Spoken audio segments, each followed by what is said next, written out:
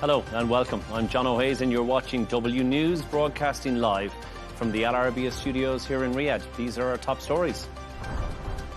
3 Indian sailors are killed after the US and Iran exchange strikes as President Trump vows to take Karg Island.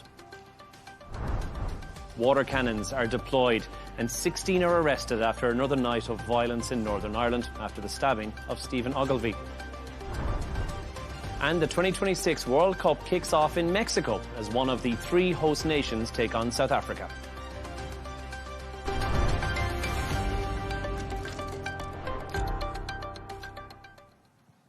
Our top story this evening, US President Donald Trump has vowed to exchange in further strikes if Tehran does not agree to a peace deal. The statement has come after another exchange of attacks between the US and Iran, this time leaving 3 Indian sailors dead. Taking to Truth Social, the president also said the US intends to take Karg Island and assume control of Tehran's oil and gas markets. He told followers, the United States will be hitting Iran, whose navy, air force, radar, anti-aircraft and all other forms of defence, together with most of its offensive capability, are gone very hard tonight. At some point in the not-too-distant future, we'll be taking Karg Island and other oil infrastructure points and assume total control of their oil and gas markets, much like we have with Venezuela, which is working out brilliantly for both Venezuela and the United States of America.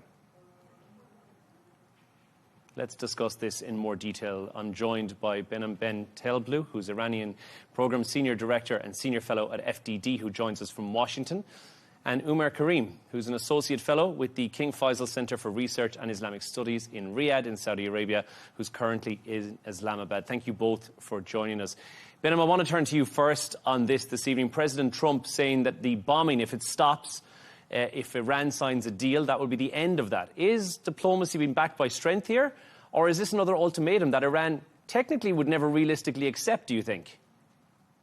Well, great to be with you. This is really a combination of both Tehran and Washington, if we look carefully over the past few days, walking and chewing gum at the same time. Both sides are still signaling an interest in diplomacy, be it privately or publicly. Both sides are actually not afraid of escalation. In fact, they're trying to signal resolve to the other side by being willing to go back to the use of force. And both sides seem to believe, at least politically, that they can shape the negotiating table or shape the outcome of a certain kind of a deal based on the success or ability to move the line when it comes to the battlefield. So certainly I think the administration's theory of the case is diplomacy backed by military strength. But I think the start, stop approach of the Trump administration, plus, of course, the targets that they've had in mind over the past week aren't going to be sufficient to get the Islamic Republic to stand down. And despite this regime being weaker than before and having less capacity to fight back than before, it has seemingly more will to fight back. And that makes things certainly more challenging. Umar, I want to turn to you on this one. Iran says that these attacks have rendered the ceasefire meaningless. Has this ceasefire effectively collapsed? I mean, nobody is saying that. But from the outside looking in, from anyone with a brain on their head will tell you that it certainly looks that way. Yeah, I mean, this has been go and forth between the two sides. And there's also this aspect of both sides don't want to really reduce the impact of their deterrence. So if Iran attacks, the U.S. has to respond. And if the U.S. attacks, Iran has to respond to some degree. But we have still seen that both sides have also shown some degree of restraint in their mutual reactions to each other's attacks.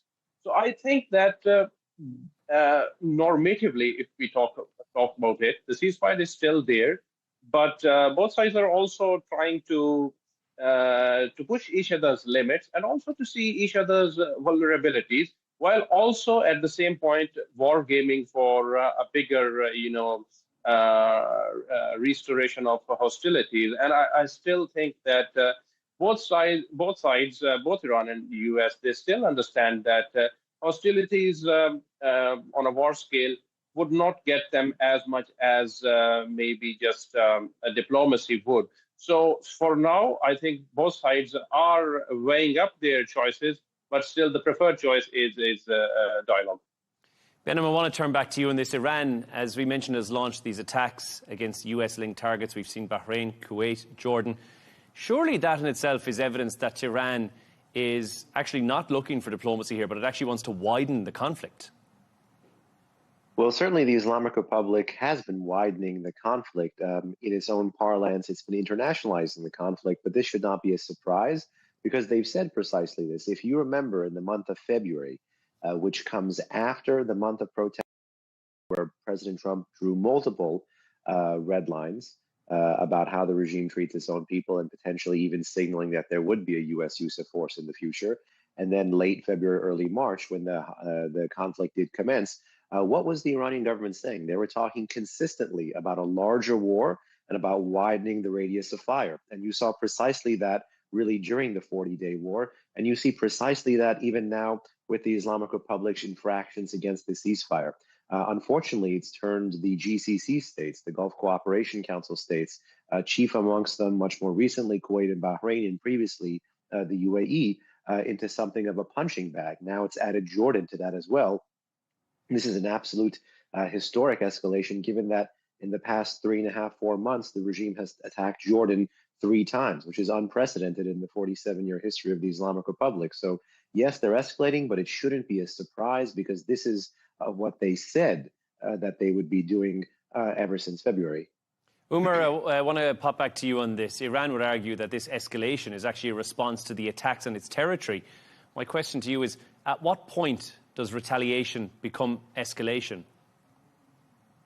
You know, this is really a game which is being played between the decision makers on both sides. One thing which Iran has specifically done, it has joined all the theaters. So, and something which is different this time is that before the Iranian proxies were supposed to defend it, were supposed to be its deterrence, but now the Iranians need to go out of their way to defend these proxies and attacks against them, which kind of we can say this is a degree of escalation. But at the same time, they are also still appreciating the messages which are coming through mediators and still not really ready to go a level ahead in these attacks. Because now it's, you know, Iran and Hezbollah against US and Israel and, of course, the US allies in the Gulf. But again, Iran, if we see the pattern, Iran is still cautious not to attack, let's say, Saudi Arabia, not to attack Oman, and not to attack Qatar.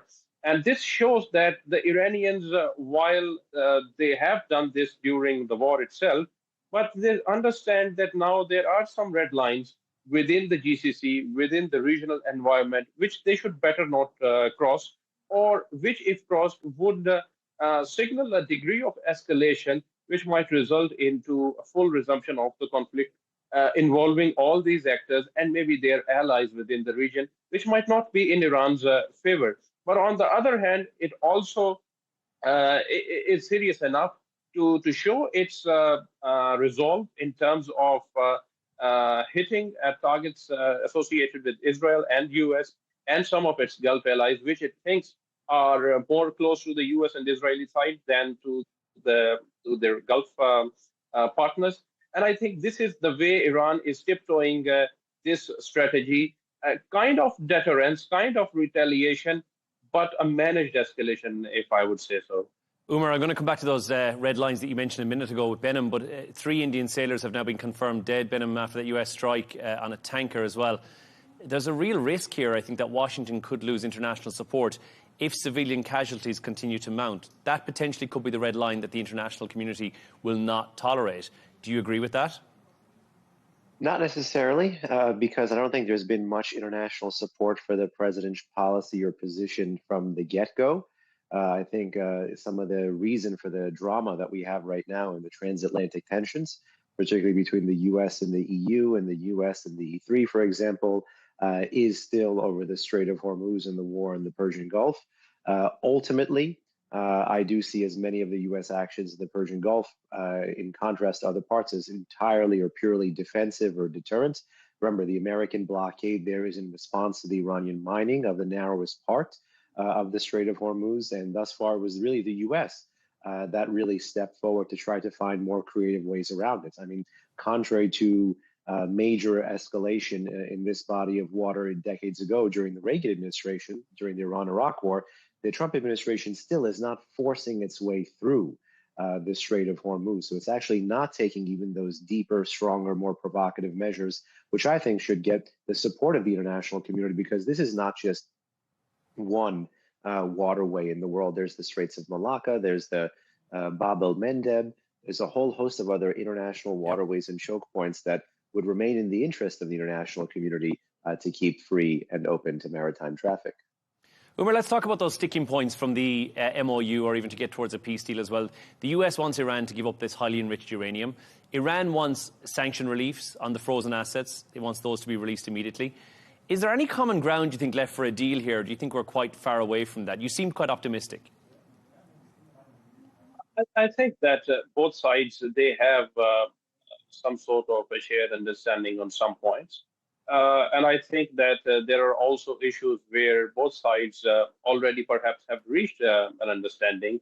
There are certain points, of course, where both sides do have differences, particularly the management of the Strait of Hormuz. And I think that the bigger point here is the point of optics, because when a deal is reached eventually, who will be amongst these two, who will be the actor that can actually project itself as a victor and not as a loser? And I think that this is something where the American administration, they are very critical, because any deal in which outrightly there is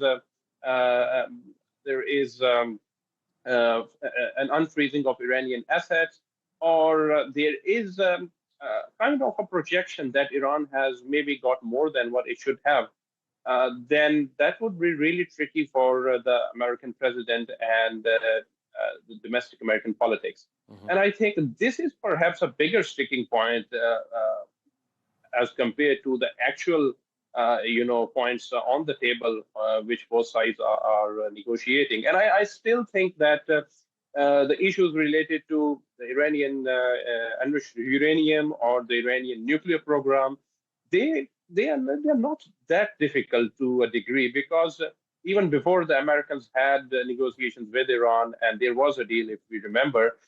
So I think that with the involvement of regional countries, there can be some sort of a way out of that. But I think the major point is the Strait of Hormuz, and how Iran wants to change the status quo as it was before the 28th of February. And I guess that this is something which would be really problematic for both the US and the Arab Gulf states, because that would give Iran a new sort of leverage in terms of maritime traffic through the strait. And I guess that this is something where the American administration would be really find it out problematic, because then the opposition, the Democratic Party, they can level it as something of a loss at the American end. Behnam, I want to turn to you on this deal that we're looking at, and potentially if Iran refuses to sign an agreement that Washington has given the terms of. How far do you think President Trump is genuinely prepared to go, militarily speaking? Well, based on his recent tweet or Truth Social statement that you read today, striking or seizing a very critical piece of Iranian territory is one measure of how far he might be able to go, or how might be willing to go, you could even say. Remember, Kharg Island is a very key part of Iran's oil export infrastructure. About 80 to 90%, forgive me, about 80 to 90% of the regime's crude does flow through this island. It's in fact much deeper inside the Persian Gulf, further east than some of the other islands that are around the Strait of Hormuz. But the question of how far the president, in policy terms, is willing to go, that is one that I think he's cultivated fear, uncertainty, and doubt over quite strategically. You saw, for example, in Trump term 2, year 1, aka in 2025, in about 10 months, he pursued 4 very different policies against the Islamic Republic. So I would say U.S. policy towards Iran is highly movable, it's highly responsive to external stimuli, and the president has shown that he's not married or wedded to one approach. He has a preference for a deal, but certainly he's not going to stay at the negotiating table forever, which means that it'll really be a battle of wills if he chooses to move to, significantly more kinetic operations over a greater period of time, perhaps on and off throughout the rest of his presidency, or even perhaps pushing away from the table entirely. I think the latter would be, quite problematic both for his legacy as well as U.S. national security, as well as for U.S. partners and allies in the region. But I would say the kind of uncertainty that the president has cultivated over where he may go, he enjoys wielding that uncertainty over both allies and adversaries. Ben, I want to ask you just very quickly before we let you go, and I'll pass it to Umar after that as well. What do you think is the red line that Iran might cross, and if they do that tomorrow, the day after, or any time this week, that would escalate this from a regional crisis into a global one? What is the red line that Iran would cross, do you think? Well, the Islamic Republic continues to be striking out, whether striking Israel or American partners in the Arab world. Traditionally, the Trump administration in term one and term two has had a high bar for the use of force, which only they've slightly lowered, depending on the circumstance, and that is the loss of American life. So hypothetically, if the Islamic Republic, when returning fire or attacking any of these bases where American forces are co-located, if there is the loss of American life, I certainly see that as the potential trigger for another cycle of violence and a potential change in this ceasefire. And Umar, I'd pass the same question to you. I think you alluded to this earlier on. Where do you think the red line is that if Washington crosses it, Iran will return us to a global crisis? So it's an interesting question because we have seen some of the recent strikes and they were quite significant, the strikes on Iran. But Iran still didn't retaliate to that degree. And I think that any strike in future which results in the killing or assassination of a senior member of the Iranian IRGC or the Iranian government, or damage to its critical oil infrastructure or energy infrastructure, I think that would definitely result in a wider and broader Iranian retaliation against the U.S. and its allies within the region. I think both sides understand these kind of red lines, and this is why this engagement is happening in that gray zone, perhaps, which is in between them. When does one crosses it, and when does one tries to push a little bit beyond it? It's only a matter of time. But I still think that, as the other guests said, that if there is a loss of American lives or a direct attack against American infrastructure, a bigger attack, then definitely there would be retaliation. But then again, retaliation from both sides may not lead to a resumption of the hostility cycle which we have seen before. Because I think ultimately both sides understand that a war is not how they will get, they will maximize their goals. Well, there we must leave it. I want to thank both of our guests, Ben Telblou, who's from Iran, the Programme Senior Director, Senior Fellow at FDD, and Umar Karim, Associate Fellow with King Faisal Centre for Research and Islamic Studies in Riyadh. Thank you both so much.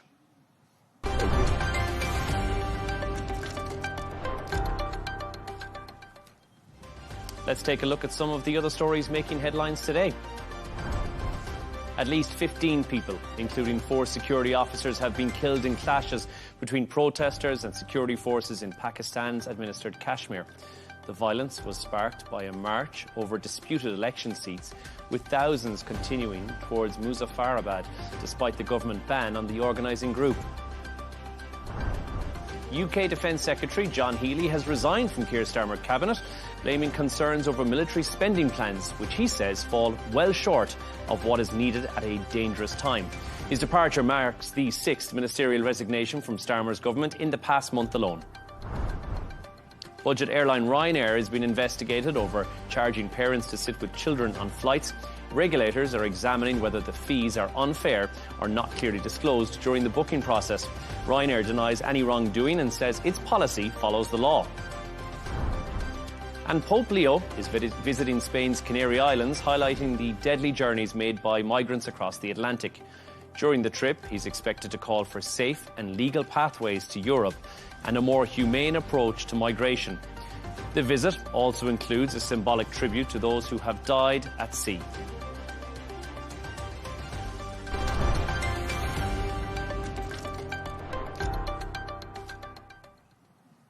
Now, police in South Africa continue to comb through the crime scene where at least 12 people were shot. 10 men, reported to be travelling in a white minibus taxi, opened fire in an informal settlement in Johannesburg. Firearms in the country are a leading cause of homicide deaths. Al Arabiya's journalist Wandi Ngito has more.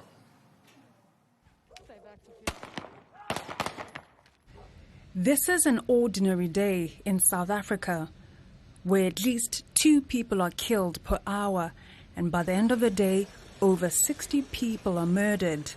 A spate of mass shootings like the one that occurred on Tuesday, where 12 people died in an informal settlement in Johannesburg, has kept South Africa on the list of top 10 countries with the highest homicide rates, as police search for the 10 suspects who opened fire from a white minibus taxi. Authorities can only describe the scene as barbaric. You could classify these people to be insane, heartless, barbaric, because you could see the way they were moving. Currently, we cannot confirm to say this incident happened because of illegal mining. Tuesday's incident is not an isolated event. In the same fashion last year, 12 people, including a 3-year-old, lost their lives when a group of men opened fire in Pretoria. In response, the government deployed the army to tackle gun violence. What we're looking at is to retrieve the illegal firearms, because the weapon of choice in the Cape Flats, the drugs, and also the gang leaders and the gang members, where we visiting their houses, we search their houses for either all the illicit goods. The root cause of the violence has been linked by the Global Initiative Against Transnational Organized Crime to the underworld of criminal networks that smuggle high-caliber ammunition from neighboring Zimbabwe and Mozambique. Very often now we are taking guns off the street. We take 3 guns off the street every 2 days, more than a gun a day. It's very demoralizing to see that come to naught, not to achieve results from it. So at some point you start looking at what is causing this deficiency. 3 years ago, the police minister described the violence in South Africa as a war zone. And with the current murder rate, loose gun laws, it paints a grim picture for the Rainbow Nation. Wandi Swandengento, Al Arabiya English.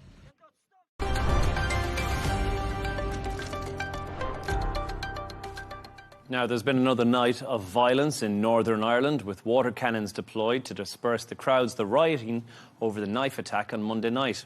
16 people were arrested after bricks, bottles and pieces of wood were thrown at police officers, with 12 officers injured. A 30-year-old man originally from Sudan has been charged with attempted murder, while the family of the victim, Stephen Ogilvie, have called for calm. Now, to discuss this in more detail, let's go live to Northern Ireland and speak to crime correspondent at the Belfast Telegraph. That's Alison Morris. Alison, thank you for joining us. As I mentioned there, Stephen Ogilvie's family have appealed for calm. Yet now we've seen the second night of unrest again. I don't know how things look there this evening as we head in towards nightfall there, but those appeals appear to be falling on deaf ears. Well, so far tonight, it's quiet enough. That's not to say it's going to stay like that, because we have had quite a quiet period yesterday afternoon, and then violence broke out again last night. Yes, the Ogilvies have been very clear. They've said if this is not in our name and asked that it stopped. They don't want any more violence coming from what has been an absolutely horrific ordeal for them, and we know what the terrible, completely life-altering injuries that he suffered in that attack. But yet we still see, these gangs who are gathering. There is a degree of orchestration to it, albeit that the police have said it's not paramilitary organised, but there is clearly a degree of orchestration to this. And you can see from those images, there are dozens, sometimes hundreds of very young men taken to the streets, on one occasion going door to door and attacking homes where they believed that foreign migrant workers were living. And last night they tried to storm a hotel that had been used to house refugees, and the police clearly had a tip-off, some kind of intelligence, and they put a hard line of Land Rovers to stop them getting towards the hotel. And so a vehicle was set on fire, and then they turned their attention, the violence turned to the police officers, and so a number were injured. And when they weren't able to turn on the police officers, they also turned on the media. And the BBC, I think one of their cars was badly damaged and had windows smashed. Alison, that's not just ethnic minorities who are being targeted, and there is that fear, I guess, that's growing among ethnic minority communities that are based in Northern Ireland. But how significant is the fear, not just with that community, but also with the people who call Northern Ireland home and have done for their entire lives and are from there? Yeah, and people who were born here, people who have lived here their entire lives, people who might be second or third generation living here. There has been attacks on a lot of people, and also almost sort of like roadblocks being set up where the cars were being stopped and people were looking inside to check and see, basically, let's face it, the colour of who was inside the car. And in some occasions saying that, nurses and doctors and care workers, that they would allow them through, but they were demanding to see their hospital ID before they would allow them through the blockades. It is wanton violence. And look, this is the thing. When it comes to people demonstrating, protesting, holding public protest is a right in any democracy and should be upheld, the right to protest. But when you call for large amounts of people to come out onto the streets and you have no way of controlling them, this is what happens. There was calls for people to take to the streets, and once those young men were on the streets, there was very little chance of anyone being able to stop the inevitable. And on Tuesday night, the protests were called for 7 o'clock. At 10:07, I was at the scene where the stabbing had taken place. I went down to do some work, and I was sitting in my car, and I could see as it hit 5 to 7, as it hit 7 o'clock, dozens of people were gathering at that spot. And within 10 minutes, the road was blocked, a vehicle was burnt, the motorway was closed off, and the police seemed entirely powerless at that stage to stop it. Alison, you mentioned there those calls for 7 p.m. for people to get together, and social media has kind of been blamed here, because I'm getting pushed a lot of this content, even here in Riyadh, for fanning the flames of tension there in Northern Ireland. So people are seeing something online. How are these calls to action being put out there? How are people finding out about this? Do we know what the story is? Is it strictly through social media? Because that seems to be what's increasing and growing the participation level night on night with this. Yeah, there's a lot of social media activity, and if you look at X, formerly Twitter, myself and other journalists are being bombarded, and I don't know whether they're bot accounts or foreign accounts or accounts based elsewhere, but there's a lot of social media activity around this. But locally, there's certain sort of Facebook accounts, Twitter accounts that have been long-standing and have been originally, I think they were set up in around the Loyalist flag protest, so going back to away 2011, and then they might lie dormant for a year or two, and then they were suddenly sprung to life again during the Brexit negotiations. And we know that Loyalists had real reservations in terms of that, the Brexit framework and what was going to happen with Northern Ireland and the border, and they were organising protests then. And then we could see them the past few years, and around this sort of the race hate. There was riots in Ballymena last year, and then around this situation, they're used to promote these protests. And in some occasions, last night they were posting the addresses of HMOs, which is houses of multiple occupancy. I think the thinking being that the majority of migrant workers live in HMOs. Some of the addresses that they posted, there are the children of people I know who are students, who are at university in Queen's, and student nurses and student IT, young IT students and all sorts were living in those houses, and the police have had to go and knock all their doors and tell them they're potentially under threat because their address has been placed online. It is very organised in that way, in a social media way, but I think that the young people on the street, there's no one really in charge or leading them. They are literally doing what they want. And the problem is, policing of these protests has been exactly the same way for the last year. Is they record. So there's cameras on top of all those Land Rovers that you can see there. They have the drone up filming. They also have, the helicopter will be up. You can hear the police helicopter, which is the sound of my youth. It's a noise I was very used to growing up during the Troubles, but you don't hear so much anymore. And then they gathered that information and they would go back and arrest those people later. So they would sift through that and they would identify people. But how do you identify people? You identify them through clothing. So they might have a mask on and they might walk around the corner and take the mask off.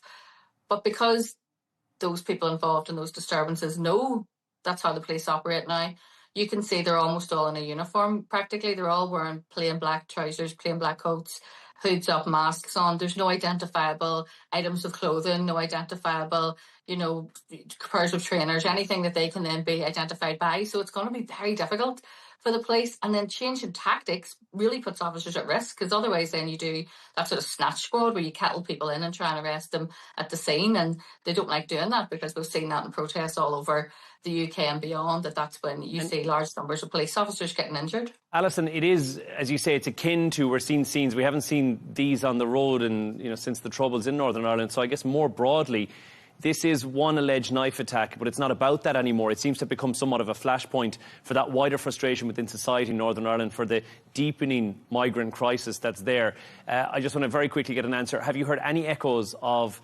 anyone who's in power in Northern Ireland right now doing anything to resolve that as a major issue?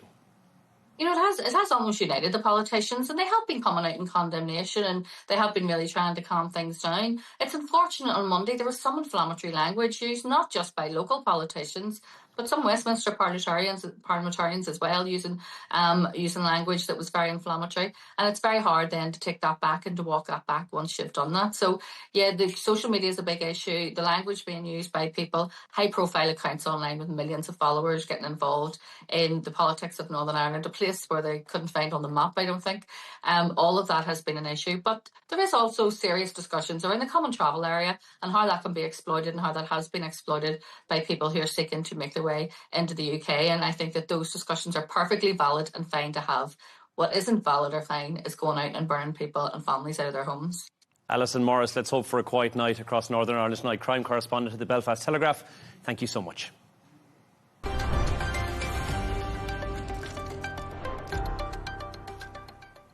Now, the 2026 World Cup has kicked off in Mexico today as one of the three host nations face off against South Africa at the Mexico City Stadium. Despite the geopolitical tensions and the last-minute visa drama, fans have been descending onto the venue, which the star-studded opening ceremony will be happening very, very shortly. Shakira is going to be headlining that. Let's get all the latest with Olympian and broadcaster joining me in the studio, Samantha Murray. Samantha, it's great to have you. This is a huge, huge occasion. Obviously, we've spent so long getting ready for this World Cup, and it's been one that has not been free of controversy. We've been talking about the visas, the politics behind it. We've been talking about everything that goes with it, but football is finally here. What is the one thing you're genuinely excited to see tonight? That's an easy answer. It's the game. It's football itself. I mean, there's been a lot going on in the media. Always happens with these global sporting events, and that they have all been valid. But it's time to get that ball rolling and see some beautiful football take place. I think for me, though, there feels like a bigger story at this tournament. And with players like Messi, Ronaldo, Bruyne, it's almost a handover piece to these younger stars that are emerging within their respective leagues. Bellingham, Mbappe, Haaland. There's that sort of last dance piece of the heroes of the game. So that's an interesting element. Yeah, because a lot of them will not play in any more World Cups after this, which we know already as well. Mexico obviously opening the tournament at home in front of probably one of the most passionate crowds when it comes to world football as well. Is there an extra pressure when you're expected to launch the biggest sporting event on earth for both South Africa, who have travelled to Mexico, but also to Mexico, who are playing on home turf tonight? Massively. You can't get away from it. This is the moment. All eyes on this first game. You can be sure that the Azteca Stadium will bring the energy and will have all of that beautiful synergy of a global event in this one moment, and everyone will tune in because it's the first match. I think for Mexico, it's easy to build on that and use that to give you energy, but also it can create tension for athletes and players.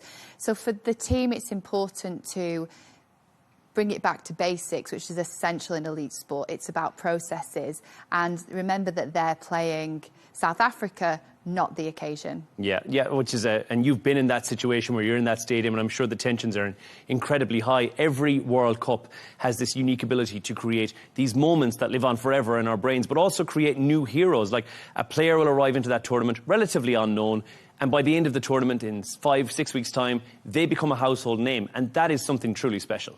Absolutely. I think sitting here in Saudi Arabia, I've really enjoyed watching Musab Al-Jawer play in the SPL League. He's a really exciting 22-year-old midfielder, and thinking about the 2034 World Cup, there's some storytelling there. But for me, I mean, Kenan Yıldız of Turkey, he's young, fearless, he's technically brilliant, and he's got the country of Turkey with all that emotion behind him. So you might see that moment for a player like this where it's that one pass, it's that goal, it's that challenge that actually people go, wow, this is a player. And it, as you said, it cements them in the history books and creates a defining moment for you as an athlete. I think I'd also mention Gilberto Mora, the Mexican player. He's also very young, fearless, and brings that energy and the spirit playing at his home competition in front of a home crowd. So there will be emerging stars through that, and that's part of the beauty of the FIFA World Cup. Well, it's all parts of it. I think this is quite clever from FIFA's point of view. A massive opening ceremony, an even bigger closing ceremony that's going to be choreographed, I believe, by Chris Martin from Coldplay, which is huge. This adds to everything that FIFA World Cup has to bring. And Shakira, as I said, her first of 2 performances is tonight as well.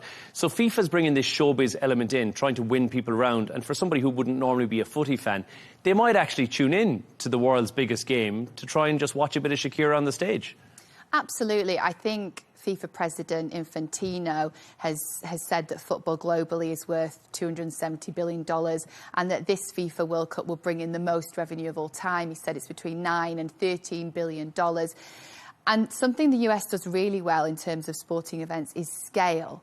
And so they've thought about this and they've considered the consumer, and this is a premium entertainment event. It's with not premium ticket price as well, might I point out. Exactly. And in a way, it's sad because out of the 6 billion committed football fans around the world, a lot of them are priced out of this tournament. Yeah. But this is where we are. This is the business of sport. And what you have is the fan zone, the food and beverage, the merchandise, the singers, the musicians, the spectacle of it all. And if you're someone who can afford that premium ticket, you expect entertainment. In the same way that when you go to a Taylor Swift concert, you get more than just Taylor Swift. It's an experience. Yeah. Kanye West in Istanbul last week, it was way more than Kanye. It was like a global event with a big globe in the middle.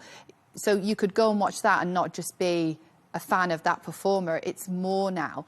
And as we can stream at home on the comfort of our sofa, if we're going to pay and go, or if we're going to buy those corporate tickets and entertain, we expect exactly that. And I think FIFA have taken a page from the Super Bowl playbook and they've brought this to the game. And I'm excited to see it. Yeah, me too. I can't wait to watch both the opening and the closing, and some bits in between. And on that, by the way, which nation do you think goes into this tournament with the most pressure on its shoulders before even a ball gets kicked?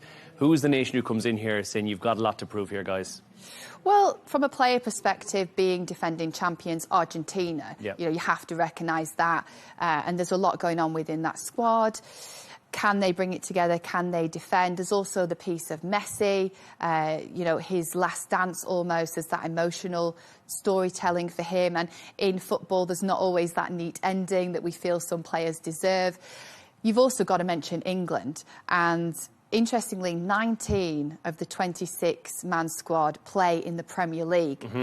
That's the highest number of Premier League players in any nation in this Football World Cup. So it shows the depth, the talent and strength in England. However, it's that team cohesion, that special synergy that seems to be a stumbling block perhaps for the egos to make it work on the pitch.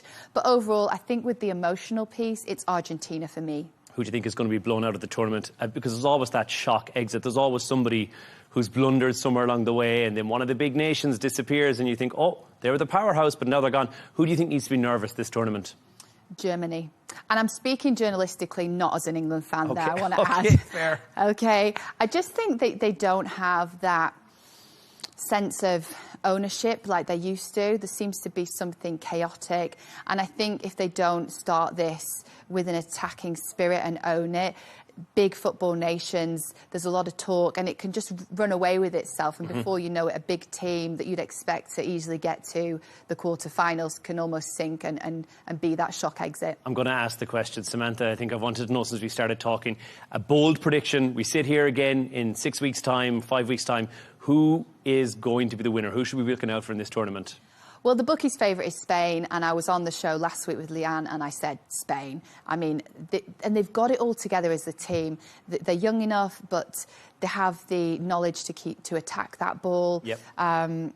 there's not the drama or the emotion in this team, and it just feels like the moment for Spain to win. I hope so. It's a great team, and I'd love to see them win as well. Samantha, thank you so much. Olympian and broadcaster Samantha Murray for joining us in the studio.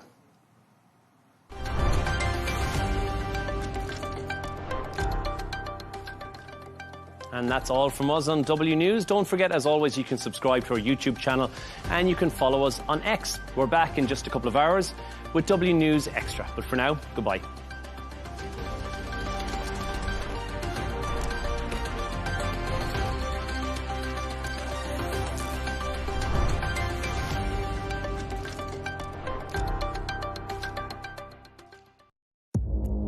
Our allies, in many cases, are worse than our enemies. Stay informed and connected with the latest international headlines. There obviously is a risk. From breaking news to in-depth analysis. It would appear that this war is coming to an end. Who buys this stuff? Investors, pension funds. We deliver the most important developments straight to your screen. Iran always wanted to deal with militia. Join us for compelling, expert-driven conversations. A curfew order has been established. And an insightful look at the issues shaping our world today. There are lots of proposals about European architecture for security. I'm Leigh Ann Gerrans. And this is W News. We dealt with this when I was Chief of Staff in the first term. Where you don't just hear the headlines, you get the full story.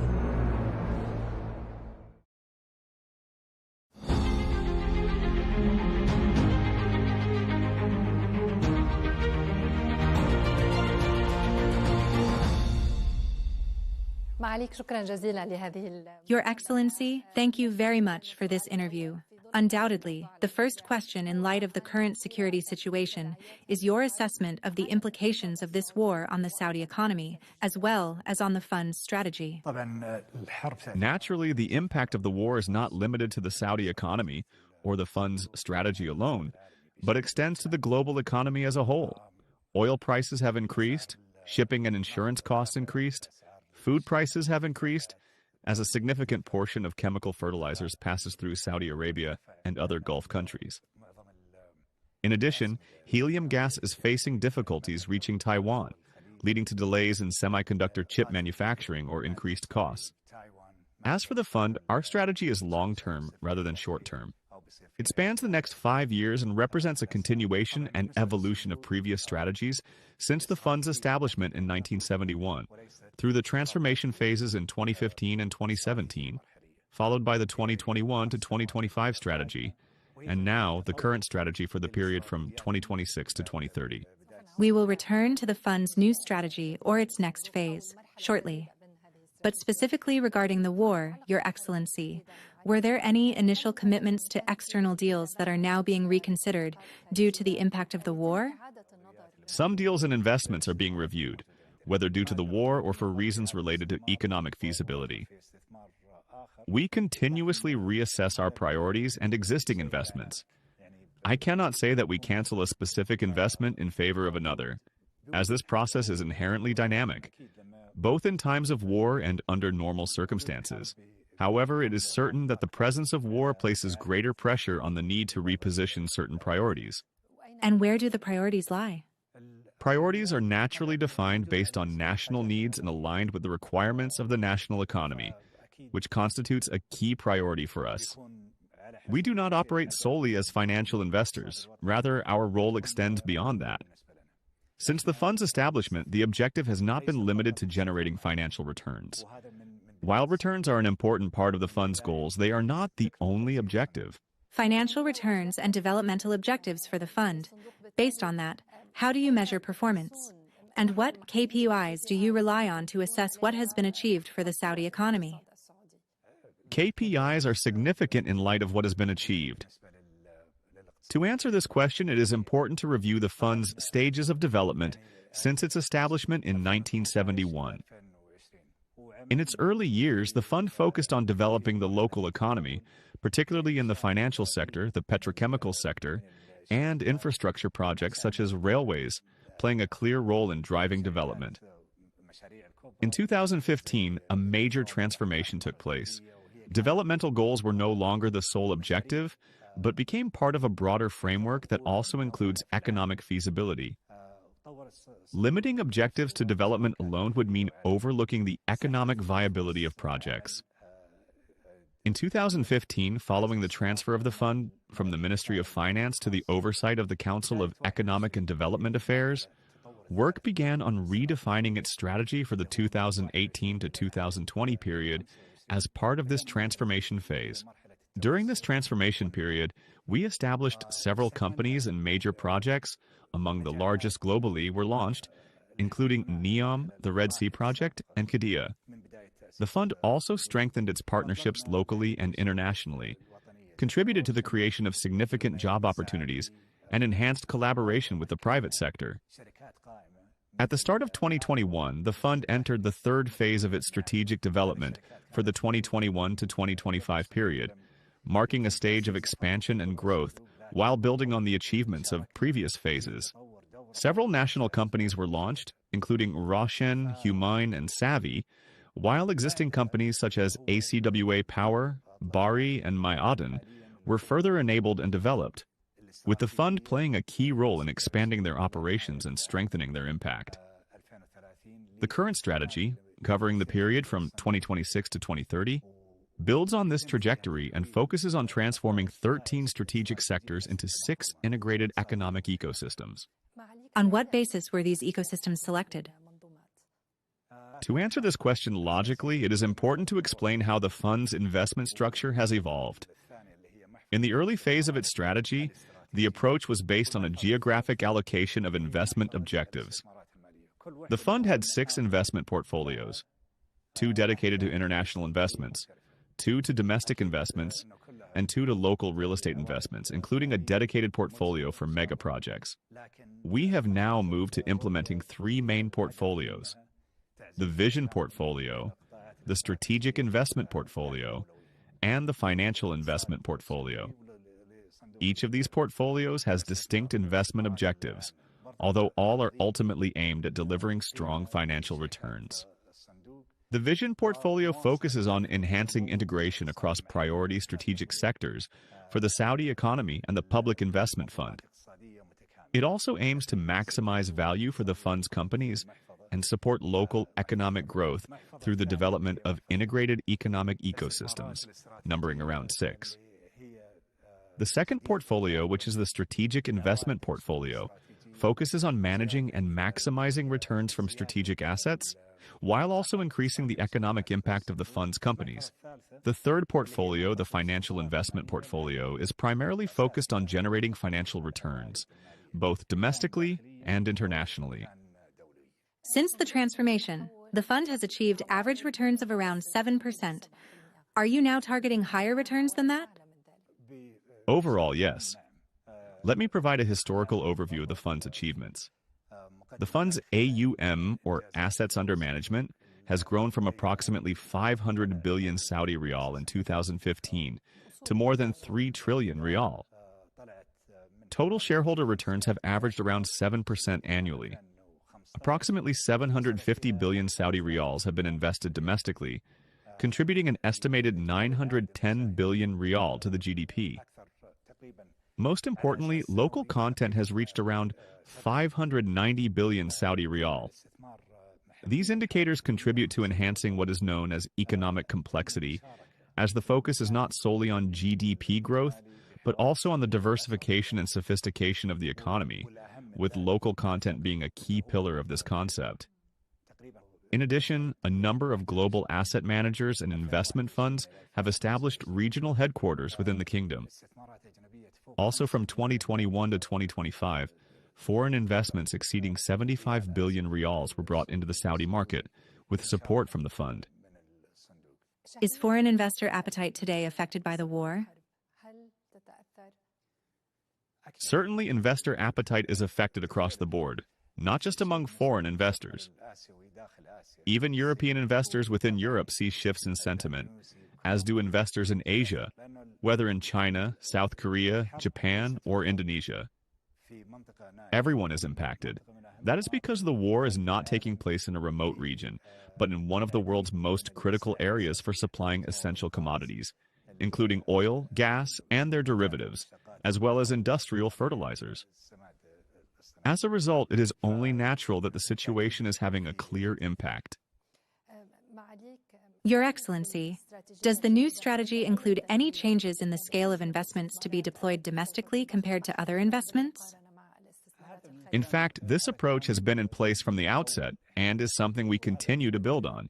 It has been reflected in the restructuring of investment portfolios into three main categories: the Vision Portfolio, the Strategic Investments Portfolio, and the Financial Investments Portfolio. Our primary focus remains on the Saudi economy by strengthening local investments in a way that delivers strong financial and commercial returns. Is there a target ratio for the allocation of domestic investments? From the outset, we announced that approximately 80% of investments would be domestic, compared to 20% allocated to international investments. Historically, the fund's focus on domestic investment was around 98.5%, before international investments increased to approximately 30%. However, this does not mean reducing the absolute value of investments. Amounts may continue to increase, even if the percentage declines, as assets under management is expected to grow in the coming years. Therefore, even with a lower percentage, the total value of investments can still rise. Your Excellency, over the past 5 or 6 years, we have seen some significant exits from the local market, particularly in the stock market, most notably the full exit from SABEC, as well as a reduction in your stake in STC. Could we see similar exits going forward? Certainly. This year? I can't say whether it's this or the next, but in general, our investments go through around 7 stages, starting with the initial investment concept, followed by preliminary and detailed feasibility studies, then execution of the deal or project, company establishment, performance monitoring, and finally the 7th and most important stage, the sale. These stages are structured this way because exit or sale is a fundamental part of the investment cycle.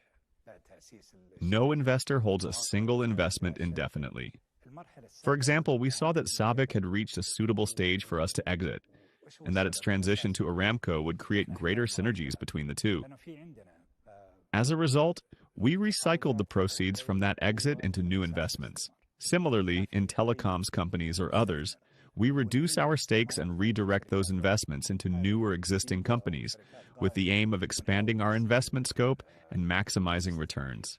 Your Excellency, even before the war, discussions in Saudi Arabia were centered around spending priorities, particularly with major upcoming events such as the World Cup and Expo. Where do spending priorities stand in the kingdom today? As mentioned, spending priorities fall under the Vision Portfolio, which consists of 6 main sectors. The first ecosystem is travel, tourism, and entertainment. The second is urban development and urbanization, including projects such as Roshan, New Maraba, and Kaft. The third is advanced industries and innovation, including companies such as Lefra and Sear. The fourth sector is logistics services, including companies such as Maiden, Hadid, and Bari. The fifth is infrastructure for renewable and clean energy, as well as water. The sixth infrastructure is NEOM. If we return to the first sector, that's travel, tourism, and entertainment, we find that it includes a number of companies that have been integrated under one framework. For example, King Salman International Airport. With major events such as Expo and the World Cup approaching, passenger numbers are expected to rise significantly. Therefore, we must invest more in developing and expanding King Salman Airport to accommodate this demand.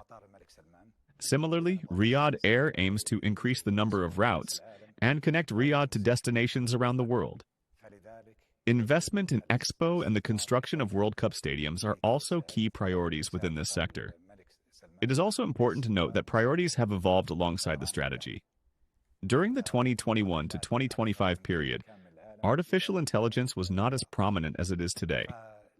As a result, some priorities have been reshuffled and investment objectives repositioned, with greater focus on AI infrastructure and investments in AI companies, both domestically, such as Humane, and internationally across regions including the United States, Europe, and Asia. Accordingly, the repositioning of investments remains an ongoing process, driven by emerging global priorities. So, artificial intelligence is a priority today. Could defense also be a priority? Defense is certainly one of our key priorities. It has been important in the past, but it carries even greater significance today. We have SAMI, a company specialized in defense industries. It falls under the third sector, which is advanced industries and innovation. This ecosystem also includes companies such as Humain, Tazaru, Sear, SAMI, and Lefera in the healthcare sector. Your Excellency, we have heard a lot about the reassessment of some major projects, or even the cancellation of some. Are these reports accurate? This reinforces what we consistently emphasize. We continuously review our priorities. We rely on top-down approach and a bottom-up approach. The top-down approach is driven by the Public Investment Funds Board, where strategic directions and priorities are defined. The bottom-up approach, on the other hand, originates from the companies and projects themselves, with recommendations based on operational and investment realities. Accordingly, guidance is provided to our portfolio companies, and projects are reassessed in terms of their financing structure, whether they are fully funded through equity, through debt and loans, or by bringing in partners through joint ventures. As a result, there is always an ongoing review of how investments are directed. While the overall scale of a project may not necessarily decrease, but the level of capital investment from our side may be reduced. For example, NEOM specifically. NEOM consists of several zones, and there has been a lot of talk about the cancellation of some projects within it. So far, what is being circulated about the cancellation of projects in NEOM is not accurate. No projects have been canceled. However, the company has been directed to rearrange its priorities. There is a common perception that the line represents NEOM in its entirety, whereas in reality, it is just one of the projects under NEOM. Is it necessary for the line to be completed by 2030? I don't think so. It's good to have, but it's not a must-have. The must-have is the industrial zone Oxagon, which includes a port for commercial shipping and trade, multiple data centers, and hosts a number of local and foreign investors. Based on our strategy and the ecosystems we operate within, Oxagon is currently the most suitable focus for investment, while some other projects within NEOM may be deferred. As for deferrals, these are managed through directives given to our companies, including NEOM, within the framework of an integrated ecosystem under the Vision portfolio. The company itself evaluates these directives after receiving guidance from its board and the funds board, and we then await the company's plan on how to achieve all or part of the objectives in the most financially efficient way possible. Historically, most of the fund's projects, especially in mega projects, infrastructure, and real estate, were fully funded through equity from the fund. But is this the optimal approach? Certainly not. This aligns with our current strategy, which aims to achieve the same objectives or a significant portion of them with less capital. As an economic catalyst, we initially assumed the early-stage risks by developing the infrastructure. Once that phase is completed, it becomes much easier for the private sector, both locally and internationally, to step in and invest. For example, it would be extremely difficult for any private investor to initiate a project on the scale of NEOM or the Red Sea projects, given that their scope is comparable to entire countries, and in some cases even larger than certain European or Middle Eastern nations for a single company. Therefore, it is impossible for any private sector investor, whether local or international, to initiate. However, we initiated by putting infrastructure in place. And now, the Red Sea, most people, whether local or international, saw on the ground what offerings are in place, improved investor understanding, and consequently, increased interest. Today, we are seeing growing demand from both local and international investors to participate in these projects. I recently met with one of the largest American investment management firms, and they said, "We understand infrastructure, and we like it and want to invest in it." We have also observed that investors tend to invest in sectors they understand. As a concept, the Red Sea, or Roshan, are unprecedented in the entire world. As these projects evolve and become more concrete, investment decisions become much easier for them to make. Your Excellency, let us move to the final topic in this interview, one that concerns a wide segment of viewers and has recently sparked debate, the sports sector. Specifically, the fund's investments in major football clubs, where questions have been raised about a lack of parity and fairness in spending among these clubs. How do you respond to that? I don't think this is true. When comparing clubs within the kingdom to their counterparts in Europe, we see that systems such as financial fair play are implemented there. In Saudi Arabia, we aim to adopt similar frameworks once we reach a comparable level, in coordination with the relevant regulatory bodies, such as the Ministry of Sport and the Football Federation. In general, club revenues are derived from ticket sales, broadcasting rights, merchandise, and sponsorships. In Saudi Arabia, this is further supplemented by support from board members, as well as contributions from fans, which often come in the form of donations or financial backing. Naturally, clubs differ in the scale of these resources. Some receive greater support from their fan base or board members than others, which directly impacts their spending capacity. As for the fund, it invests in club companies at relatively similar levels. However, we cannot control donations or external contributions that fall outside its investment framework, whether from honorary members or fans. However, the primary objective for these clubs remains their privatization and eventual sale. Are there serious negotiations underway in this regard? Yes, there are ongoing negotiations, and we expect, God willing, to announce within the next 2 days the sale of our stake in one of the clubs. Can we know the name of the club? You will find out within the next 2 days, God willing. And are there other deals that could be completed this year? As mentioned earlier, our investments go through several stages, with the 7th being exit or divestment. We entered the club sector with the objective of improving governance, which was previously quite weak but has now significantly improved. We have also worked on enhancing financial sustainability and increasing club revenues, particularly on match days, where revenues have risen by approximately 120%, more than double. We are gradually moving toward the privatization of these clubs. While we may retain certain stakes, we will not remain the majority owner. Your Excellency Governor Yasser Al-Rumayyan, thank you very much for this interview. Thank you.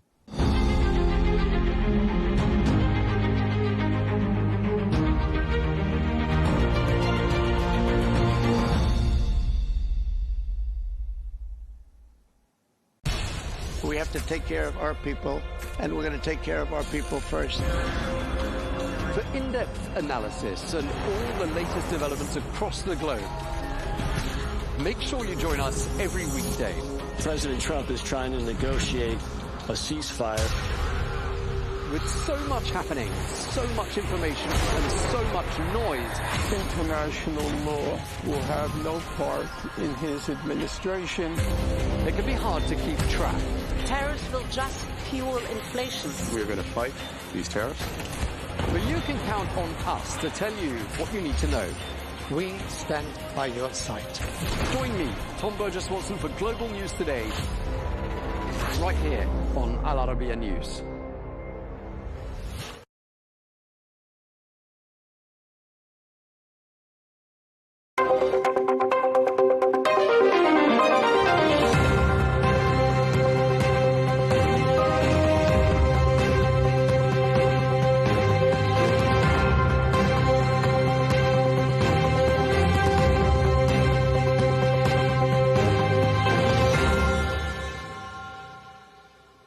Welcome to Counterpoints on Al Arabiya English, coming to you from the Africa CEO Forum in Kigali, Rwanda.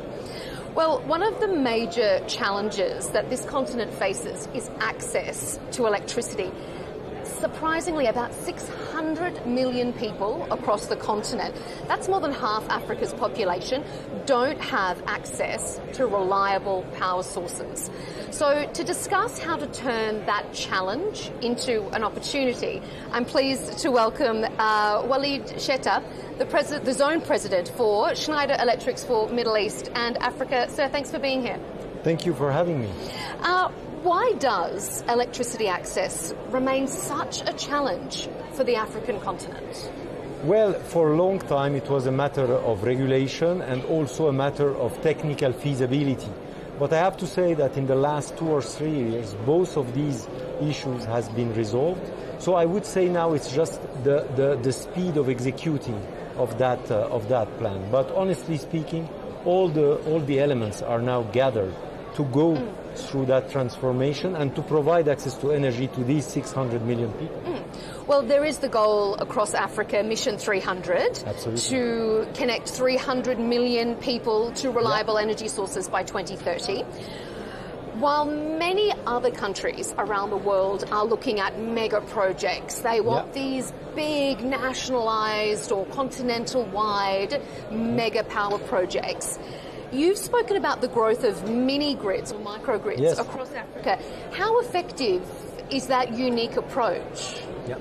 So, absolutely. Thank you for the question. In fact, what happens is that Europe, for example, as a surface, is much smaller, much smaller than Africa. So imagining a global grid that will go throughout Africa is a bit of a long shot.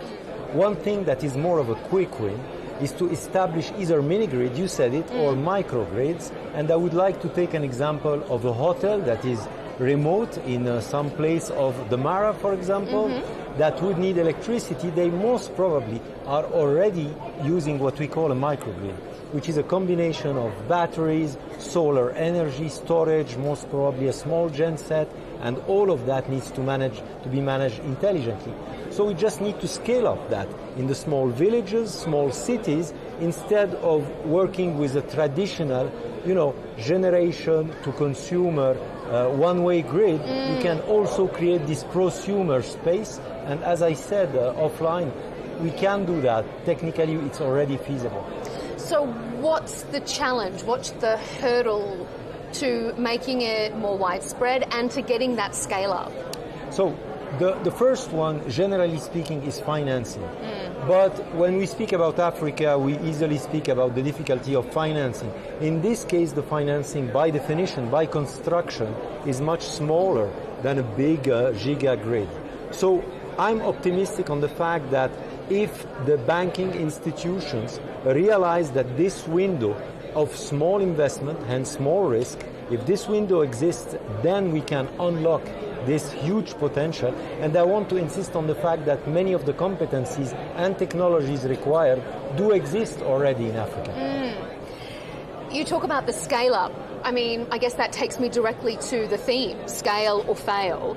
Do you agree with that argument that African companies and governments need to scale to survive, that there can be no longer this individualized small market? So in the world in which we are today, more than ever, Africa needs to show resiliency, non-dependency on other sources and resources.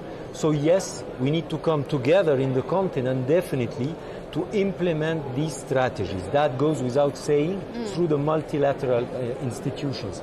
However, we should also be conscious that most of the development that will happen in the continent will happen from the private sector. This morning in the opening, I was delighted to see the CEOs taking up the lead into the investments. So it will not be only regulations and unified decisions between the governments that will make us evolve. It will be also the investment in each and every CEO and each and every company. You mentioned the opening there because also when we heard the Rwandan president, Paul Kagame, give his address, he talked about the need for investment, the need for access, but he was very specific that the old style of investment needs to change. How did you read that message from him? I felt it was a call for action for the African powers. We always rely on external investors, external banking system, external, I would say, CEOs or decision makers. And I think it was a call for action for all this community to come together. And I think many of the people who intervened this morning said that, in fact, the capital is there. The capital exists in Africa big time. So we need to connect the dots. What is preventing that, us to do that, is very simply the lack of connection, both physical but also the places like this one, the venues where we can come together and discuss business and put all the ingredients together to build the future. I guess that also speaks to shared ownership, which is another one of the big messages here, that countries and corporations need to invest not just in themselves and their country, but in each other to build continental champions. Thank you. That is something really that struck me this morning. I love the way that governments are talking about businesses. I think this is a real transformation in the way the governments and institutions are seeing the businesses. Forever, the private sector has been the one creating jobs mostly and is the one creating wealth in every country. So the fact that I saw that messaging toward the business communities really made me optimistic for the future of our continent. Do you feel like it's a bit of a changing point? Yes. Since last year and this year, absolutely, there is a changing gear and a changing approach from the different president, chiefs of governments, head of states who really showed the love toward the businesses and toward the business captains. And that is a shift, yes, I agree. What is it about this current geopolitical time or this current political time that you think has sort of instigated that shift? So definitely, and it was said this morning, by the way, the repetitive crises, the ever-changing world in which we are living, pushes all the decision makers to be more resilient, to be also more self-dependent. And when I say self-dependent, our continent needs to be self-dependent. So I think the current turmoils are pushing us toward the solution faster. This is how I feel it. Yeah, turning a negative into a positive. Absolutely.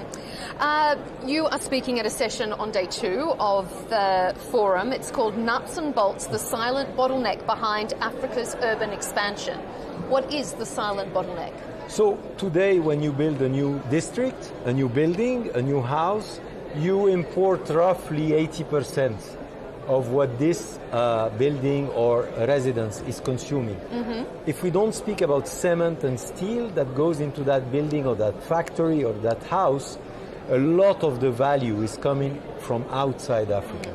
So I truly believe in the theme of that panel, where we say that industrializing the needs that we have for infrastructure, for industries, for data centers that are coming big time in our continent, and houses and residentials, this is paramount. We need to have more local adaptation, and our company believes very much in that, local added value to scale up faster the build-up of all the infrastructure and houses and buildings and industries that we need in this continent.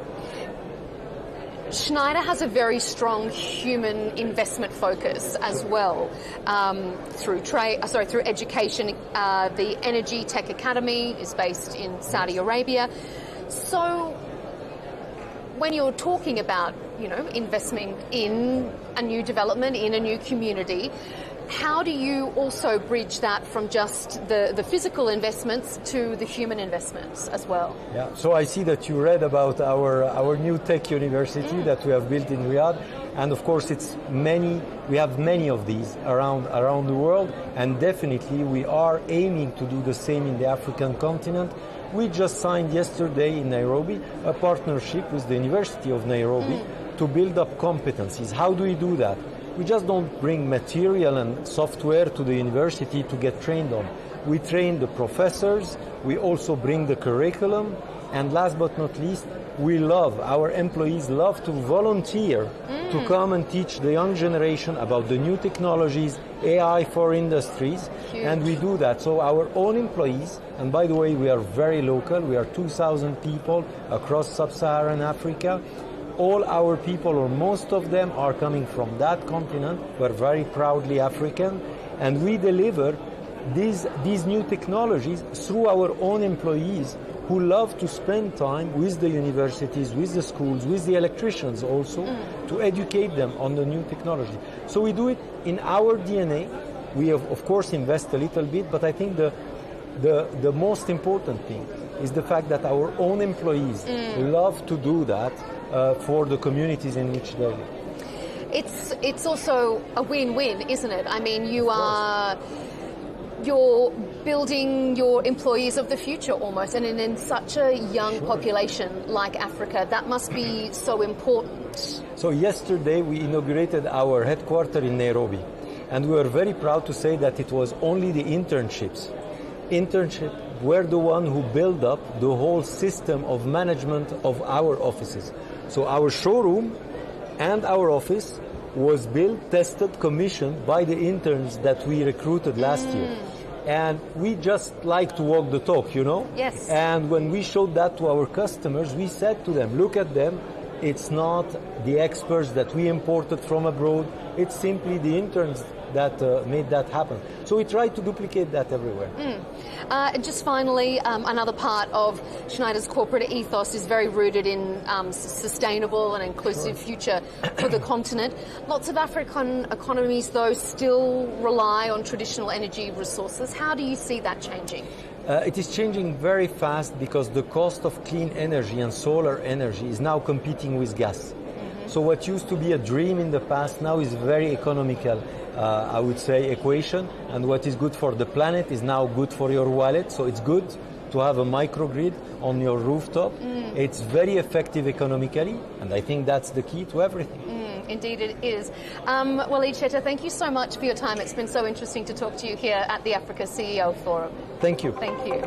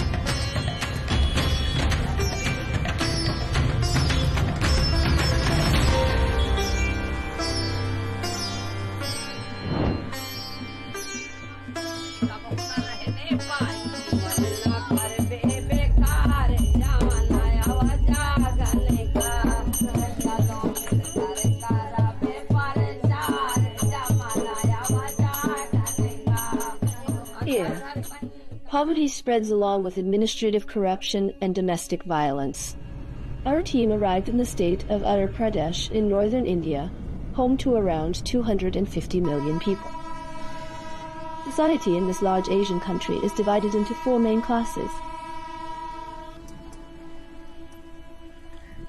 But today our journey is to learn about a group that lies outside this social structure. The Dalits, or those considered untouchable. A Hindu group considered to be at the very bottom of society by Indian standards. Members of this group are born into lives filled with marginalization, exclusion, violations of their most basic rights, and even rape. Do the victims remain silent forever? A woman from this class decides, specifically from the city of Banda, to put an end to these practices, and forms a gang, yes, a gang for the oppressed. On a special mission, our team managed to reach this woman and investigate the background of her group. मेरा नाम संपत पाल है, मैं गुलाबी gang की राष्ट्रीय commander हूँ, और गुलाबी गैंग जो है वो महिलाओं के हित के लिए बनाया गया है. महिला जो कि पुरुषों से ज़्यादा काम करती है. My name is Sampat Pal. I am the leader of the Gulabi gang. We were founded to champion the rights of women.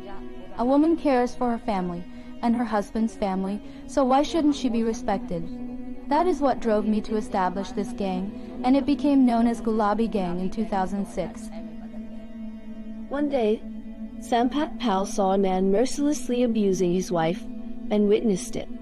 She asked him to stop, but he assaulted her as well, so she returned the next day, accompanied by 5 other women carrying bamboo sticks, and punished the perpetrator. Harshly, the news spread like wildfire, and soon women began approaching Sampat Pal in large numbers, requesting similar interventions. Many women stepped forward to join her group. So she decided that this newly formed association needed a uniform and a name.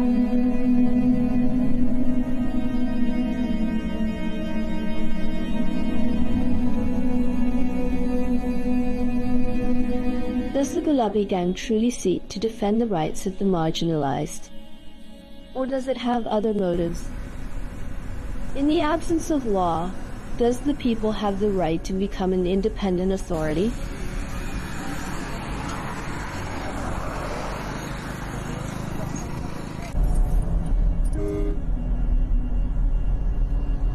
Sampat Pal regularly meets with members of her gang, all of them women, to discuss the city's conditions and inform her about those in need of help.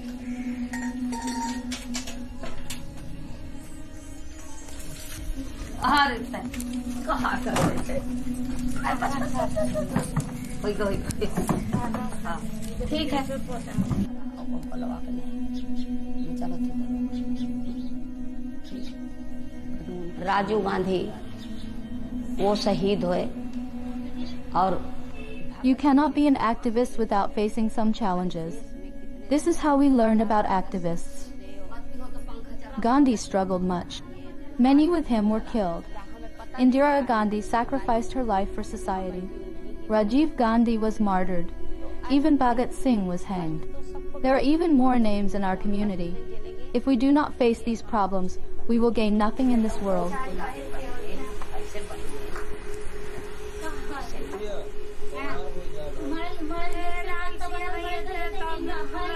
Everyone here knows this gang, from their organized military-style marches to their distinctive matching pink outfits.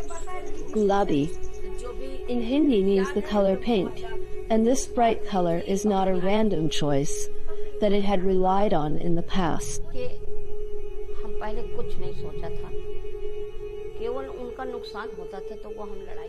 The official color of the gang is pink. It is the symbol of women. It has always been associated with them. It's their favorite color. We have basic rights. We must be educated. When men try to stop us, we must teach them. Thanks to the 30% quota of seats, women can now become village heads. This quota was allocated by Rajiv Gandhi. We are doing this today because we have secured this quota.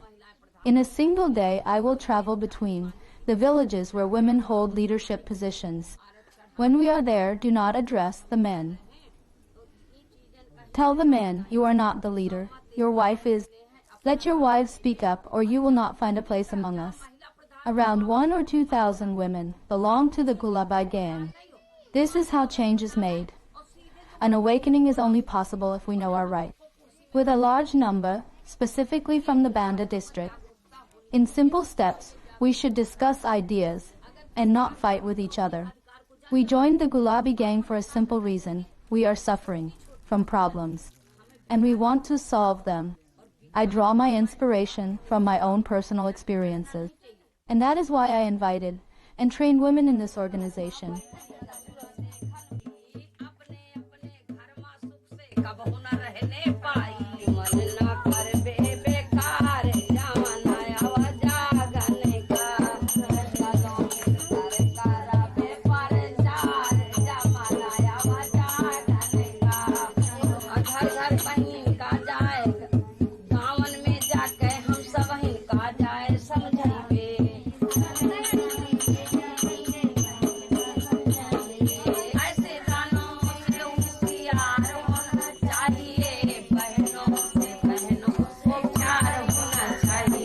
They sing motivational songs together before preparing to head into the streets, with everyone participating, even children, as Sampat Pal represents a role model for them.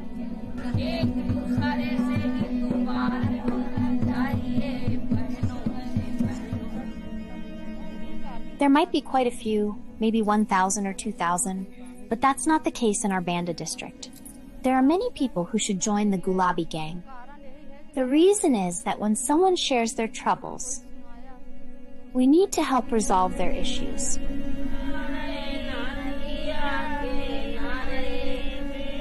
Sampat Pal tried to formally engage in politics, which led her to run independently in parliamentary elections, but she did not achieve the result she wanted, yet others from the Gulabi gang gained significant political influence.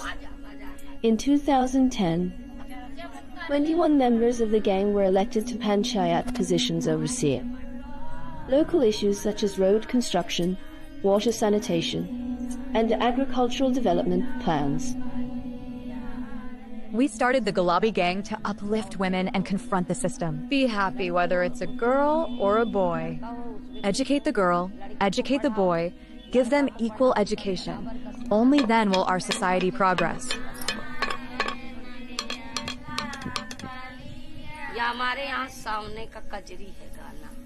They don't say anything.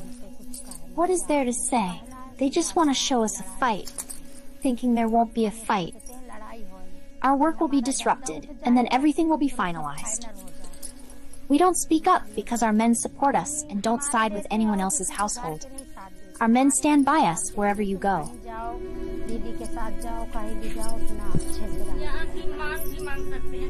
This movement began with only dozens of women, but today the number of members of the Gulabi movement is estimated in the thousands across different Indian states. However, the number of active members can change. It is difficult to give an exact figure, as it operates as a decentralized movement without formal membership requirements.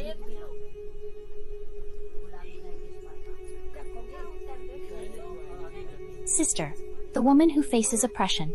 In-laws frequently mistreat sisters and daughters. They don't keep them, they beat them well. They have it too. She goes to them and explains clearly that you need to keep it. So they keep them well and do what is necessary. Now those who drink alcohol, right? Such people are given all the utensils, so sister gives them, she also punishes. That's not the case with them. Also for improvement. They work too, trying to build her own home.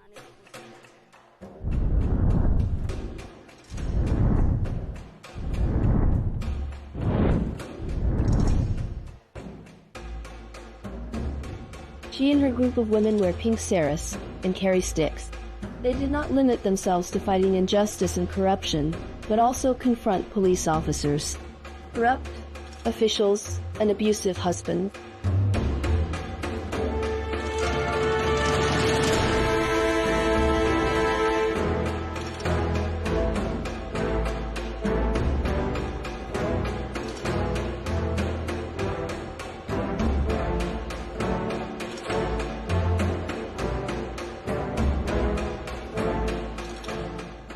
The Gulabi gang also organized protests to improve roads and provide clean water tanks, as well as protesting violence directed at Dalit women.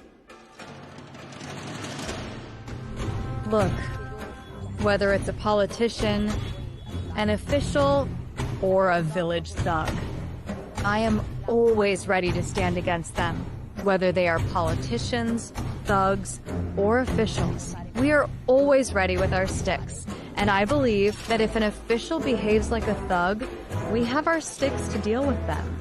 But if an official stands for justice, they are like a brother to us. This is our stance.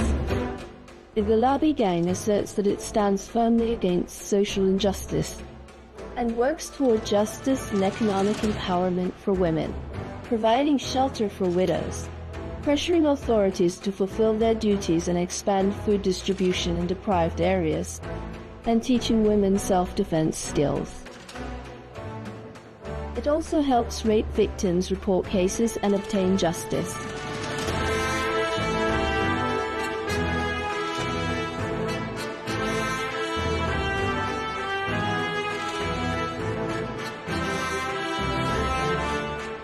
The means of achieving these goals vary widely, from reconciliation sessions to protests, from cooperation with local authorities to punishing rapists using wooden sticks. They handle buildings like their dough, then head home. If they persecute them, we will take them away. Let's go with us. Let's kill you with us. They take them out when they come home. So we will fight. No one will hit or abuse you. We will live well while carrying the pink stick.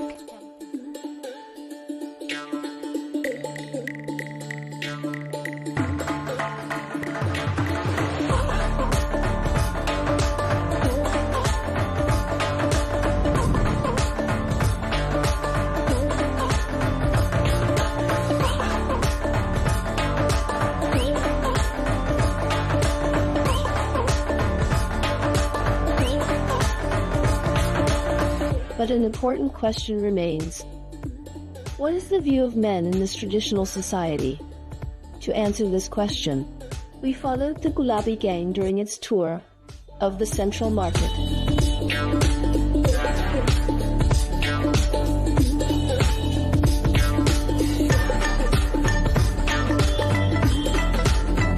Gulabi gang is led by Sampat Pal, who has been involved for 20 years. Living in the same village means we always meet. They confront the weak in an unconventional way and put on an engaging display as if they were part of a famous rock band with all eyes on them. Are these looks of admiration, or is there something else?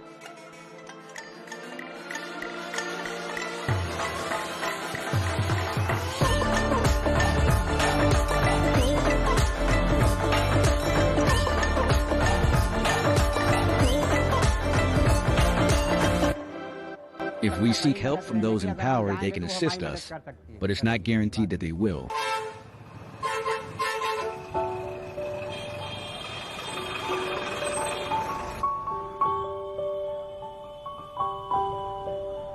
The suffering of women in this society is not foreign to Sampat Pal, as she was married at the age of 12 and took up the stick at 16. Initially, I wasn't aware, and I hadn't formed the Gulabi gang. The Gulabi gang didn't exist back then. If I had known about it earlier, perhaps I would have acted similarly. I would have sent them to jail myself.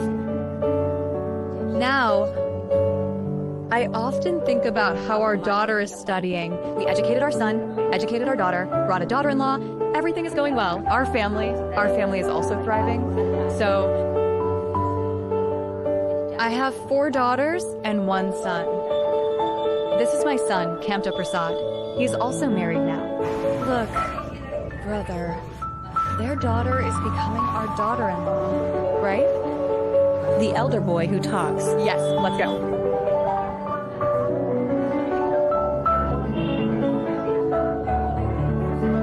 They said, "Don't teach us through experience," I replied. "If you were like that." How do you do it? Do you do it? Yes. How do you do it? Our daughter-in-law has also completed her MA. She is well educated, and our daughter is capable in every way. I have built a good family, and along with my family, I have worked for others as well. Go ahead and make a difference. People often say to take care of your own home first, so we focused on our own household initially. Only after that did we work outside.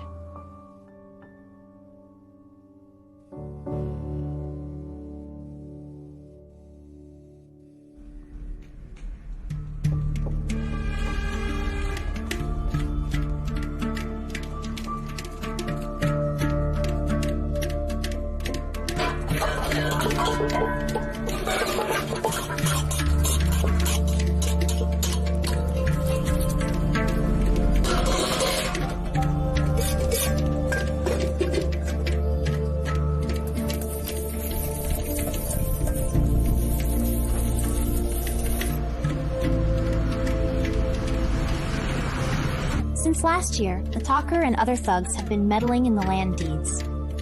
They are causing trouble, claiming that the land belongs to them and not to the locals. They are forcibly filling the land with soil and marking it with stones to assert their ownership.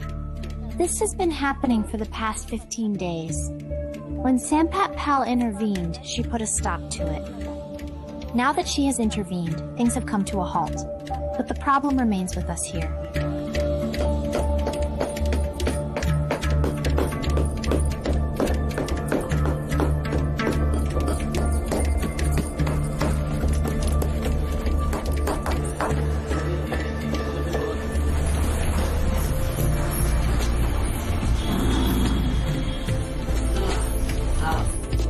When we were building our house, they were calling us thugs, saying that this is talker's land, meaning, don't build your house here, this is our land, you need to leave, you have no claim here. And if we have the land deed, why should we leave? We will stay right here, where else would we go? So in terms of the land allotment, we're saying there's no ours or yours here. We're saying we need the land deeds. We need the land deeds. Our land has been here for 20 years. It's been 25 years since the dispute. While Gulabi women roam the city, she receives some women in her home to listen to their problems.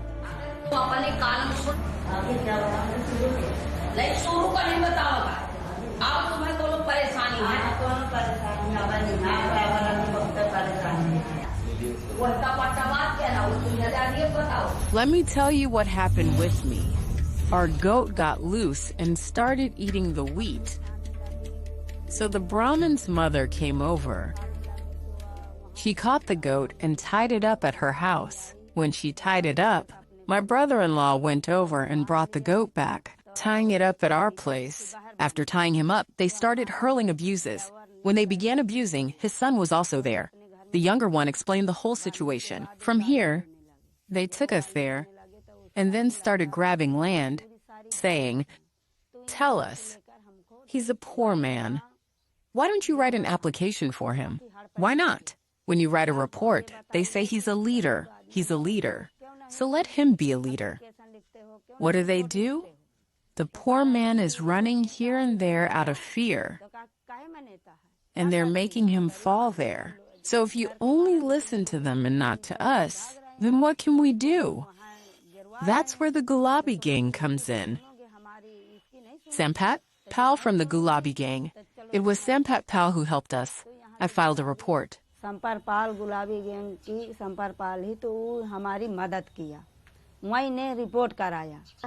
Yes, when women face atrocities, she goes there to resolve the issue and comes back. She comes back. Didi comes back. Sampat Pal arrives. What should she do? She should ensure that some legal action or court intervention takes place. There should be some expenses too, as we are being suppressed and intimidated by powerful people. They have power, and we feel helpless. It should be like this, but I've lived in the village. The children's ashes that the next program will raise.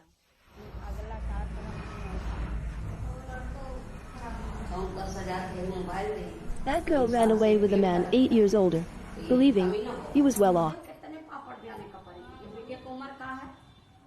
But she discovered in the first nights of marriage the opposite, so she returned to her family the next morning. The girl asked Sampat Pal to intervene to annul the marriage.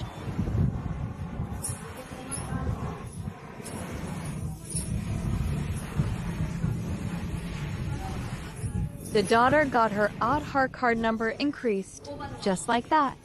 Yes, if she was coming for studies, then it has increased up to 5. The issue of the mark sheet is from 5 years ago. If it aligns with the Aadhaar card, she is considered a minor. We need the 5 mark sheet. Anyone can get an Aadhaar card made, right? One error, right? Yes, an error, and fled again.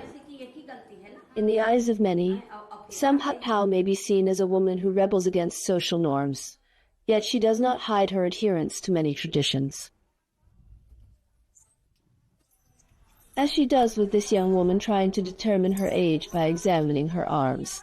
In India, a person is not considered an adult until reaching 18. Therefore, the marriage is considered invalid because the girl has not yet reached this age.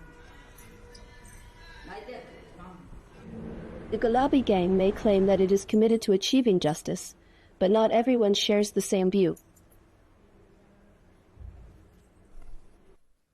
The methods of this group, which at times include direct confrontation and even violence, raise concerns among some thinkers.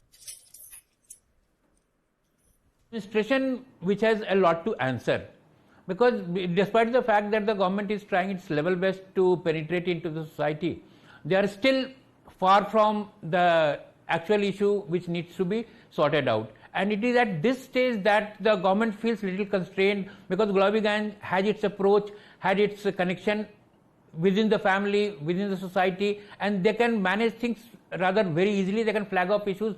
They come to know about a particular problem right in the beginning. Whereas the government has its constraints, it cannot go into at the village level all the time, and they are not present in fact. And the Gulabi Gang people, they are basically from the community, so they are easy. They can in fact manage things much earlier as compared to the government officials.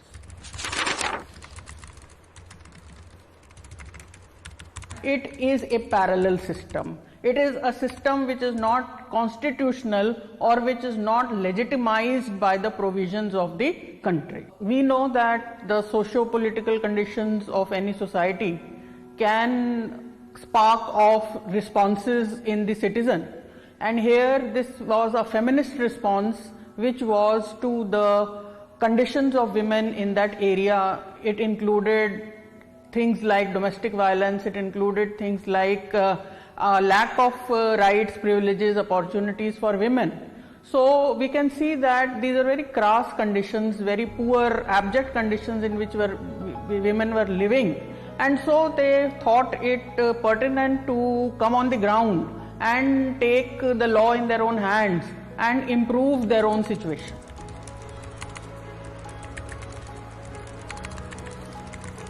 Gulabi Gang has made its presence felt. So in a way it should modulate its confrontationist stand, and it should now try and align itself with the ideas or with the, we can say, policies of the government. I feel very happy. I am thinking that every woman should become like Sampat Pal. They just want the pink gang to end. This name will definitely continue, and that makes me happy.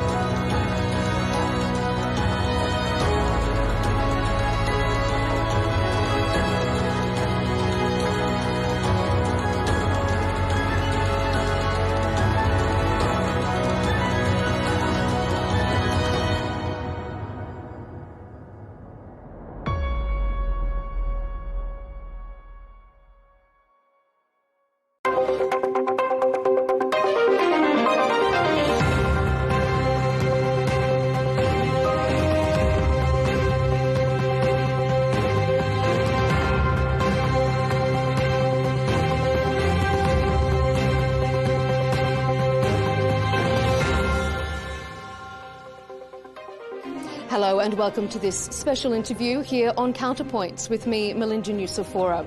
Well, Al Arabiya English is coming to you from Singapore all this week as we attend the International Institute for Strategic Studies Shangri-La Dialogue, one of the world's most influential and keenly watched defence summits. Of course, any defence summit is always going to have a keen interest on China's interaction with the region, particularly off the back of the recent visit from US President Donald Trump. So I'm very pleased to welcome to Counterpoints Zhao Bao, the retired senior colonel from the Chinese Liberation Army and current senior fellow at the Center for International Security and Strategy at the Tsinghua University. Thanks for being here. Thank you. You listened to US Secretary of Defense Pete Hegseth make his comments here at the Shangri-La Dialogue. First of all, give me an overview of your sense of his comments to the dialogue. It's very interesting for me to hear what he said, because I've been attending Shangri-La Dialogue for 13 consecutive years, except for the COVID period. So I know exactly how his predecessors talked about the China-US relationship. And I also remember clearly what he said about this relationship last year. It's interesting for me to say that compare with his last year's remarks, his tone seems to be much more moderated this year. And last year, his comments, he was saying that China poses a real threat and that threat could be imminent. So do you think he's toned down his rhetoric a little bit? Yes, of course, because he was talking more than what you said last year. He talked about how a conflict is imminent and it could be inevitable, although he said he wasn't that sure about that. But his comment actually was, contradictory to what his predecessor said. Here at Shangri-La Dialogue, with the remarks made by Lord Austin. Lord Austin's argument was that it was not imminent, not inevitable. Okay, let's forget all these comments. And I believe his tone is much more moderated just because his boss, he referred Donald Trump as his boss, just visited China, in which he and his Chinese counterpart have made a lot of, agreements and consensus on a number of important things. So I think what is most important for us is this concept of constructive strategic stability.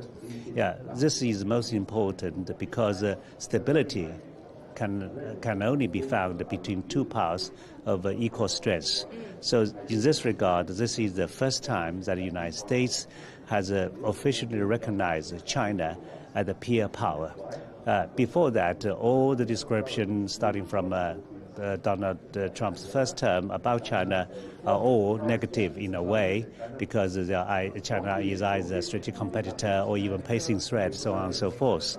But this time, you can see, even from Trump's body language in Beijing, that he does have a great, appreciation for what he has seen.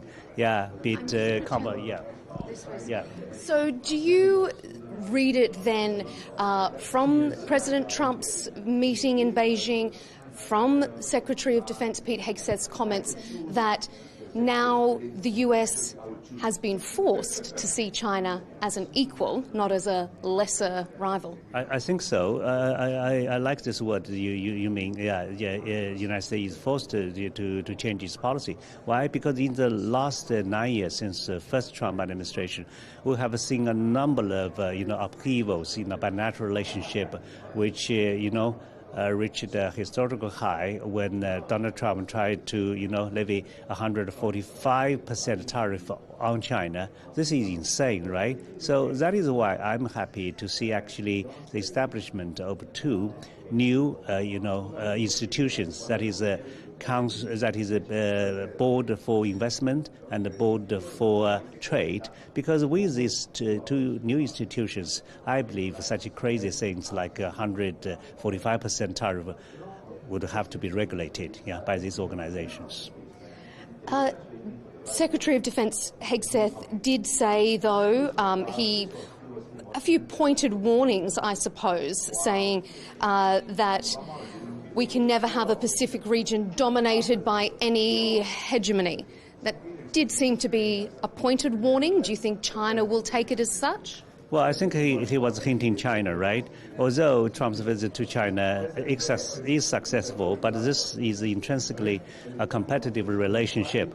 And being here to talk to so many countries, including Americans, allies and partners, I think it is needful for the United States to play up with this kind of, hostile atmosphere, to justify all what he was about to say.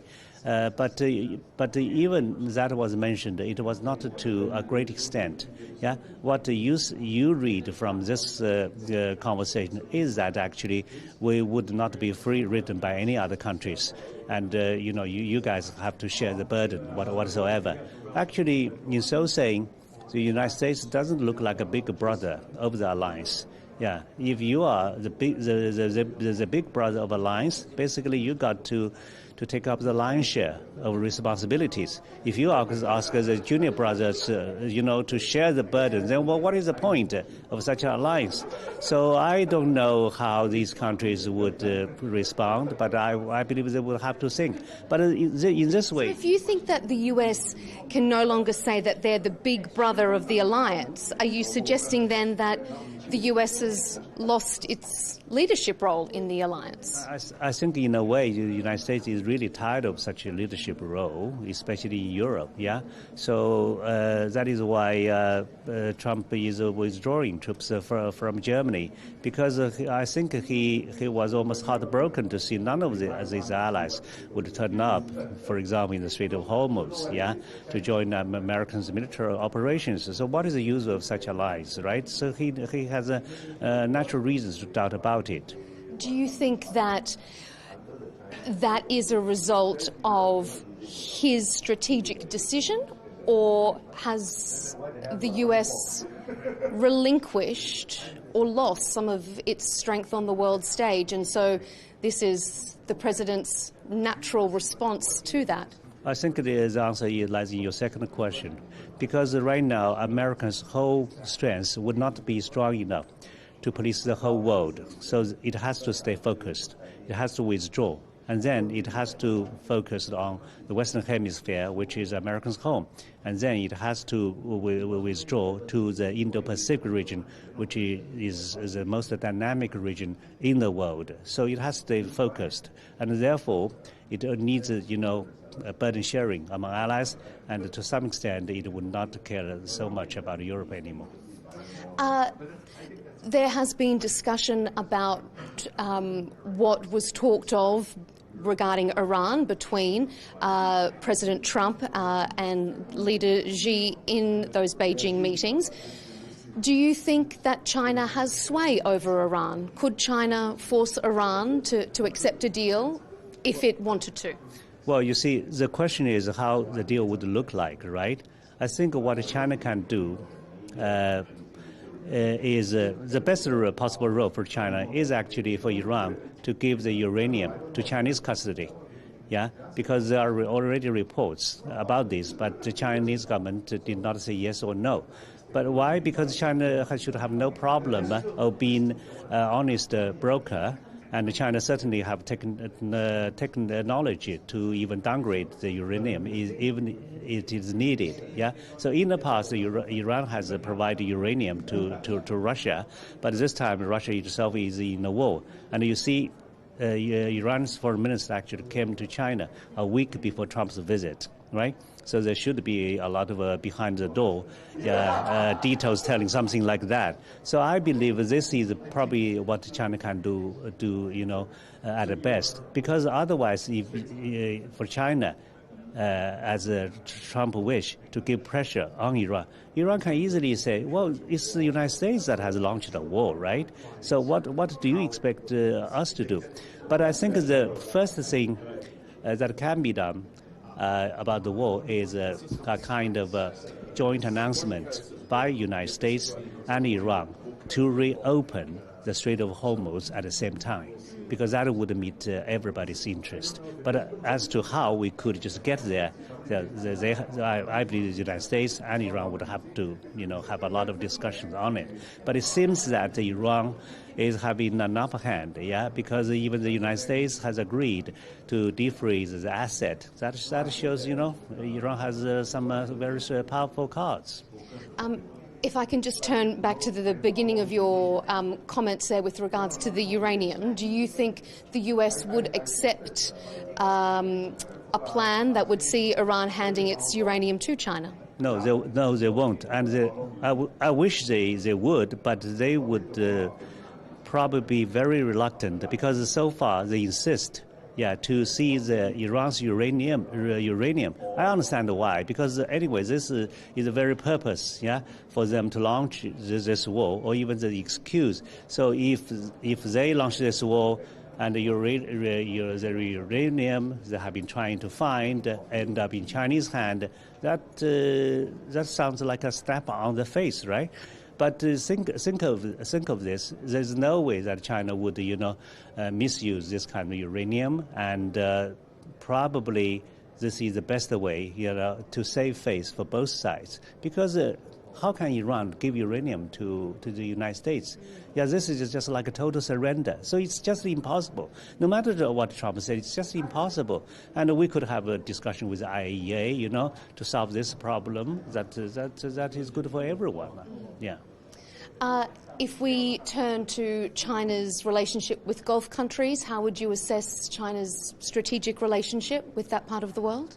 Well, I think it is always good because in the Middle East, China is the only country which can actually befriend every other country without any country in the region having any doubt that China could become an ally to its own enemies. Yeah, so China's role in the Middle East is really positive.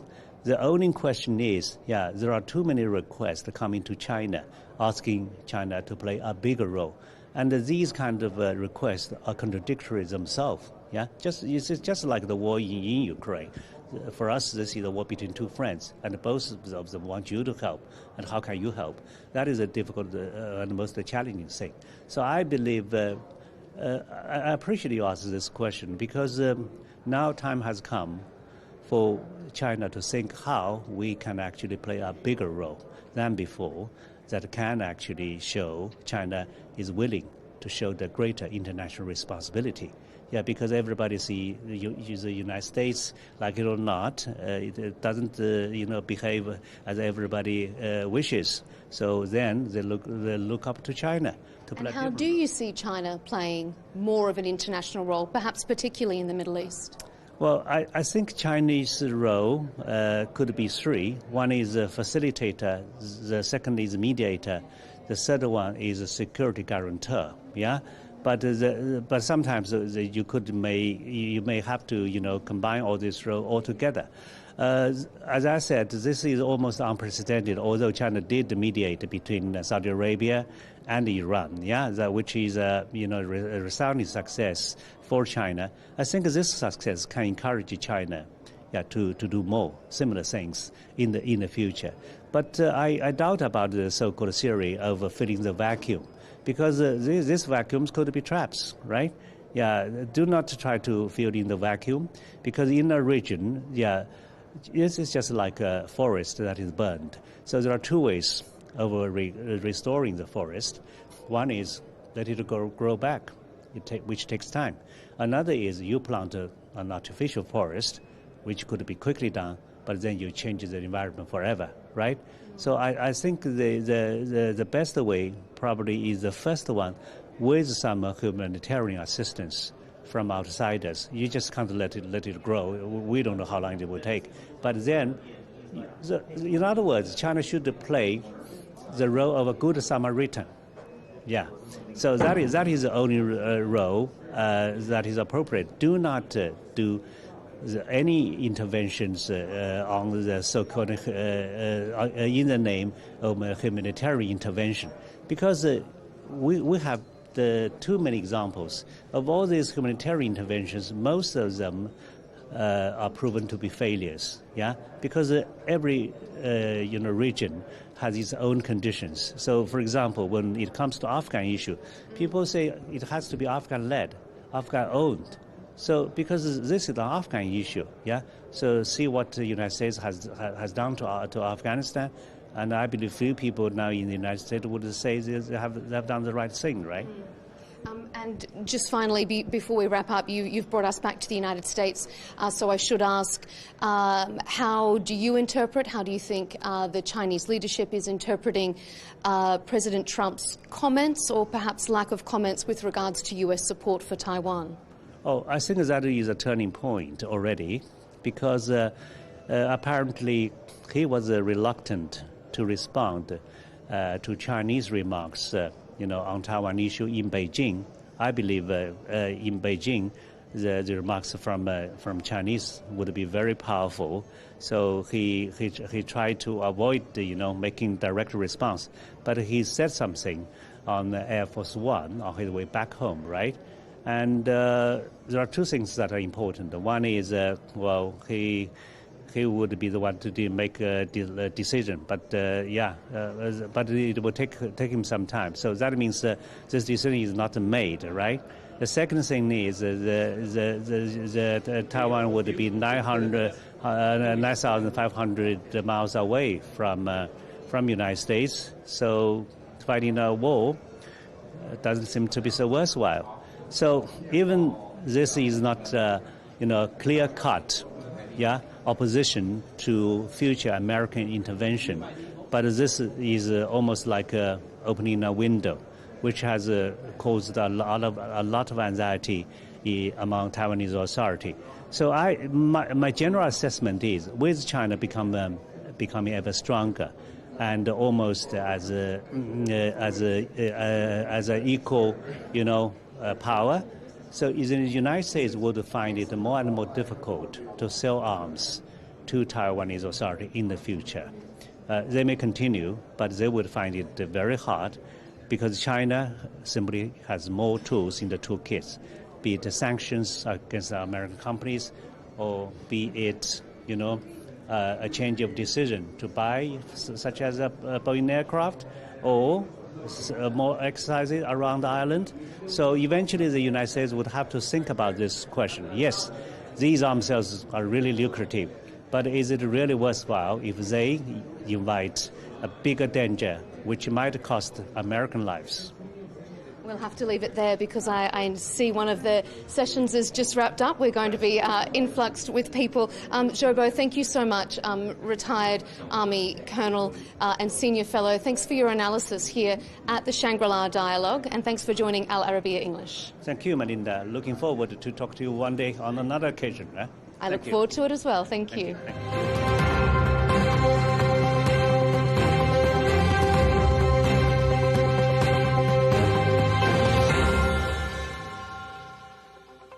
The US Secretary of State, Pete Hegseth, made a very keenly watched address to the Shangri-La Dialogue on Saturday, the first US defense policy speech since President Trump made his visit to Beijing. He spoke at length about collaboration between the US and Indo-Pacific partners, but one thing missing from his address was any real clarity regarding the US position with Taiwan. So joining me is Andrew Yang, former Taiwanese Minister for National Defense and also the current chairman of the Chinese Council of Advanced Policy and Studies, a Taipei-based think tank. Sir, thanks for being on Al Arabiya English. Thank you. Yeah. I know that you listened to Secretary Hegseth as he addressed the Shangri-La Dialogue. He struck a more conciliatory tone regarding China than he did in his statements last year. What did you make overall of his address? Well, his address deliberately avoiding to talk about China and Taiwan. I think he left those issues to his boss, President Trump. Was that surprising for you? Not surprising, but predictable. But the core issue, the message he delivered today, is try to emphasize collective security cooperation among United States and allied countries in the region. However, based upon the defense report, he emphasized the allies has to take proactive actions to strengthen their defense, spending more, and don't expect to rely upon United States. So that's a very strong message, especially ringing the ears of the regional with defense treaty allies as well. Yeah. How do you think that message is interpreted in Taiwan? Is that a concerning message? Not necessary. I mean, in a way, demanding consolidation or spend more defense is a similar message delivered by the United States repeatedly. In a way, the objective is try to preserve and protect the peace and security in this region. So the objective has not changed. And also for Taiwan, it is reassuring as well. There is still the question mark hanging over the most recent arms sale to Taiwan. Do you think the US is going to pull out? I don't think it's going to pull out. You see the question from the floor asking United States whether the statements made by the naval acting minister talk about could be delayed or reduced as a result of enhancing their position in the U.S.-Iran war. But that has been denied by Hegseth in his response.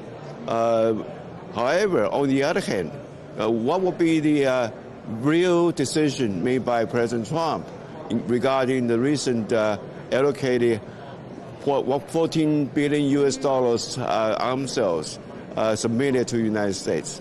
He hasn't decided yet. And also, we heard that he discussed the arms sales issues with Xi Jinping in Beijing, because that is a major concern from Xi Jinping as well. China says it considers this latest arms sale, if it was to go through as a provocation by Taiwan, is it provocative? No, I mean, the war is in U.S. court. It depends on the United States whether what they approve the arms sales. We also demanded this is the way to strengthen our self-defense. But the decision has to be made by the United States instead of Taiwan. There was also a question from the floor during Secretary Hegseth's address suggesting that some Indo-Pacific countries may feel concerned about the level of US commitment to this region. How do you assess the United States' commitment to the Asian-Pacific region? Well, regional concern is that because the U.S. is putting a lot of pressures, demanding allies to increase the defense budget. However, a lot of countries has been suffered from the Iran war, and their economy is really not good. And the pressure to increase defense budget probably has a second thought for the regional countries. Yeah. I mean, I think in 2024, 84% of the Asian market got its crude oil from the Middle East through the Strait of Hormuz. So is it really impacting their ability to now defend themselves? If you want to reinforce your defense, it requires a lot of investments. However, when economy suffers, where is the money from? And that's the concern. Indeed. Andrew Yang, your analysis is really valued. Thank you so much. We've heard the Chinese perspective. It's great to be able to speak to someone with such a long history in Taiwanese politics. Thank you for your time on Al Arabiya English. Thank you. Thank you.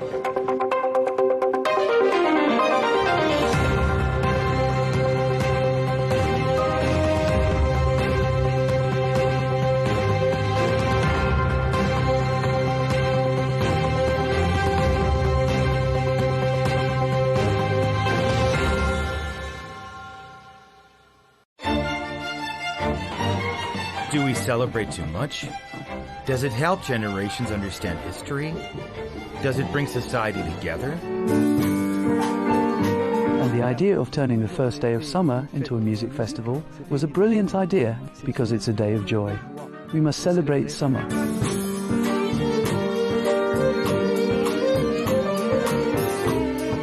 To be human is to connect. When we stop connecting, we start to die.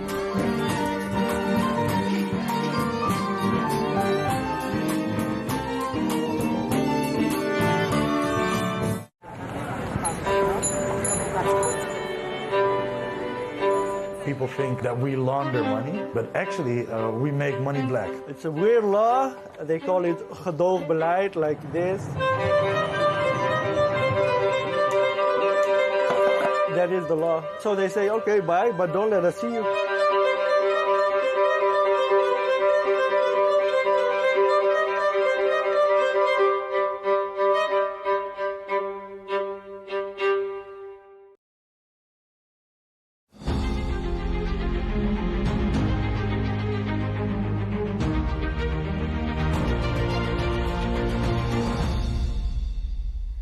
Welcome to this special interview with Lord Roderick Balfour, the great nephew of the former British Foreign Minister Arthur Balfour. Lord Roderick, thank you for your time and for this interview. I'd like to first start by asking you about your family legacy and the history of the name of the family of Balfour. Being a descendant of former Foreign Minister Arthur Balfour, how do you think that carrying the name shaped your own perception and understanding of the Declaration and the impact, given its significance and to the whole world, I would say. Good. Well, listen, thanks for your interest. The Balfour Declaration, you may have read before, hung on the back of the lavatory door in our house in France. Nobody ever talked about it. It was just not a feature through the 50s and the 60s and the 70s when I was growing up. Although I say the 70s, by then it was a bit, because the first time I came across it seriously was during the Six-Day War in June 1967, when I worked for the New York Herald Tribune in Paris. And unlike today, you'd be amazed, all of the Champs-Élysées and all the area around was completely pro-Israeli, bizarrely. That wouldn't be the same today at all. And then I really, when it first sort of mattered and people wanted to talk about it, I would say was really around the centenary. So really quite recently. And I wanted to ask, looking back 100 years ago, do you think that the UK government and your great uncle have foreseen the long-term consequences of this declaration? Do you think that President Trump and everybody else can see the long-term consequences of what they're proposing today in 100 years' time? I mean, nobody can. And I think it's very important to stress, I mean, a lot of people who talk about this talk as though it was a problem 100 years ago. It wasn't. I mean, there were only 700,000 people in the whole of Greater Palestine and Cisjordania and I think the south of Syria. 700,000. There are now, 12, 13 million people inhabiting a smaller area. We hadn't had the Holocaust, which made a huge difference. And no, I mean, Arthur Balfour and the rest of the cabinet. And I mean, I think it's important to stress that this document was not typed out by his secretary dictating to him over breakfast. I mean, this was, he was the foreign secretary, and somebody else might have been the foreign secretary. In fact, somebody else did say somebody else should be writing it, I think. But anyway, it ended up with his name on it as the foreign secretary. And before moving to, I will ask you a bit more about the declaration itself, but before moving to that part of the conversation, I have a question about how you talk about the Balfour Declaration in your own family. Is it usually a source of pride, or is it usually a source of controversy? I think in its original form, and for the reasons it was written, I think that there is pride. But I mean, I think we very much see Arthur as having done it as the foreign secretary. Admittedly, he was, particularly through my great aunt, a great friend of Chaim Weizmann and Theodor Herzl and people. And he was, he was a great philosopher and he was a great humanitarian. And so obviously he was very influential within the cabinet and as the foreign secretary, because you had, what goes around comes around. You had the Tsar expelling all the Jews from Russia who ended up here and in America, not being able to speak English, with their strange habits and everything else. And that preyed on people to say, and they wanted to, go to the land of their forefathers, to the land of Moses. And that meant Palestine. So it was very much a humanitarian gesture, but I mean, it's not as definite in here as a lot of people would like to think it is. And moving on to the declaration itself, and I think this is a question on everyone's mind in the Middle East, as you may know. Why do you think that it was a promise to one group of people, a homeland for one group of people, but did not promise the same for another group of people who were inhabitants of the land at the time? Well, because the Palestinians, if you like, for want of a better word, were not under persecution. Nobody was chasing them. Everybody was, I don't wish to demean them, but I mean, I think when I read about the history, it was basically an agrarian economy with sheep and goat herds, no sophistication, very few people, as I say, You know, and therefore I think they thought if a few Jews wanted to go and live there peaceably, you know, all the Abrahamic faiths, you know, Muslim, Christian and Jew, why would there be a problem? So, you know, there was no sort of contentious arguments over the breakfast table about how can you do this? You know, everybody was coexisting peaceably. But you know, a lot of it obviously has to do with the Holocaust, population explosion, that there isn't room for everybody. Do you think the declaration, now looking at it, fulfilled some of its goals? When you say its goal, I mean, I have it in my hand because I always want to get it absolutely right. I have much further we have a declaration of sympathy, that's all, with Jewish Zionist aspirations, which has been submitted to and approved by the Cabinet. His Majesty's government view with favour the establishment in Palestine of a national home for the Jewish people. So there's no, we will support the creation of a state of Israel, as is, you know, under pressure to create for Palestine at the moment. And this is the strong bit. Everything else is what I think in the lawyers call precatory. It's a wish. Okay? But the next sentence is the one that gets me into trouble in Israel. It being clearly understood that nothing shall be done which may prejudice the civil and religious rights of existing non-Jewish communities in Palestine. So I leave anybody listening to think what is going on today is not what he or the government of the day would have wished. But do you think that the UK government has done enough for that clause to protect non-Jewish communities? That's a very good question. I mean, when you say done enough, I mean, I felt for many years the United Nations, who got involved in the Congo, in Sudan, in all these other places, never really got sufficiently involved in the Holy Land. And I call it the Holy Land for all three religions. And I've never quite understood why not.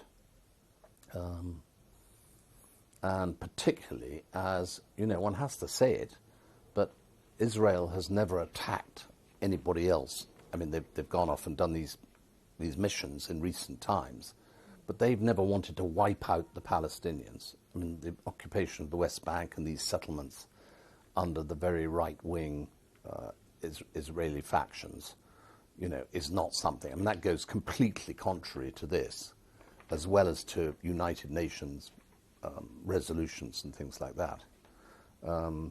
So, you know, what could we do, just Britain? I mean, it wasn't a, you know, we came out of it after the mandate finished in 1947-48 and the State of Israel was announced, recognized by the US, recognized by the United Nations. You know, they were a sovereign nation by whatever other means you want to call them. So, you know, it wasn't up to us to say, you are contravening the declaration. I would have liked it if they had, and the United Nations had said, you know, we're going to come in here and sort things out, because it's contrary to the declaration.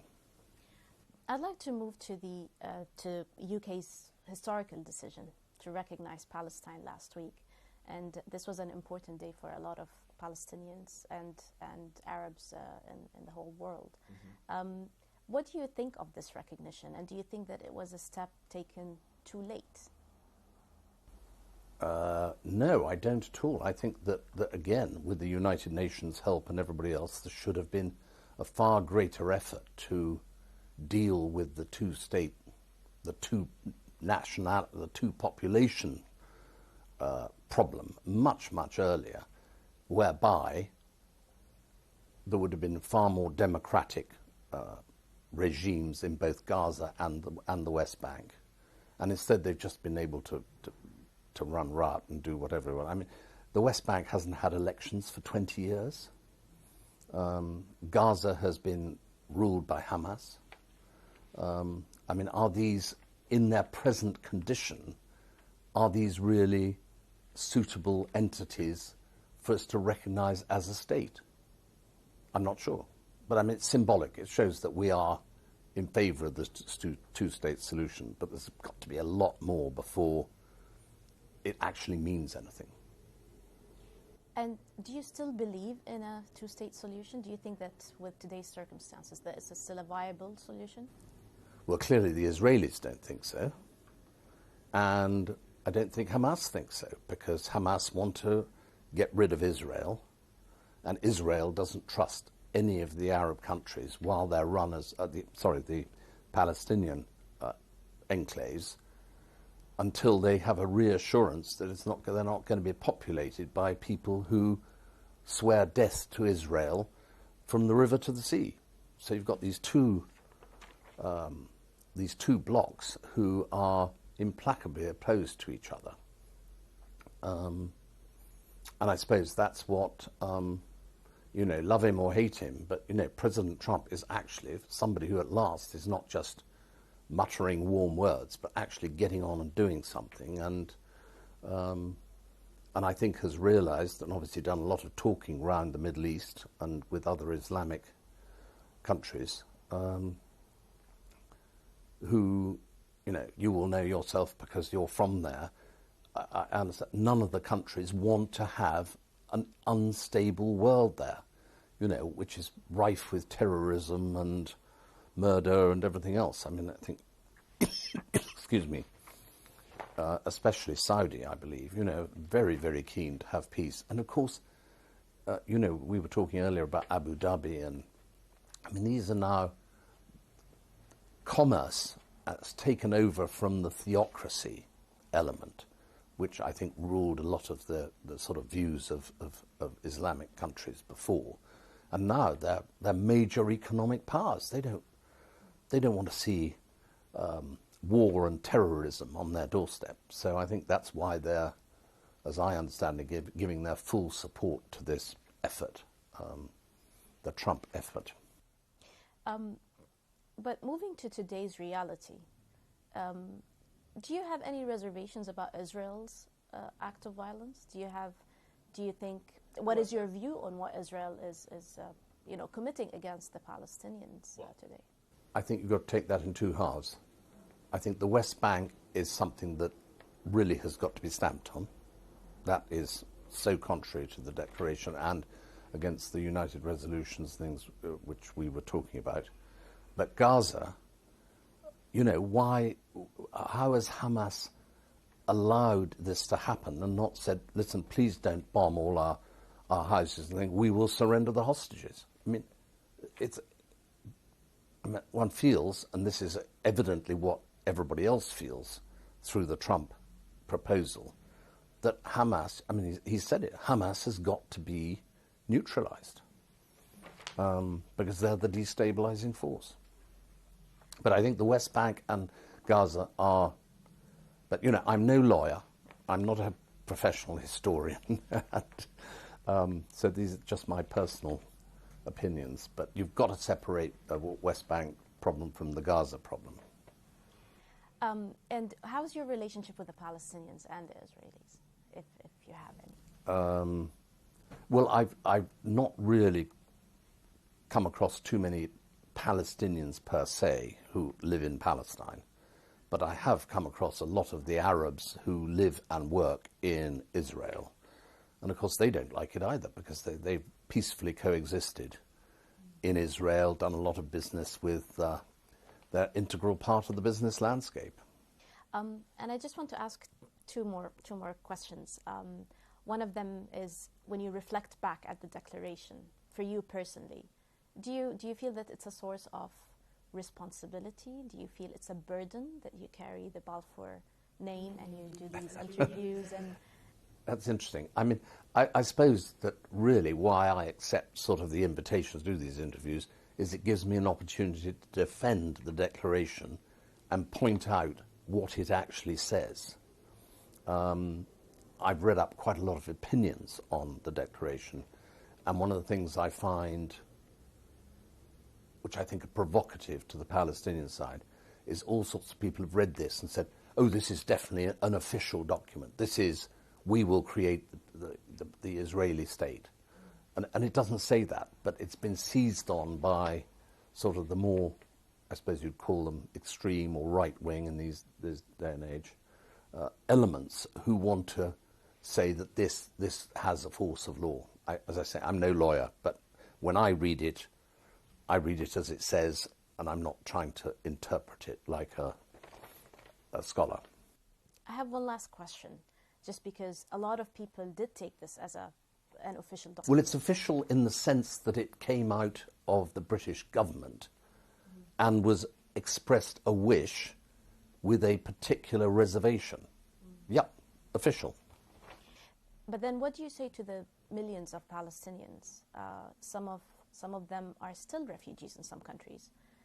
What do you tell them now that this declaration and the name of Balfour was so central to the path that they had in life, or they took in life after what happened in 1917 and 1948 and everything afterwards? I think I've never understood why the Palestinians and the Jews did not all just get on and build the fabulous economy together. It's been so one-sided, and I never understood why the Palestinian side was not keeping up with the Jewish side. Maybe because a lot of them were expelled out of their homes. Arab Israelis who very happily coexist. I mean, why after the Intifada in 2014, was it, did Hamas decide to destroy all the greenhouses, you know, that had been left by the Israelis to help grow food for the Palestinians?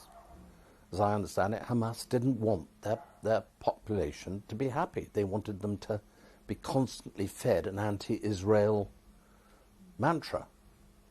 Not good for peace.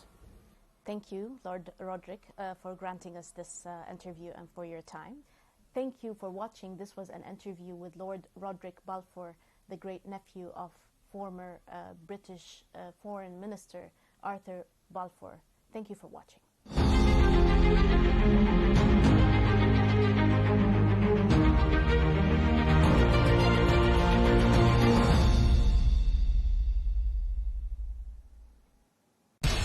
We have to take care of our people, and we're going to take care of our people first. For in-depth analysis and all the latest developments across the globe, make sure you join us every weekday. President Trump is trying to negotiate a ceasefire. With so much happening, so much information, and so much noise, international law will have no part in his administration. It can be hard to keep track. Tariffs will just fuel inflation. We're going to fight these tariffs. But you can count on us to tell you what you need to know. We stand by your side. Join me, Tom Burges Watson, for Global News Today, right here on Al Arabiya News.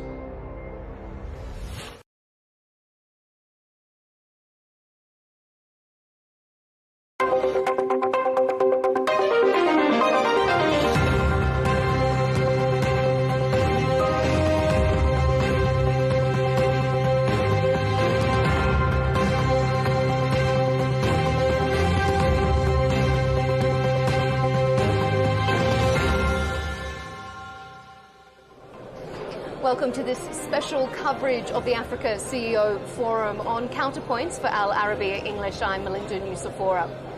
Well, often when we talk a lot about technology, the rhetoric is often around how it's causing humanity more problems, that our modern world is worse off or it's causing bad health for us in this modern day.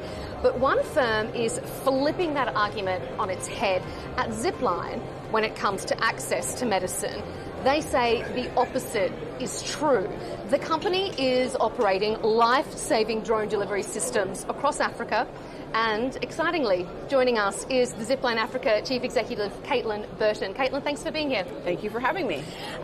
Okay, for the uninitiated of our audience, give us a condensed Zipline story. How did it start, and how is it changing lives across Africa? Looking at the problem of logistics, which affects everywhere on the planet, it's not doing a particularly good job of serving anyone well. We are using 100-year-old technology, 3,000-pound gas combustion vehicles, full-time humans to move items, billions and billions and billions of small parcels per day or per year. And it's not a particularly good use of human capital. It's not a particularly good, it's not a good use of our ground, of our air. And it's causing quite a mess, and it's not yielding particularly good outcomes. And so we thought somebody is going to disrupt this. Like, there's got to be a better way to do this.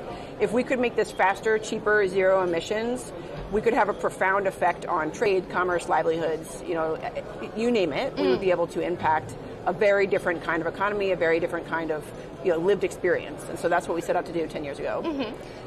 How is it changing lives in Africa today? Okay, so in Africa, what we are doing is governments are contracting zipline services. We're building autonomous drone delivery. They are contracting this as infrastructure that they embed in their public health system. Mm-hmm. So we are centralizing government's medicines, vaccines, and blood. We are sending it instantly on demand anywhere across the health system where it's needed, day or night, 24 hours a day, 7 days a week, all weather. And this is what it's causing is essentially zero missed opportunities to test or to treat or to vaccinate. It causes patient visits to go up, it causes treatment rates to go up, and it causes treatment outcomes. They kind of change broadly across the entire population. So we've been able to observe, for example, 56% decline in maternal deaths in Ghana at zipline served facilities compared to non-zipline served facilities. 22% reduction in deaths in children from malnutrition here in Rwanda. At zipline served facilities versus control facilities. So give us maybe an anecdotal example of how zipline does that. Yeah. Because, if you sort of, for a lot of people, they might think, well, why do you need it delivered in a drone? Why can't you just pop it in a, medical ambulance and send what you need off to that community? Great question. Okay, here I'll give you two examples. One's like a very high, complex case, and one is a very typical, just health access broadly case. Sure. So in a typical blood system, the way that Rwanda actually worked before we came here, they had 4 regional centers collecting blood, processing the blood to make sure it doesn't have any diseases in it, and turning it into components, and then distributing it in their footprint. And then they had a WhatsApp group to message across hospitals all around the country to try to find the right product that a patient needed when they didn't have that product on site. And many, many lives were lost, right? Blood is an urgent product, and you need it when you need it. What they have done since they got Zipline is they turned each of those regional centers into collection-only sites. They send everything to Kigali to process, and they give everything to Zipline to deliver. And fill rates for the need of any kind of blood product in the system has gone from about 70% to about 99%. Wow. Treatment rates, they mirror that.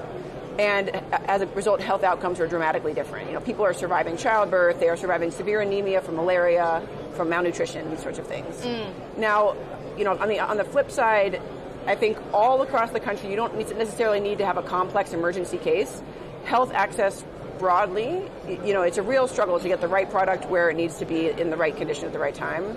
And so, a typical patient, they're getting a lot of education about, if your child has a fever, you need to go to a clinic and get them tested for malaria. But if they, how much health education they have gotten is no predictor of whether or not they will go and do that. It's income. It's the only predictor. And that's because they don't believe the product is going to be there and the facility is far away, so they take a gamble. And this is why you still see so many preventable deaths happening in Africa, because the health systems just aren't reliable enough and people don't really utilize it the right way. When you can drive stockouts to zero and you can build trust in the public health system, people show up for care, people get treatment, people survive. Yeah. Zipline has just recently announced a landmark agreement with the US State Department at the end of last year to expand its drone delivery across Africa. Before we get more specifically into what that means for African operations in general, I want to, because we'll get obviously into Rwanda, but I want to first of all focus on the US component of that agreement first. How hard or how easy was it to get US backing for your Africa expansion? Would you say that there's still a wariness or a sense of excitement for tech investment in Africa? So I think with this administration, they had this vision. Marco Rubio has a Substack. Secretary Rubio has a Substack, and he kind of shares what he is thinking about what's going on in development and foreign assistance. And I think what we were seeing, the typical criticism is that the old system was funding one-off programs, and they were counting numbers. So here's an intervention. We've reached X number of people. When the intervention stops, the reach stops, and everything goes to zero. Yeah. at the same time, like it wasn't necessarily generating soft power, right? So I think he wrote in one of his Substacks that broadly, a lot of these countries that are getting the most foreign assistance from America are also voting against us in the UN and stuff like that, right? So, why is it that these systems aren't working the way that they were designed or intended, back in the 1960s when we launched? For whatever reason, I think there's a myriad of reasons why that didn't work well. But what's intuitive to them, what's intuitive to me at least, is this concept of commercial diplomacy, which is instead of treating everybody in Africa like a charity case, which they are not, they have, in many cases, they've got thriving economies or thriving parts of the economies. And obviously tons of potential. Their economies are growing way faster than economies in the West. Indeed. And so if you can invest in the right kind of things, if you can, instead of exporting bureaucracy and low quality programming, if you can export the best of what America has to offer, like technology, and you can equip these countries with real solutions where the ROI is, the problem is solved, like actual development, that, and it's going to also provide some kind of benefit back home, like an increased manufacturing and robotics. This is a win-win for everybody involved. And so in the case of Zipline, I think what they saw is, while expanding our robotics manufacturing in America, we are giving a one-off infrastructure to governments that they want and they're willing to pay for at scale, and that has a profound development impact, a profound human health impact. So it's a kind of a perfect example for them of commercial diplomacy. And I think we were able to get in there and explain this to them in a way that I think kind of really embodied what they were trying to do. And that's why it has come together so nicely for us. And Rwanda is the first country where Zipline now has nationwide coverage. That's right. Talk about why Rwanda, why they were the ones who stepped up to be the first, and who's coming along the line next. Yeah. Rwanda has a very, we like to say Rwanda leads with yes. You maybe have heard Zipline say before, when we first went to launch this technology, it was not legal to fly autonomous drones anywhere in the world for commercial purposes. So we needed a government who was willing to partner with us on figuring out how exactly to regulate it, how to integrate it into a system, what effects it's going to cause, how to measure that. Rwanda was the first country to say, yes, let's do it, because this is going to have a profound, vast impact on health and wealth if it works. They really focused us. They told us not to do everything that we envisioned. They told us to do blood. Rwanda has very extreme weather. It has the most lightning strikes on Earth in some places, and so Zipline had to our mandate was to create a system that can reliably deliver the country's entire blood supply in all weather, day and night, right? So we had to really focus on hardening the tech, making a system that's instant and responsive. All the things that have turned it into what it is today are right just around this one use case, though, this really focused use case that they believed was going to have a massive impact, and it has. I think that Rwanda is, proud of they're proud to talk about the investments they have made and the impact it has achieved. I think a lot of other governments are afraid of losing access to donor financing if they are achieving too much, or if they say no to something because they would rather spend it here. I think there's a lot of that. People are not in the driver's seat the way that Rwanda is. The government here has a very clear vision about what they're trying to do and why they're investing in this. And and what they want to see, again, is problem solved. You were talking about how Rwanda was really open to changing regulations to be able to facilitate this program. That speaks to one of the big messages out of day one, is this need to get cross-border regulations sorted out so that countries can work together, companies can work together, this idea of shared ownership and collective benefit. Do you see those challenges in the work that you do, and how do you think cross-border cooperation can be improved? It's a good question. We deal with it a lot actually internally inside of countries. There's certain countries that have devolved health systems, and states don't talk to each other. And so we actually deal a lot more with it, within these massive countries. Like Nigeria is huge, 230 million people, 37 states and territories. And so I think that that's kind of probably a microcosm for what we're going to see as the rest of Africa expands. Integration in Africa expands. I think maybe the most salient point I can think of here is the Africa CDC. It's an institution trying to work across the continent to really, kind of prevent, mitigate, respond to crises, health crises. And there's not a lot of ways in which they can do that in a uniform way across the continent.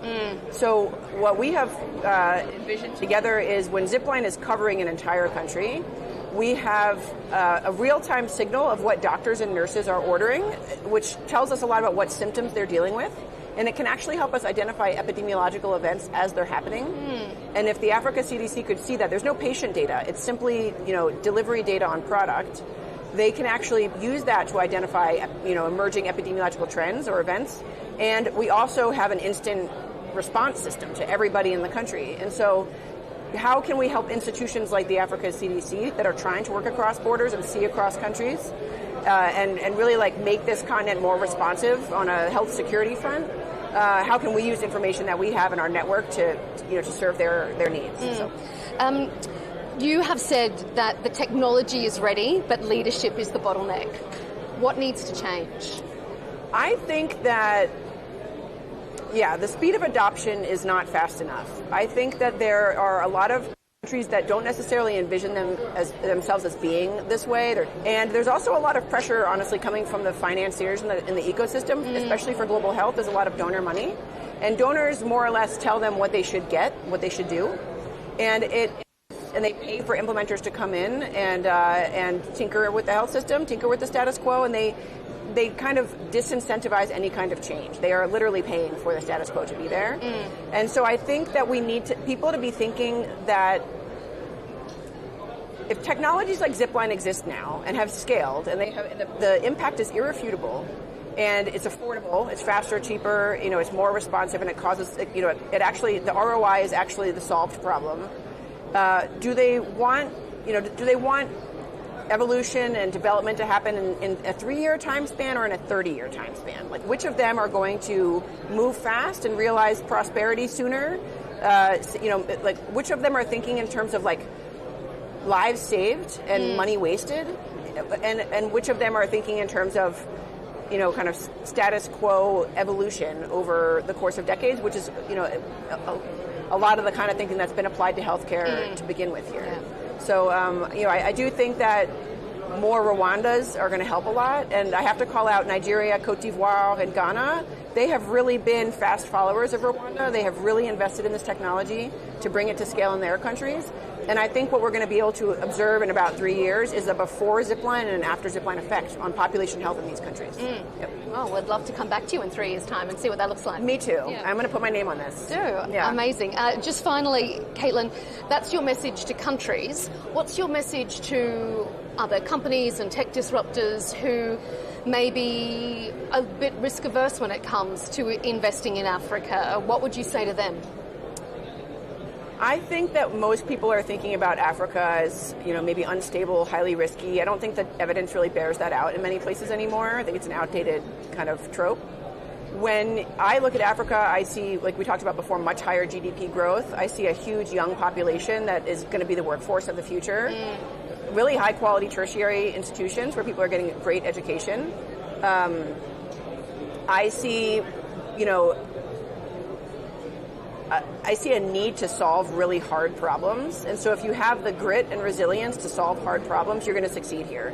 Zipline, we could have built this in America, and it would have taken however long it would have taken to chip away at regulators' mindsets and do demo flights and, noise testing. But in Africa, we were able to actually get out there and solve a real problem, and it was very hard to build it in this ecosystem, but it's hardware. Hardware is hard to build anywhere, you know what I mean? And I think if we hadn't done it here, we wouldn't have nearly as robust technology. We wouldn't have learned anything about customers. So this is where people are motivated to do that kind of work. And, I would encourage anybody who is trying to solve hard problems to come here and do it first.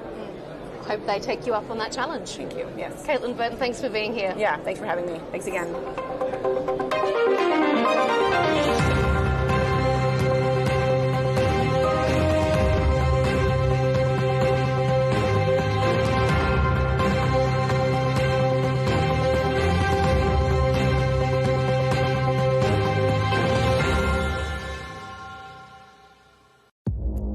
Our allies, in many cases, are worse than our enemies. Stay informed and connected with the latest international headlines. There obviously is a risk From breaking news to in-depth analysis, it would appear that this war is coming to an end. Who buys this stuff? Investors, pension funds. we deliver the most important developments straight to your screen. Iran always wanted to deal with militia. Join us for compelling, expert-driven conversations. A curfew order has been established. And an insightful look at the issues shaping our world today. There are a lot of proposals about European architecture for security. I'm Leigh Ann Gerrans, and this is W News. We dealt with this when I was Chief of Staff in the first term. Where you don't just hear the headlines, you get the full story.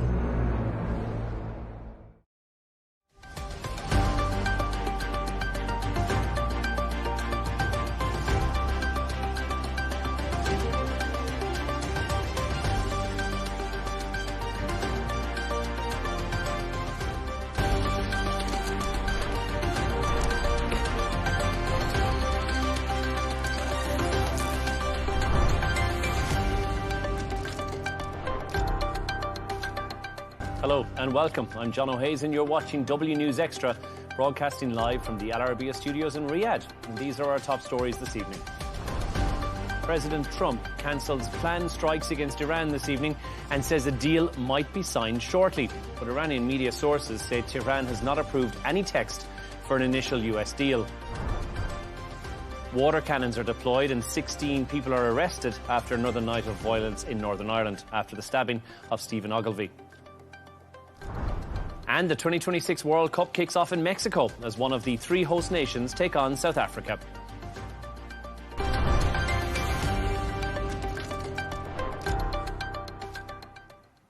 President Trump has said he's cancelled planned strikes against Iran today as negotiations progress after what he described as highest-level talks. In a post of Truth Social, he also said discussions and final points have been in both concept and great detail approved by all parties involved. The naval blockade will remain in full force and effect until this transaction is finalised. Time and place of the signing to be announced shortly. However, Iranian media sources say Tehran has not approved any text for an initial US deal. Now, to discuss this and all of today's stories, we're joined by Shane McGinley, news editor of Arabian Gulf Business Insight, and in-studio geopolitical economist and journalist Alina Cara-Bear. Thank you both so much for joining us. Shane, first of all, we'll turn to you on this one. That further statement that I mentioned just now from Trump saying that a deal is imminent. How much faith do you have in it this time? Well, OK, there's a couple of things I think to sort of bear in mind. I think let's look at the positive first, right? So I think the fact that, you know, countries like Saudi Arabia, UAE, Qatar, Bahrain, and, you know, the Arab allies are included in this, and Trump is saying that, you know, this has been approved by him. So I think let's look at that as the positive. I don't think he would have included their names as endorsing it if there wasn't any credibility to that. But at the same time, you know, I'm still looking at, you know, the live feed from Reuters. And like you said, the latest one was that Iran has come out and said that they've not yet agreed the text. And I think the yet is probably the important bit. But I think that's a positive endorsement. But I think there's a couple of things that are also going on that have happened in, you know, just the last couple of hours. When Trump gave an interview to Fox News, he was talking about he was going to try and take Karg Island, which is a strategic Iranian island that processes a lot of Iranian oil.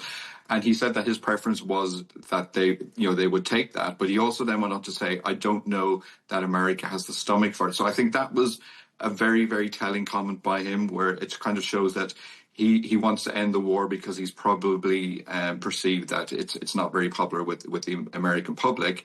And you kind of wonder, well, why is that? Well, also today there was some figures out in relation to inflation. Mm-hmm. So this is how it's impacting, you know, the general American public, and it's up to 4.2%, which is the first time in 3 years it's gone over 4%, and a lot of that is to do with energy costs and, you know, the cost to fill your car, which has gone up about 45%. So I think basically, to sum it up, I think Trump is listening to the American people. He wants to get a deal done quickly. So I think the fact that it's gotten the Arab allies' endorsement, but I think the caveat is that we've got to wait and see what comes from Iran, and that they have to obviously endorse it, because this is the 17th time since the war started on February 28th where Trump has said we're close to a deal, and, you know, we've heard it before. So I'm optimistic, but sceptical is probably the best way. And I guess, Shane, we'll have to wait to hear as well from those other parties that were mentioned in that Truth Social tweet. We haven't heard from any of the parties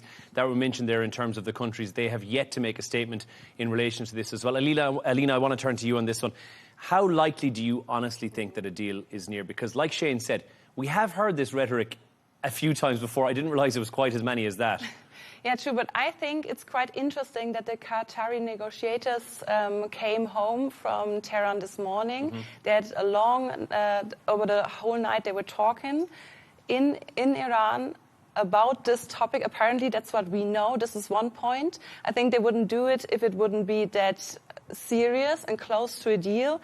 And the second part is that usually when strikes happen, the negotiations stop. Yes, correct, yes. But right now they did not stop, apparently to some sources. 3 Iranian sources said it to Reuters today that the talks continue, and not only that, they not only exchanged messages, also they kind of finalize a memorandum of understanding. That's what the Iranian sources, those 3, said to Reuters today. It's kind of a political framework. And the point where they're not really sure, the sticking points are money, of course. Iran wants between $6 and $12 billion.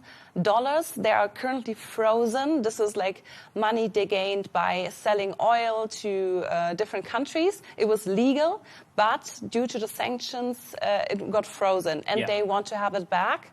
And they say, USA says we don't really want to go give it back without leverage, without making sure that it goes to the right directions. Yeah. They want to make sure that it only goes for pharmacy products or for food for the Iranian people, not for the Iranian regime. Yeah, of course, which makes perfect sense as well, when especially there's that much money that's tied up there. And we know, like you said, Alina, that was one of the sticking points in that MOU to get it across the border as well. Shane, we spoke a little bit about the energy prices and the crisis, I guess, that's happening globally.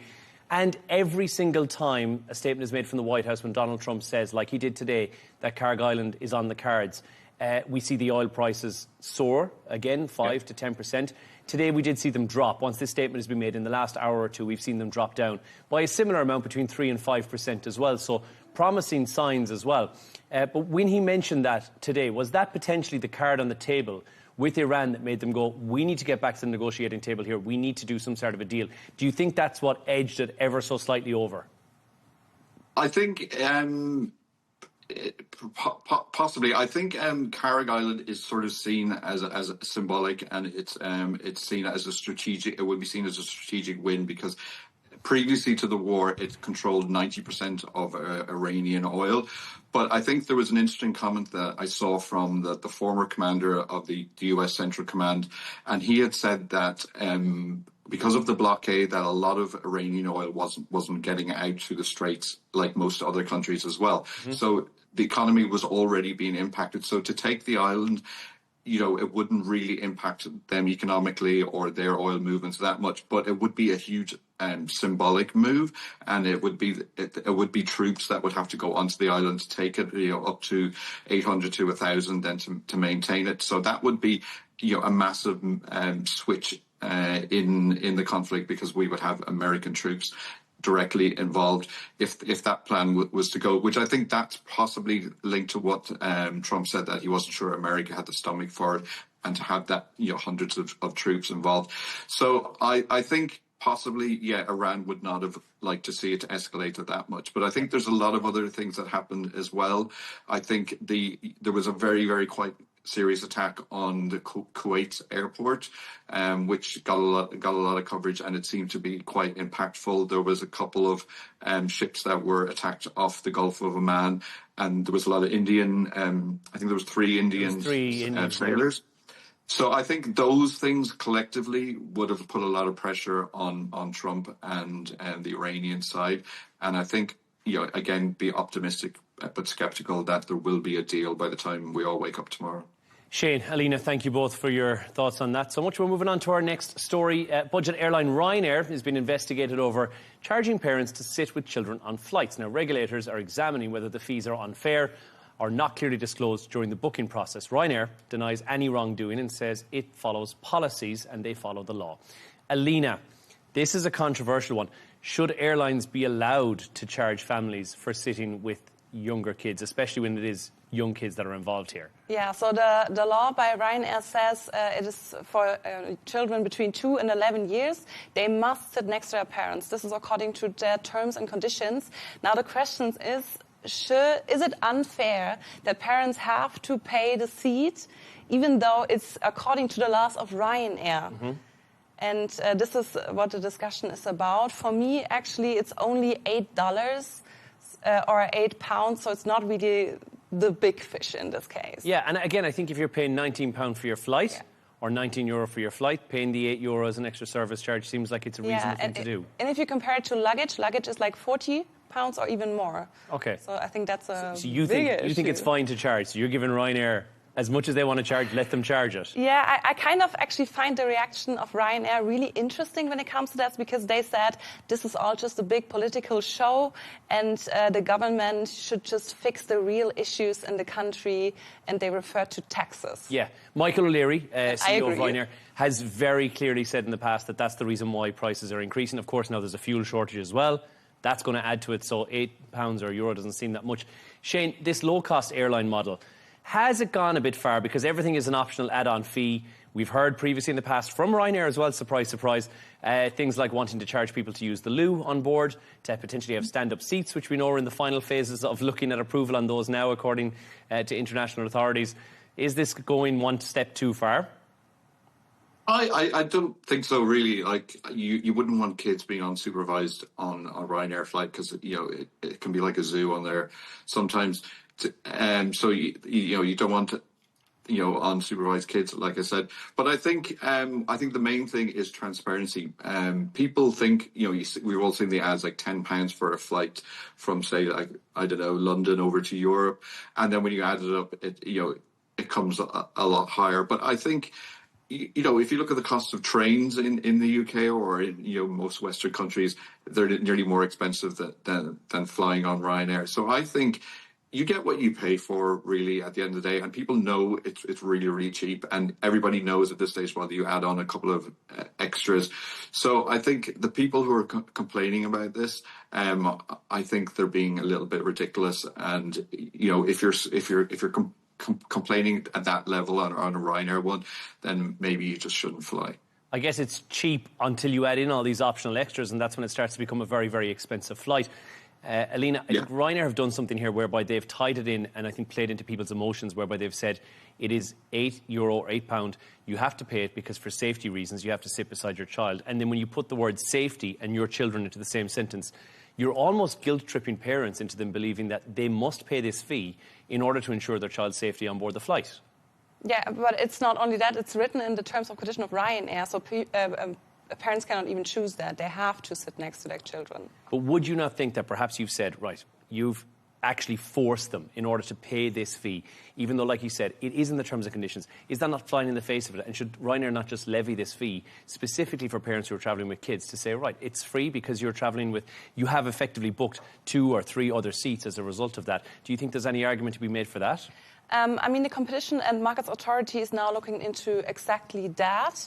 And I think we just have to wait. For me, it's not really an issue, but I don't have children, so maybe I would think differently about that topic if I would have children. And a few days back, I was actually sitting in front, in this road, when I had like parents next to me and 4 children. And then they asked me if I want to switch, and I was like, very happy that I can switch. So I'm sure that parents will have a lot of options for free to sit next to their children. Yeah, and I think, Shane, I know you don't have kids, but I think I'd happily pay the €8 to not sit next to my kids on board a flight. Yeah. I'd be happy to put them anywhere else on the flight. Shane, there's got to be some politics involved behind this as well. I mean, the business model is there. Michael O'Leary, who took that position, I think, in the mid-1990s, 1992, when he took over that as CEO, turned it from what was at that stage a faltering airline that had 1 or 2 aircraft into what is now the biggest carrier, not just in Europe, but also almost worldwide when it comes to low-budget airlines. There has to be some method in the madness here behind the charging €8. Yeah, I think like he has to make money, and if you want your fare to be extremely low, then you have to he has to cut the costs, everywhere possible to get that base level. But I think the downside then of this model is that you do get a high level of customer complaints, and I looked into this in terms of.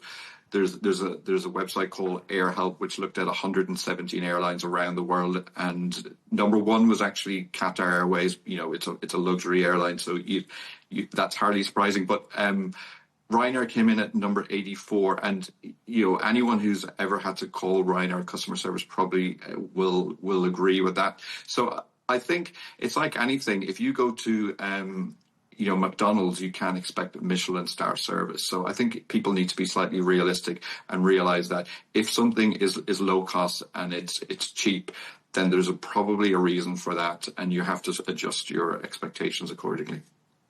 Alina, is it a bit of a cheeky tactic, though, to still say, listen, parents, you have to pay this money? However, kind of what Shane said, what you get is what you pay for, and in this case, it is very, very cheap to travel on Ryanair. Like Shane said earlier, cheaper than a train most of the time. So is it fair that this is just an extra little tax onto there?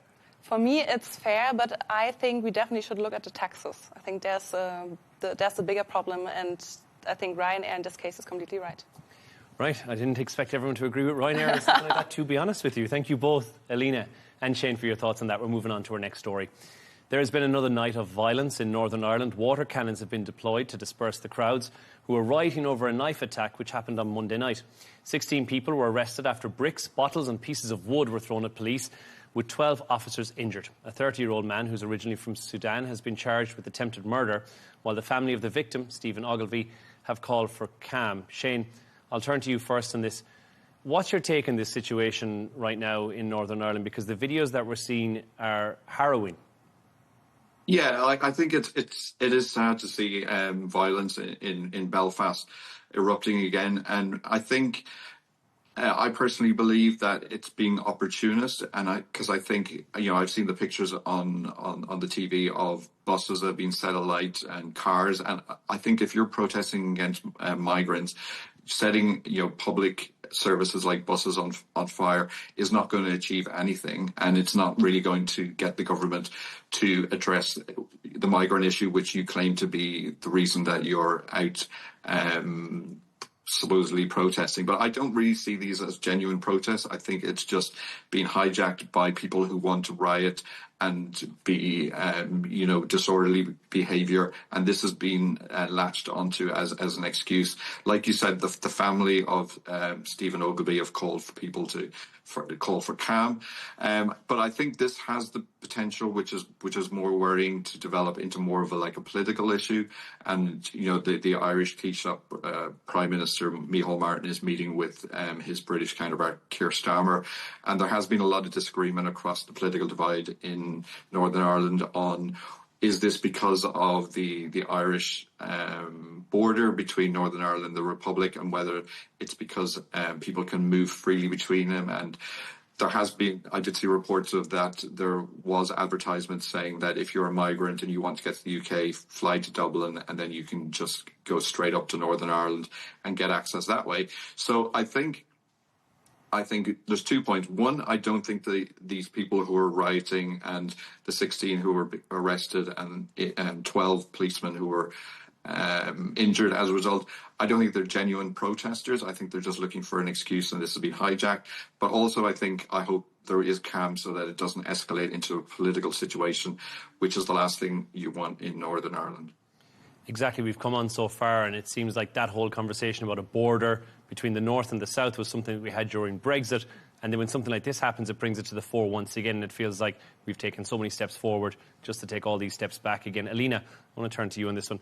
The Ogilvie family have said that they're trying to ease tensions on this a little bit. They've publicly appealed to the rioters and the protesters to calm everything down right now. They don't want to see this as the result, right? Yes, there was a statement put out, and it said exactly that.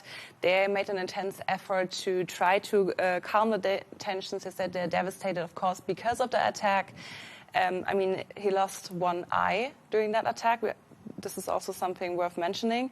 And they said that migration is also very important for the country, especially for the health system, and the country heavily relies on them to function. But there's also, I think, a deeper issue underneath it, and that's the migration crisis. The European countries, my country as well, I'm originally from Germany. We didn't deal with this kind of problems in a proper way, and this is also an underlying problem why this kind of things come up, without trying to excuse them. Yeah, of course there's no excuse for it, but yes, there is. I think there's a deep-rooted, and it's not just Germany you mentioned there as well, but there's also Portugal. Many countries in Europe who are dealing with, France, of course, we've heard as well, and the UK at large, dealing with a migrant crisis right now. And I think, Shane, when we spoke about this on the earlier show, we mentioned how people are being incited to riot every single night. And that's been done through social media. So we're seeing a lot of these videos. I certainly am receiving a lot of them, even here in Riyadh. A lot of these are being pushed to my phone, where I'm seeing these social media videos from people who are calling on their peers to get onto the street and to make a stance, is what they're referring to it as. Not a peaceful protest, make a stance. And it seems that social media is really playing into this and actually having a very, very heavy motive behind this continued rioting. And I don't know how that's going to play out tonight. Yeah, I think that's something I think is difficult to control, and especially with X and Elon Musk, when there's talk about is freedom of speech. But I think what is worrying, and that should be directly clamped down, and with AI you would be able to do this, is that putting addresses of where migrants live and encouraging people to go and attack them. I think that kind of thing should be easily taken off, because that's unnecessary, and it's inciting violence. And even incidents where we've seen nursing staff and healthcare workers on the way to work at a hospital have been intimidated and threatened because they're migrants. There has been pushback on that, quite rightly. So I think yes, there should be clamped down to a certain level on some social media, because like I said earlier, I think it's just been hijacked, and it's just getting people out onto the street to cause trouble rather than any specific issue. The migrant issue is just being taken on board and run with for people who want to incite violence in general. So I think, yes, there needs to be some sort of social media clamp down. And in the age of AI, that should be done a lot simpler and a lot quicker. And it should be something that's urgently needed. We're talking about, in many countries, of blocking people under 16. And I think there needs to be a discussion wider about clamping down on these kind of issues. And I think it's not just that, as well, as you mentioned, Shane, there is that wider socio issue which is at play here as well. And from a point of view, Alina, from a German point of view, Germany has done that recently, where they've gone and expanded these checks at the borders. Of course, there is no direct borders between a lot of the countries, but they've gone through faster deportation. And Germany's been seen as somewhat as the poster child on working through their illegal immigrant process and trying to actually establish some sort of a fair level for asylum seekers versus illegal immigrants to get in and out of the country. Do you think Europe is going to have to adopt a more German approach to what they've currently done, or do you think enough has been done in Europe in general? I would totally disagree that the German approach is a strong one. Completely disagree, because the rules in Germany say that even though someone is coming in and we know that this person cannot stay in Germany, we still have to let them in. We let them register, but then they will not be held somewhere.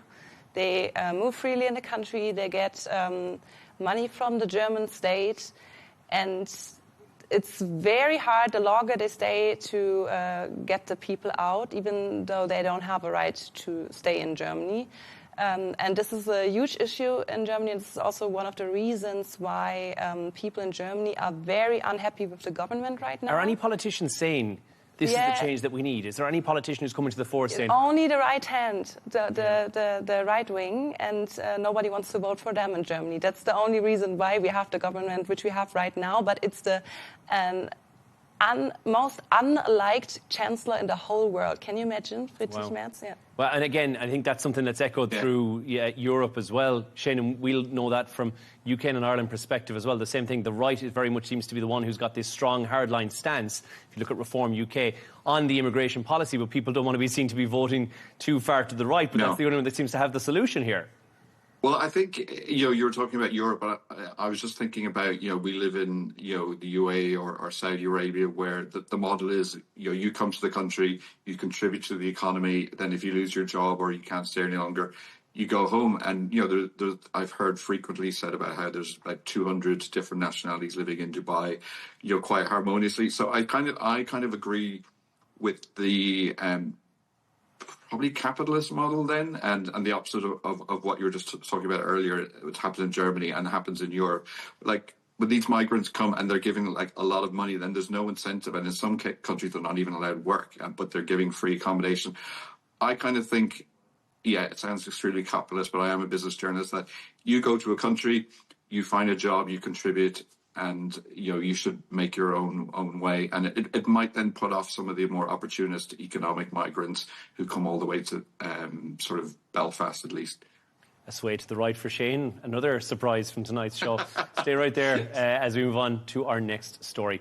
A new study has found dozens of critically endangered orangutans were likely killed during the devastating floods and the landslides in Indonesia last year. Researchers now say the disaster highlighted the growing threat climate change poses to one of the world's rarest animals. Patrick Falk has this report. The Tapanuli orangutan is the world's rarest great ape. Found only in a small area of North Sumatra, its population is estimated at around 800. Now, researchers say at least 58 of the animals were killed during floods and landslides triggered by a powerful cyclone that struck Indonesia last year. The findings come from a new study that examined damage across part of the Batang Toru forest, the species' last remaining stronghold. Researchers say extreme rainfall saturated the ground, causing hillsides to collapse in fast-moving landslides. Well, if you get caught as an orangutan or any wildlife, and it's a very steep, dissected area, so if anything comes down, it comes down at great speed, survival chances are going to be very minimal. Drone footage shows the scale of the destruction. The floods and landslides killed at least 1,200 people and damaged around 300,000 homes. Scientists say the impact on wildlife may have been just as severe. The study suggests human-driven climate change has increased the intensity and frequency of extreme rainfall in the region, putting the orangutan's habitat at greater risk. Researchers warn the true death toll could be even higher because not all parts of the forest were surveyed.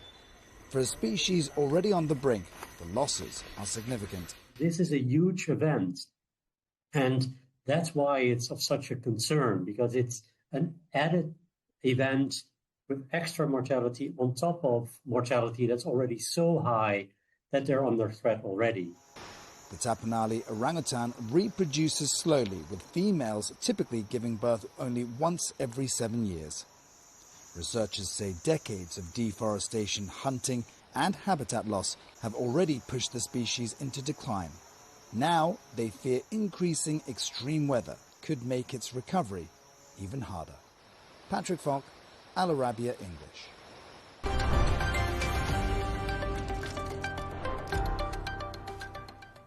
The 2026 World Cup has kicked off in Mexico as one of the three host nations face off against South Africa at the Mexico City Stadium.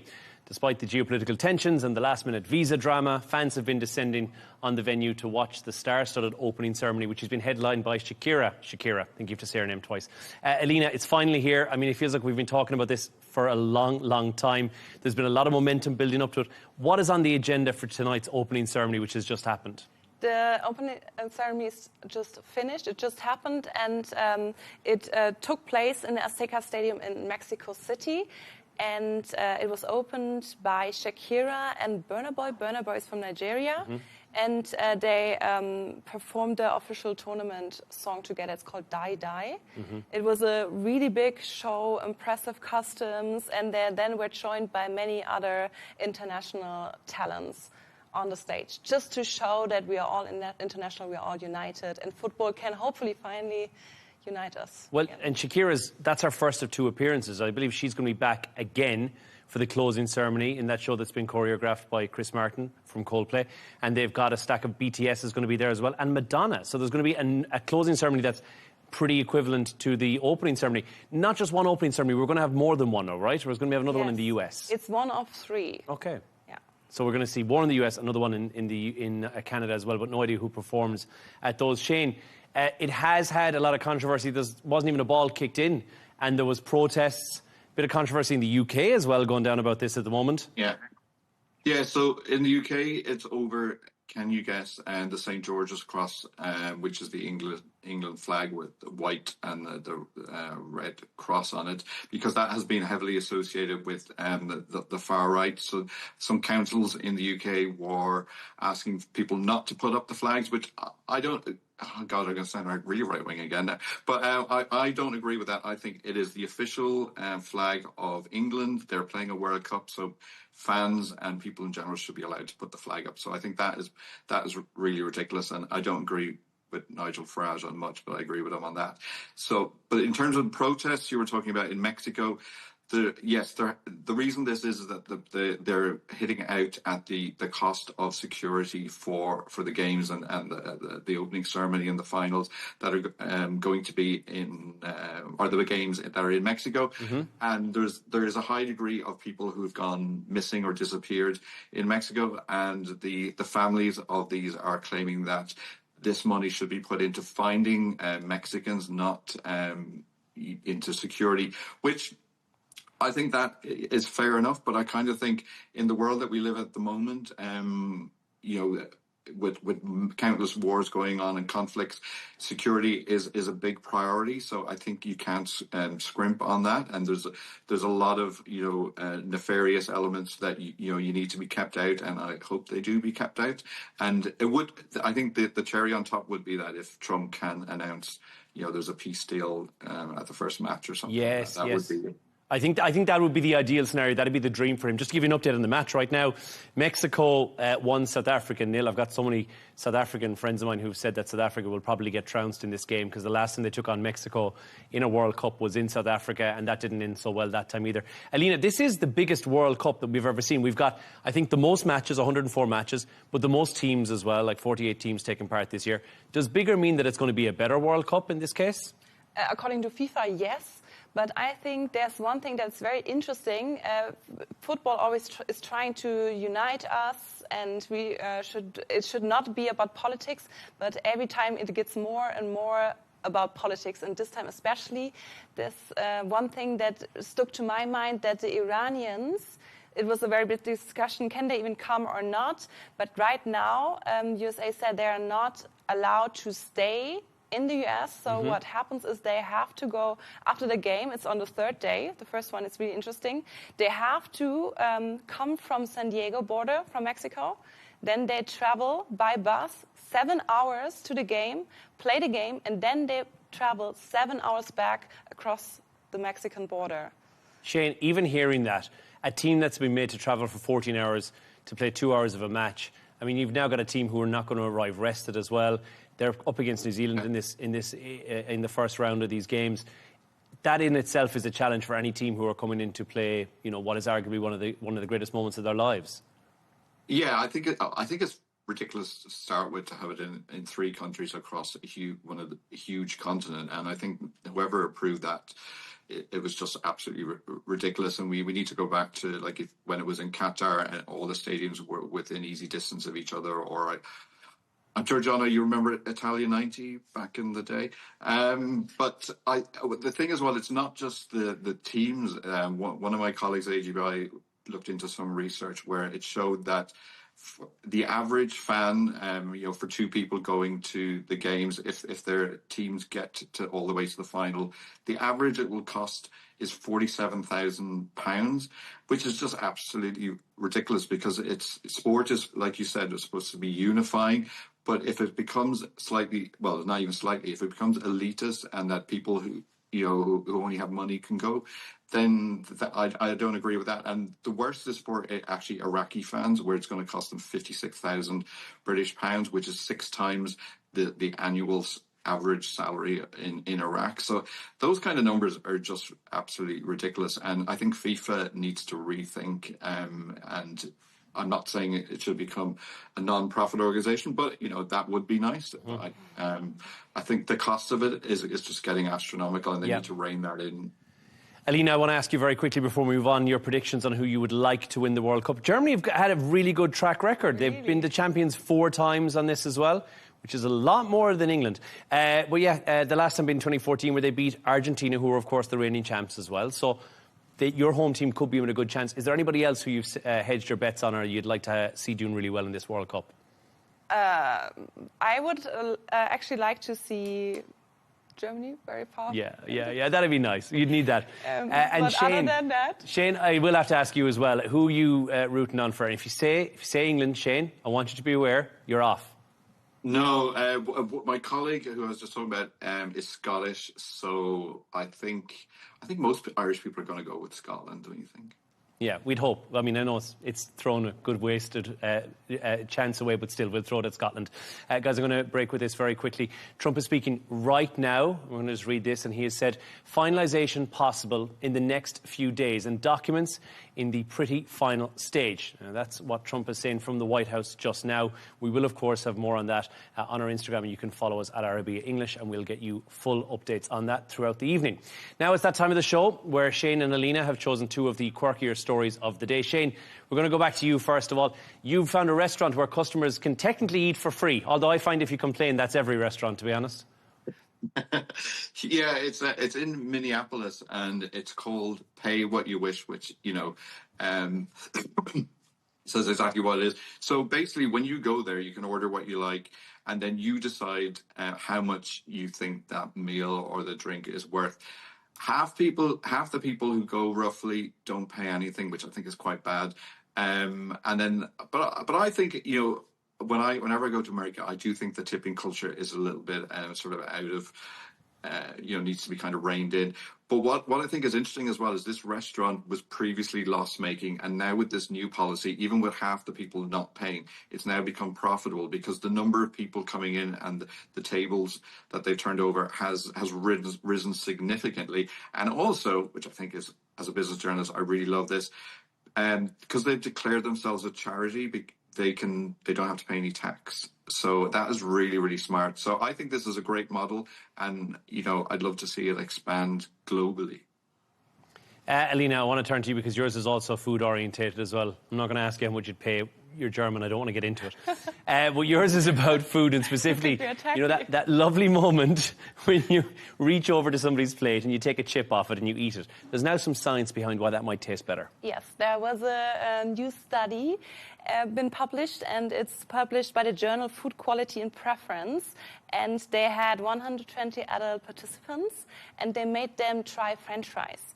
The French fries tasted exactly the same. One was as a gift, one was just a normal, their plate, they had to pay it, and the third one was the plate where they could steal from someone else. Yep. And then they found out, the study was clear, that the third one, the one where people stole from someone else's plate, those fries tasted so much better than all the others. It's true. It's forbidden fruit. You're not supposed to have it, but you can't help yourself. It does taste a lot better, right? Shane, what do you reckon? Somebody else's food? I'm a bit of a picky eater, so I wouldn't be reaching over it. Although French fries, I think, fair game. Fair game, yeah. We're going to go back to Trump very quickly on this. There's more details emerging from the White House just now as he's speaking from there. Trump on the Iran deal signing maybe over the weekend, and signing probably will take place in Europe. Plus, he's now said the Strait of Hormuz will open as soon as that deal is signed. Let's have a listen live to Donald Trump from the White House. They all came in and fished, but our people weren't allowed to fish there. That was put in by Barack Hussein Obama. Have you heard of him? Barack Hussein Obama and Sleepy Joe Biden. And it's a shame. I mean, a shame. But I did it a little while ago and opened it up to them. Twice I've done it now, Peter, right? Sure. Peter Navarro, the great Peter Navarro. And I did it twice. I did it then, and then they had a rigged election, and I wasn't here. Totally rigged election, just like what was happening in California. You see what, they got the kid out, and then they were doing the same thing to Steve Hilton, and I started bringing it. They said, look, they said, it's going to take 2 more weeks. It was a week, and it was heading south. And I started saying it's a rigged election. And then they said it was going to take 2 weeks, 1 week, 2 weeks. And all of a sudden he was approved. You know why? Because the heat was on. He couldn't get away with it. If I didn't do it, I guarantee he wouldn't be the nominee. It's a rigged election. Our country, and we have to get, by the way, the Save America Act has to get passed by the Senate. House has passed it 3 times. President Donald Trump there speaking from the White House live just now, and if you missed what he had said, again, you can get that from our social media. He has alluded that there will be a deal signed potentially over the weekend. He has also mentioned that that deal would be signed in Europe. No further mention on that, but he has alluded to the fact that the Strait of Hormuz would be opened immediately once that deal was signed. Full details of that are on Al Arabiya's English X account. Again, thank you to our guests tonight, to Shane McGinley, the news editor of Arabian Gulf Business Insight, and geopolitical and economist journalist Helena Cara-Bear. Thank you both so much. And that's all from us on W News Extra for tonight. Don't forget, you can always subscribe to our YouTube channel, get the latest information on President Trump from the White House on X, and G&T with Tom Burges Watson is on the way next. But for now, goodbye.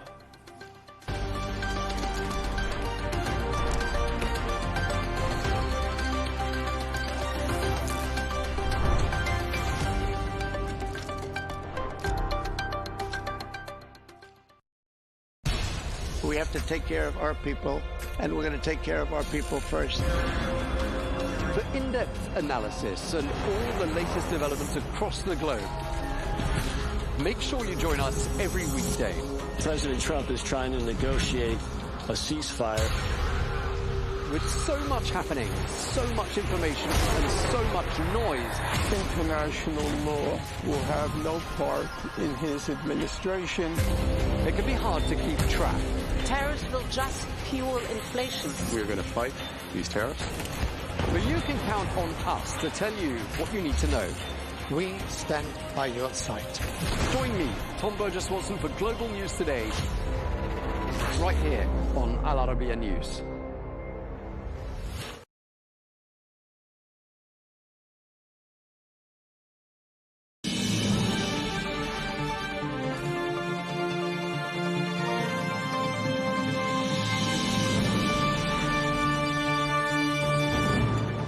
Hello and welcome to Global News Today, bringing you exclusive interviews with leading experts every weekday here on Al Arabiya English from our headquarters in Riyadh. I'm Tom Burges Watson.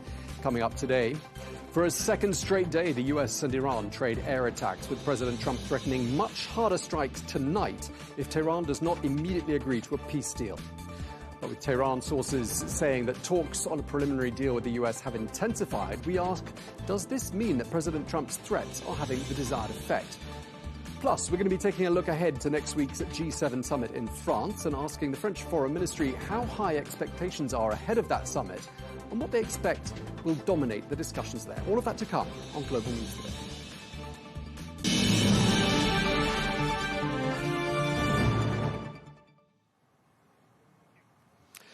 Hello and welcome to the programme. For a second straight day, the US and Iran have exchanged attacks, further straining the increasingly fragile ceasefire. While calling them self-defense strikes, CENTCOM says that it hit military and radar sites in southern Iran. Well, this came just hours after President Trump warned that the US would hit Iran, quote, very hard. Well, Tehran then responded with a round of strikes against US military assets across the region, including in Bahrain, Kuwait, and Jordan. Well, the continued exchanges of fire have raised fears of a wider conflict. Despite the renewed violence, Pakistani officials insist that mediation efforts are ongoing behind the scenes, with Islamabad still pushing for dialogue between the two sides. So, where do we go to from here? Back to full-scale confrontation? Or can diplomacy still bring both sides back from the brink? Well, Mick Mulroy is a former Deputy Assistant Secretary of State for Defense in the Middle East who served under President Trump. He joins us today from Montana. Mick, great to have you back with us here on Al Arabiya English. Let's just talk about where we are right now. President Trump is vowing fresh strikes on Iran today. He's saying that Iran will be, quote, hit very hard tonight, and says that US forces might soon seize the country's oil infrastructure on Karg Island. I mean, what does all of this tell us? And does that latter goal sound achievable to you? So good to be with you again, Tom, and your audience. Well, I think it just goes with the whole frustration that President Trump has right now. He, I think, did not want to restart these airstrikes and most likely does not want to insert ground troops, which is likely what's going to be required to take Karg Island. But I think he believes that the Iranians are just simply not participating in these negotiations to get to an end of the conflict and opening of the Strait of Hormuz and discussions on a new nuclear agreement. So this is likely the route he decided to take. Now, on these strikes that are coming up tonight, generally speaking, you don't want to obviously announce that you're going to take airstrikes at any particular time because there are pilots in those aircraft, and anything that gives the enemy advance notice is not helpful. But I think Iran likely knew that this was going to continue. Karg Island is going to be very problematic. I believe the president actually said that in his post, that the American population would not likely like this option because it would require ground forces, and those ground forces could take casualties and be essentially targeted nonstop while they're still present on the island. So it's a big risk to take that step. I mean, do we think these strikes tonight really are going to materialize? I mean, you mentioned an important point here, which I was wondering to myself about. Why announce strikes ahead of carrying them out? If it's not to get talks to step up a gear and to add some momentum to the negotiating process. Do you think that's what this is? Is this a tactic to turn up the temperature in the negotiations? Well, it could be. We're threatening to do things. Hopefully that Iran holds up their hand and says, wait, let's get back to the negotiation table and let me concede on this point. The problem with this, when it comes to negotiations, is it only works a few times. If you don't carry out the actual threat, then the next time you make it, they simply ignore it. And I think we might be getting to that, although President Trump has shown a willingness to use military force. I mean, that's why we're in this current situation. So I don't think they'll take it as a bluff necessarily. But ultimately, if you make these threats, they need to materialize, or it becomes less and less of a tactical tool to use in negotiations. Right. I mean, the other side is saying that the talks are continuing, and in fact, they're intensifying. So perhaps this stick approach is having some effect. I mean, we've heard from President Trump multiple times that a deal is just around the corner, some sort of a resolution is close. I mean, how much do you think that is President Trump, and how much do you think that is just simply dealing with Iran? Because it's known that dealing with Iran, you know, and striking a deal takes a very long time, and you probably are aware of that yourself. I mean, is it normal there be so many false dawns when dealing with Iran? Yes, and that's a good point, Tom. This is the way Iran negotiates. It's very frustrating, particularly to Western negotiators who are very much go by a checklist, and expedition is actually desired. In Iran, it took 2 years to get the JCPOA, and it wasn't a perfect agreement, but it did take 2 years. So it's very frustrating to many U.S. particularly way of negotiating, but it is what it is. Now, the question is going to be, do we want this to end in a negotiated settlement? If that's the case, then we're going to have to concede. If Iran wants it to end a negotiated settlement, then they're going to have to concede on some points. And they know what our red lines are, and I think we know what theirs are. So the quickest way to do this, in my opinion, is one, to take it off the public sphere. There's no way to really negotiate on social media. It simply entrenches both sides. Career diplomats can do this behind closed door. They know the issues. They can bring in experts, especially when we get to the nuclear components of these discussions. And that's what's really going to push the ball forward and get to a point much quicker than this back and forth on social media posts or Iranian regime leaking it to their state-sponsored news outlets. It simply doesn't work well that way. It might ultimately work in the end, but I think the fastest way is to do it the traditional diplomatic way.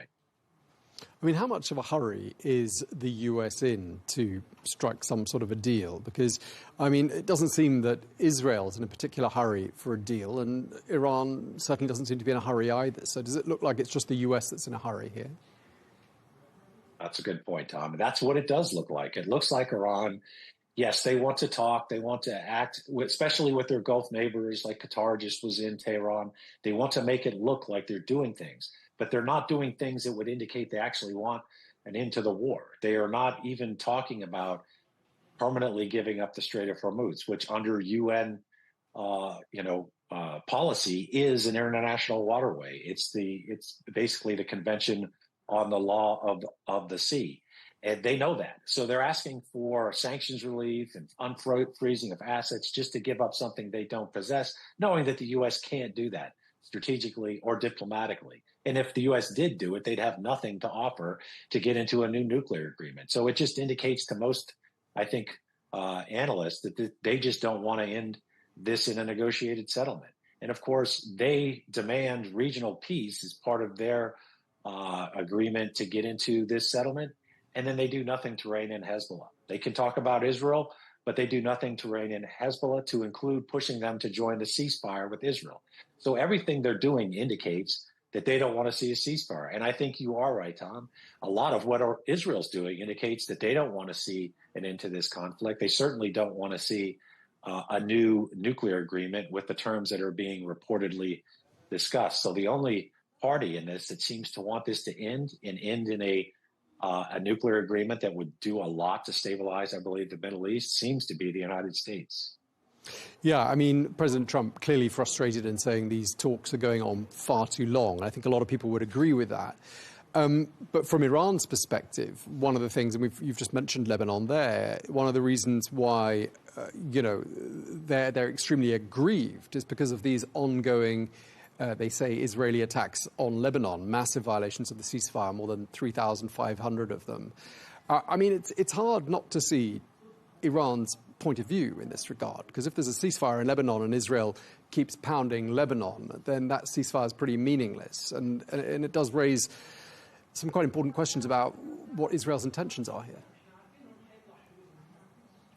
Yes, to be fair, from Israel's perspective, although I do think the United States was pushing for a permanent ceasefire in Lebanon before the war, now it's absolutely become critical. But from Israelis' perspective, they have a ceasefire with the government of Lebanon. Hezbollah did not join the ceasefire. Hezbollah keeps lobbing rockets into northern Israel. Israel's perspective is they're fighting Hezbollah. That's the issue. That's the issue, I think, when it comes to proxy organizations. They are a separate entity, largely controlled by Iran. That's what proxy means, in another country. And then they use them to carry out military operations that they don't want to be directly tied to, whether it's Hamas against Israel, Hezbollah against Israel, the Iraqi militias, the militias in Iraq that attack U.S. positions and Iraqi positions, quite frankly, the Houthis in Yemen that attack their neighbors and obstruct the commercial transit of ships throughout the Red Sea and the Bab el-Mandeb, have done it for years. These are all controlled in part by Iran, and certainly they're supported by Iran. So I think from the U.S. and mostly from Israeli perspective, they're fighting Hezbollah, which is a proxy force of Iran. If Iran wanted peace, they could instruct Hezbollah, stop attacking Israel. Okay, I mean, just to wrap up our conversation, Mick, I mean, at the end of all of this, President Trump needs to have an agreement that's better than the nuclear deal that he tore up, the deal that was struck in 2015 when President Obama was in office. Is that going to be achievable, or do you think there's a risk here that he ends up with something rushed, because we've discussed how America needs this war to end sooner than any of the other parties do, and perhaps ends up with a deal that's less good than what was in place a decade ago? That's a very good question, Tom. And that's one of the concerns that Israel has. That's one of the concerns that people on both sides of the aisle in the United States, the Democrats and Republicans that are hawkish on Iran, they know that ultimately we decided to pull out of the JCPOA in 2018. That wasn't a perfect agreement, but most people at the time, I think, and that's my characterization, were saying, why not improve it rather than just blow it up? Because when you blow it up, they're going to go after a nuclear weapon.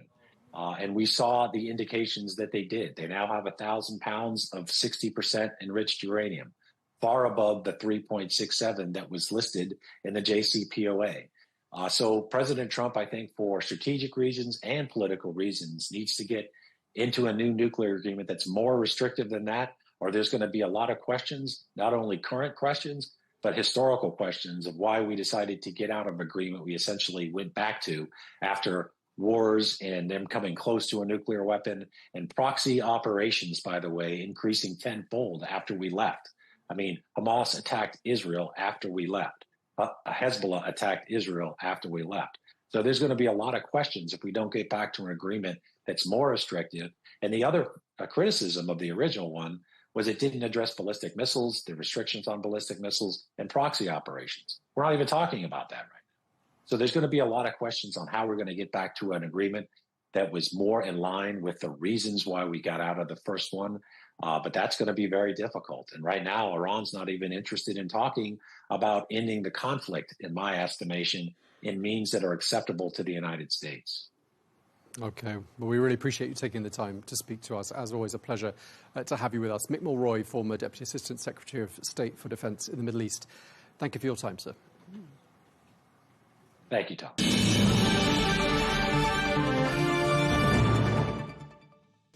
Well, Robert Fox is the defence editor for the London Evening Standard newspaper and joins us now from the UK. Thank you very much indeed for joining us, Robert. Always a pleasure having you on the programme.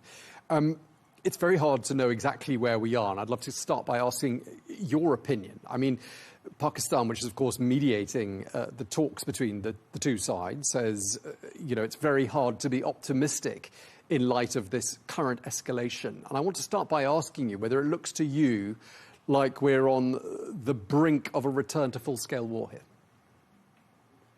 I don't think so, but I think that this is going to drag on because it looks to me as if Trump is absolutely desperate, because the IRGC junta, very well organised, very, very self-disciplined, is playing the long game. And the question now is who can play the longer game? Trump is running out of patience because he is running out of time, because he can't allow this to run through the summer much longer because he faces the midterm elections, which will go badly if this goes badly. Equally, such is the parlous state of the domestic economy in Iran, how long can the junta that's in charge keep this going, given the dire conditions, living conditions of many, many millions of Iranians? Why I think there won't be a full resumption, because despite saying we're going to take over the oil infrastructure, Karg Island, it's a desperate move because you'll have to commit ground forces to ensure that that takes place, even a minimal incursion on the coast. And that's going to be very, very difficult to support in traditional terms of war. And of course, they aren't traditional in the era of the drone and concealed attacks from attack boats, remote controlled and piloted. It's something that Trump could not have envisaged, but he is losing the initiative. And I think that's the thing that's so desperate for him at the moment. OK, so in terms of seizing Karg Island, what you're saying is it's not achievable without ground troops. I mean, does that therefore make it an unrealistic prospect, the idea that we're going to have, warfare on Karg Island? Well, it's kind of weird in that Karg Island is the terminal, as you rightly say. It is not the oil industry itself. And what the IRGC leadership seem to be saying, we can suck up the punishment on of this to a certain extent. But how long Iran can contemplate the wrecking of the infrastructure of its oil industry is open to question. The damage has been enormous already, which means it will take years to restore. And it wasn't in very good condition prior to February the 28th anyway. So it's very difficult. It's very difficult because actually America is pretty bereft. Yes, it's got Israel, but not much more to support it. I mean, there's been a few days of renewed hostilities that began really with the downing of that Apache helicopter. Iran has attacked, it's reported, 18 US military targets at air bases in the region I'm speaking to you from, notably in Kuwait and Bahrain. Do you get the impression that either side has managed to inflict serious damage on the other during these last 24, 48 hours?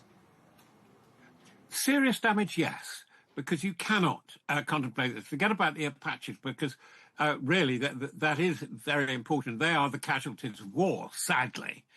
But what I think that they're doing so well is getting at the centres of gravity. They're hitting the headquarters of the Fifth Fleet. Not that they're that substantial on Bahrain, but in fact it symbolises we're getting at the centre of your power. Look upon this and upon that, and the that is, and we've still got the Straits of Hormuz in our grip, they are closed. And I think that's the thing that America is finding it very, very difficult to get round. It's busted its options with its allies, its European NATO allies, because they're very, very much tied in all kinds of things at the moment about the next phase in Ukraine, which looks very serious indeed. Not to say the domestic security and defence problems of my own country, from which I'm speaking to you, namely the UK. So it's not quite home alone or out there alone for Trump, but he's only got Israel. His nominal allies in the Gulf are pretty fed up with him, and it seems that still he hasn't got a long-term plan for this one. I mean, it's unlike any war I expect you've ever covered in your entire career, because, I mean, the ceasefire has been considerably longer than any of the actual phases of hostility. And we had this long period of limbo where there wasn't exactly war, but there certainly wasn't peace either. And that seems to have just come to an end now. I mean, why do you think that period of limbo was so long? Well, what comes with this new form of warfare, as you rightly say, is that it's there's a weird conception, isn't there, of ceasefire. And it's a very peculiar Trumpian thing. Look, we've got a ceasefire, allegedly, in Gaza, allegedly at different times. We've had a ceasefire recently in South Lebanon with Hezbollah, but to the people on the ground, I can assure you, it doesn't look like a ceasefire at all. So it's very, very strange that you've got this almost, it's like a subclinical virus, where the virus is there, it's threatening, and it comes up and it goes down. And it's this intermittent, sporadic, but chronic effect of no war, no peace that I think is so difficult to handle. And that really Trump, Hegseth, Vance, Rubio have really got to come up with a plan B on this one, because simply this, they cannot afford to keep this amount of firepower, of forces, of carrier forces particularly, mobilized and operational in the area for very, very long. It's months, but it can't be years. Yeah, they're not just mobilized, they're on standby. And some of the commentators we've spoken to, and I'd love to get your view on this, told us that having so many soldiers and Marines on standby aboard these aircraft carriers and deployed around the region was a very dangerous thing for an extended period of time. Do you agree with that? And why do you think it's so dangerous? Well, first of all, I completely agree with it. And the danger and risk is only from personal observation, because I've been with assault forces, first of all in the Falklands and so on, because you cannot keep amphibious forces, and I include airborne as well as marine forces, cooped up like that. If you're panting them up to be prepared for action, to put their lives on the line, they've got to let off steam somewhere. Even if they go away, they'd have to find somewhere where they could run these boys and girls up the beach, and so they could really blow off in a big exercise. By the way, we faced that prospect in 1982, when early in the May, it looked as if there might be a ceasefire, and there was serious contemplation of major exercises which would have to take place to step down the key assault forces, Marines and Paras, from being absolutely keyed up to be operationally ready to go within 24 minutes, I mean, rather than 24 hours. Right, so clearly having all of those soldiers sitting there waiting for instructions is bad for their potential on the battlefield, also presumably bad for morale. Bad for discipline too, because things can go very, very wrong, because these are A forces, and their business is not to defend, it is to attack, to assault, to take ground. And I think that this is not being taken into consideration. The commanders, who are generally speaking excellent, completely understand that. Not so sure that the commander-in-chief does. Okay, so you seem to be saying that there's a serious strategy issue here. Yeah. I mean, we've been told from early on in this war that Iran has been, militarily speaking, very heavily degraded. Do you share that assessment? What do you think is left of Iran's military threat? I'm sorry, it is, I think, the weakness in the whole sort of we're dominated by the age of autocrats argument. I think when Donald Trump and Vladimir Putin start talking statistics, cross your fingers and reach for the smelling salts. Donald Trump has said 21 or 20% of air defences, missiles, drone forces left. How does he know that? Even the most accurate satellite-guided ground observation, you can't get to that. Because after all, well, why do I say that?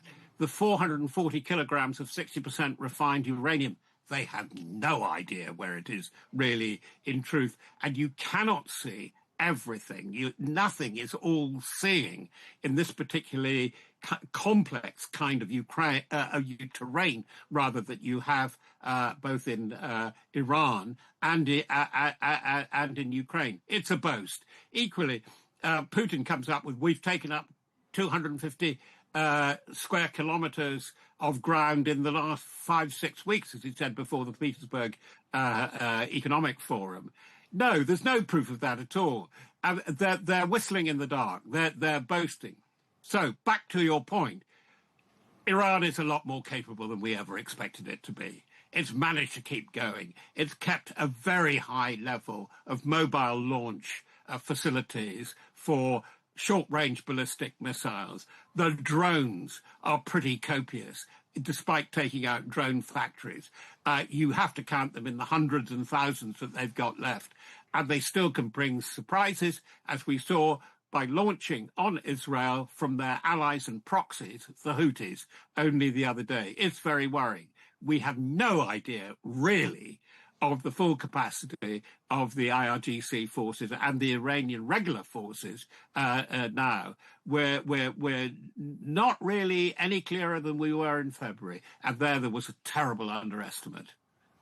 I mean, President Trump, this is my last question, he needs 2 issues to be tackled ASAP. The Strait of Hormuz has to reopen, and he cannot allow, he says, Iran to develop a nuclear weapon. I mean, if he achieves those 2 things, I mean, can he achieve those 2 things in the near term? And an extension of that question is, does that mean that other issues like the ballistic missile program, the proxies, those issues are basically kicked into the long grass and probably can't be tackled? No, and yes. No, I don't think either can be done very quickly. It's a real headache, the nuclear issue. But above all, as the IEA keeps pointing out, is the question of monitoring and checking. The thing about the Straits of Hormuz, the strategic waterway, it is looking much more intractable than ever could have been imagined.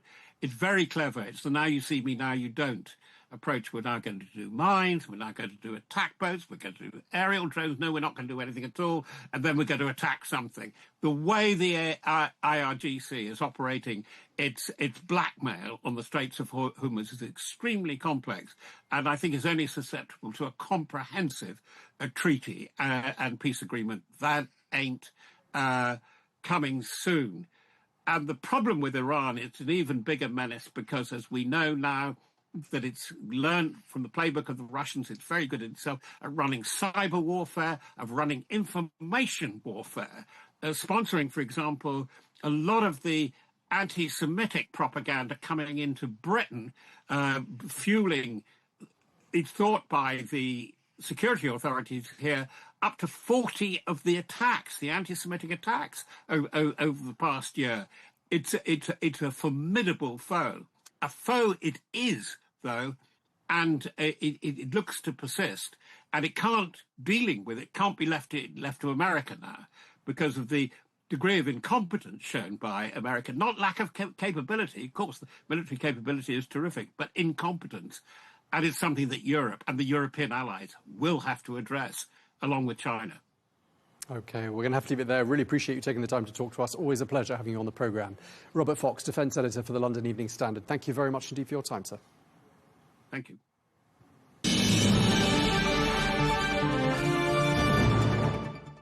Meanwhile, tensions do not appear to be easing in Lebanon. Israel has killed 16 people in fresh strikes, whilst the UN is preparing to investigate possible violations of international law. Well, the country is also facing growing concern over rising internal tensions as a ceasefire framework with Israel, which includes provisions to dismantle Hezbollah, continues to stir deep political and sectarian divisions. Well, let's go now to a report from our producer, Shadan Hamam.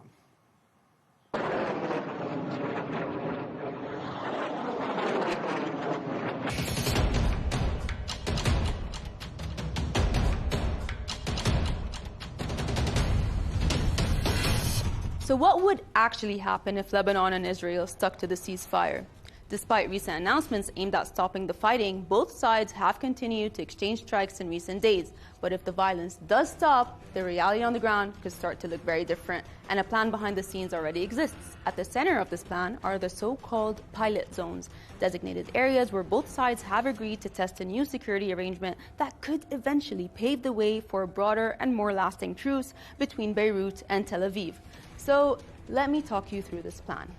Firstly, these pilot zones, or security zones to be more precise, would be established in southern Lebanon, with Hezbollah militants completely excluded from them.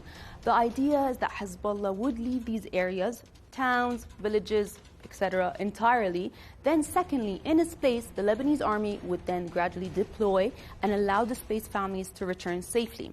But there is one condition for the plan to move forward: the withdrawal of Israeli forces from these designated areas after the arrival of the Lebanese army. So where exactly would these pilot zones be? Lebanon's government, together with international mediators, have identified a number of locations to launch the plan, chosen for both their strategic and symbolic importance. Among them are the Beaufort Castle and its surrounding areas, Yahmar, east and west Zautar near Nabatieh, as well as the city of Tyre and its outskirts.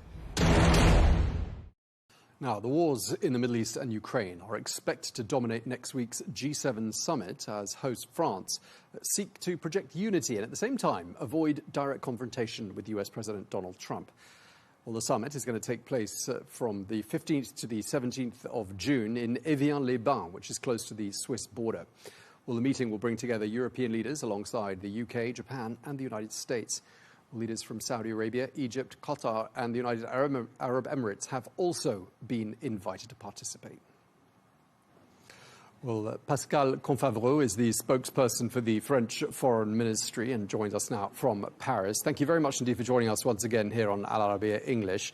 I'd like to start by asking you about how, obviously France has the presidency at the moment of the G7. You're going to be hosting the G7 summit in Évian-les-Bains next week. What's going to dominate the discussion there at Évian? What's important with the G7 is to gather the leaders and to tackle all the issues of the crisis at the moment, of course, but also the global imbalances that we see in the global economy. And so these are, I think, the two main subjects that will be dealt with next week in Évian. And there will be specifically a session dedicated to the Middle East and with the participation of the leader of Egypt and also of other regional leaders. What's your reaction? What's France's reaction to the massive destruction that we've seen in the south of Lebanon? And why haven't we heard more from France in this regard? France is extremely active regarding Lebanon. There wouldn't be any ceasefire as fragile as it is today if France was not included and was not actually at the core of it. It's the messages we are passing to Israel and also to the United States.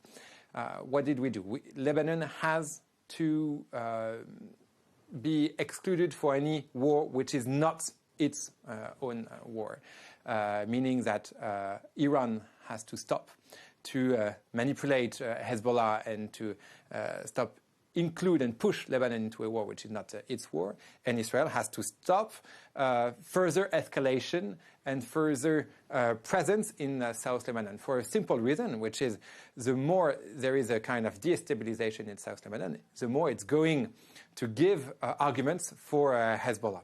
And so that's why we are supporting and facilitating as much as we can the direct discussions between Israeli and Lebanese authorities. There have been 4 rounds now of discussions in Washington. These were the first time that such discussions between civilians were taking place in 40 years. And so for us, it is this path that has to be followed in order to establish a kind of long-term and mutually advantageous situation between Lebanon and Israel. And when UNIFIL's mandate expires, what's France's vision for security in Lebanon and how it's guaranteed? I mean, would France potentially consider sending a peacekeeping force of its own? The UNIFIL expires on the 31st of December, as you know. So there are works that are underway and in a good way to think for the future. And there will be a proposition by the United Nations General Secretary. And we are just starting the discussions to see how France and the European Union could contribute to it for the future. It would be good that these works end around next summer, 2026. Okay, there's been a couple of announcements by France in the last few weeks about two high-profile Israeli politicians who are essentially barred from entering French territory. I'm talking about the Finance Minister Bezalel Smotrich and the National Security Minister Itamar Ben-Gvir. Do you believe that banning these two individuals from entering France actually weakens or strengthens France's role in trying to find a solution to the conflict that's engulfed the region? We take the question in the other way. We just see how we can have an impact on the red lines that are drawn in the region. The escalation in terms of violence on the West Bank, or the impossibility to go into the phase 2 in Gaza, are really things that we want to avoid. So that's why we have pushed forward a third step of sanctions at the European Union level. That was 2 weeks ago. That's why we also have taken an individual measure against Minister Ben-Gvir 2 weeks ago, when everyone saw this video where he was treating members of the flotilla that was trying to reach Gaza banks and that was treating in a totally unrespectful way. And yesterday we took some measures with other countries such as United Kingdom, Canada, Australia, to have individual measures against Minister Smotrich and other actually persons responsible for the colonization in the West Bank. There will be future discussions at the EU level next week, when there will be a ministerial meeting for foreign affairs. What is important here is to see how we can it's not sanction for sanctioning. It's just to say, okay, how we can have a change of position using these measures when things are unacceptable. Okay, I mean, it looks like there could be a cycle of tit-for-tat measures in the works now, because it was announced today that Israel was barring entry of a French reporter who works for Radio France Internationale. She was there to cover the Palestine-Israel conflict, and she's been barred from entry. I mean, do you think that's an inevitable result of having banned two high-profile ministers? I won't go into any speculations. We have always been very clear in the way that the two-state solution is the only solution that gives a political horizon that can stop any further cycle of violence, and the measures that are doing violence into West Bank or colonization have to be avoided, and that's the only thing that drives us over there. And as soon as tomorrow, actually, there will be a conference in Paris gathering civil societies of Israel and of Palestine at the heart, actually, of Paris, 1 year after the Declaration of New York, to gather these civil societies and to see precisely concrete measures that could be taken. and this will be another call of Paris that will be then sent to the G7 leaders next week. And this meeting is extremely important. They will gather 100 Israelis and 100 Palestinians around Jean-Noël Barrot, the Minister of Foreign Affairs of France, with 15 other ministers of foreign affairs, and actually listening and seeing what the concrete measures are proposed and put forward by Palestinians and Israelis. Okay, it's clearly a very busy time for the French Foreign Ministry. And another issue that's likely to be discussed at the G7 in Evian is of course, Ukraine. The Ukrainian President Volodymyr Zelensky has been invited. I assume he's attending. If not, he'll be attending by video conference. Perhaps you can confirm that for us. But what progress does France see when it comes to ending that conflict? Well, what we see is that on the ground, Russia is in a stalemate. There is, for the second month in a row, a fact that Ukraine is taking more land than Russia is doing.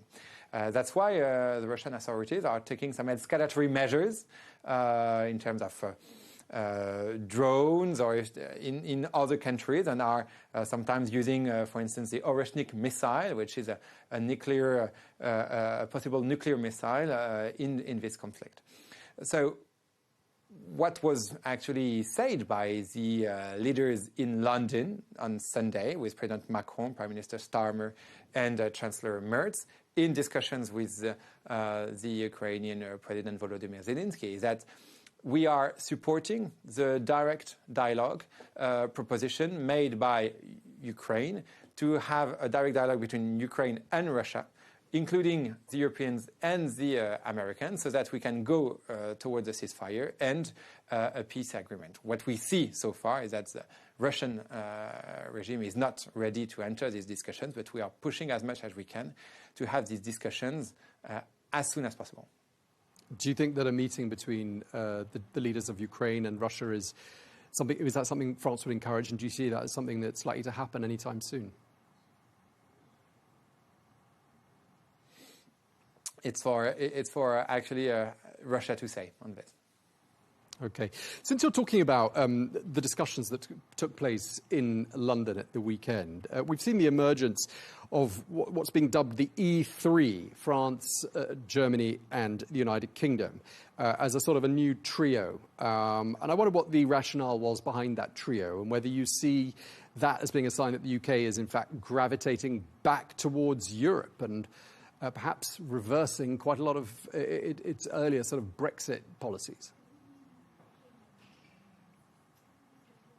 Oh, I wouldn't link it to Brexit or not. There is a habit of discussions with our British counterpart, our German counterpart.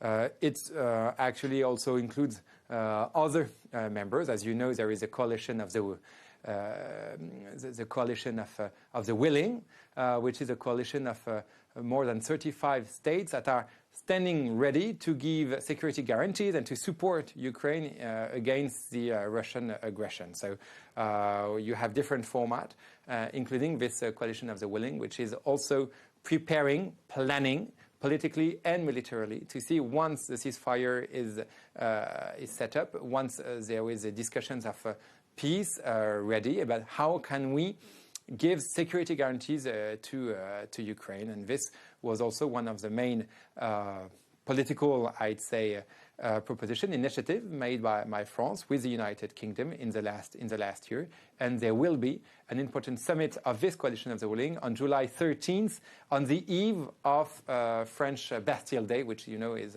July 14th. It does seem that the French and the British are doing more together, and I assume that's something the French Foreign Ministry is pleased to see. Not least, there's discussion of the formation of a multinational mission to reopen the Strait of Hormuz, just going back to what we were talking about earlier on. I mean, what's the likely outcome of such a multinational mission? The outcome of a multinational mission in the Strait of Hormuz is extremely simple. It's that it will recreate some trust which is extremely needed, because once you have the decision made by the belligerent to say, okay, we stop, we have a long ceasefire, and we stop the attacks and we open the Strait of Hormuz, ships won't go through the Strait of Hormuz like that, because you need to give a kind of reassurance for the operators, for the insurance companies. You need to swipe the different sea mines that could be in the strait. So you need a lot of work, actually. And that's why this multinational mission is so important. That's why 50 states are preparing for it. That's why these 50 states are out of the belligerent, neither United States nor Iran. And that's why these 50 states are also pushing for a purely defensive. They don't want to enter that war. They just want to recreate some fluidity in the Strait of Hormuz so that the ships can go on and off the strait. And this requires actually a lot of work. And so that's why with the United Kingdom, we are doing this work of planification, and that it's giving great results. I mean, clearly the closure of the Strait of Hormuz has affected the economies of countries right across the globe. And I'm wondering what the impact of its closure has been on France. I mean, are you starting to see any signs of shortages? Because there was talk some weeks ago of jet fuel running out on the continent. I mean, are we seeing any major signs of shortage as a result of what's happening thousands of kilometers away? There is an impact on the global economy, so there is an impact on the European economy and the French economy as well. We can see it in the rise of the oil prices in France. But what I'd like to say is that it does have, and it will have, even more impact on the poorer countries in the world. And that was part of the G7 talks, ministerial talks, not the leaders' talks, but the level of the ministers of development, where you can see that, and we have to prepare for it, that a blockade of the Strait of Hormuz will have, of course, an impact on the rise of the oil prices, but it has also, it's blocking also the export of fertilizers. So it means that in the future, you can have some food shortages and the problem of food security in the poorer countries. So it's part of global responsibility, actually, to have this problem in mind and to try to tackle it as soon as now. And so that was part of the G7 ministerial discussions, and that will also be part of the future G7 leaders discussions next week in Evian. This is my last question to you, Mr. Confavreau, just going back to Evian, where we started this conversation. There's no final communiqué expected from the G7. Perhaps you can update us on that. There will be, we're told, some joint statements. But I'm wondering whether more than written statements, there's an unwritten message that you hope that this G7 summit is going to send out. And if so, what is it? The leaders will meet. It's extremely important that we create this kind of intimacy among the leaders at this moment of year, when you see that the situation is extremely fragile in the Middle East, that we are trying to reach a kind of deal in Iran, but also a ceasefire in Lebanon, that you see how fragile the situation is also in Ukraine. And I think it's extremely important that these leaders can meet, can discuss freely, and can try actually not only to draft a final statement, but just to find concrete solutions to go forward. And I think that's what we are actually engaged in as French presidency of the G7 this year. Okay, well, we wish you all the very best with that summit in Evian-les-Bains. Thank you very much indeed for taking the time to speak to us. Pascal Confavreau, spokesperson for the French Foreign Ministry. Thank you again for your time, sir.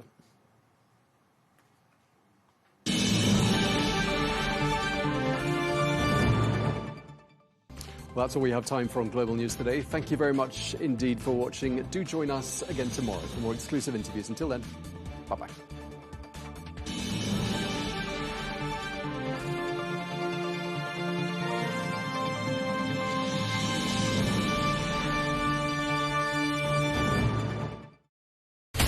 From the White House to Gaza, Kyiv to Beijing, elections, economics and the environment compete with conflicts and other complex issues for our attention. In an age of fake news, deepfake and artificial intelligence, they've got to have a vote and a say. It's important to look beyond the loudest voice to understand the truth. From newsmakers to groundbreakers, My campaign is going very well. Presidents, prime ministers, princes and peacemakers, and cultural tastemakers. As Arabs, as Middle Eastern, we're too emotional. Join me on The Rizkan Show for empowering conversation.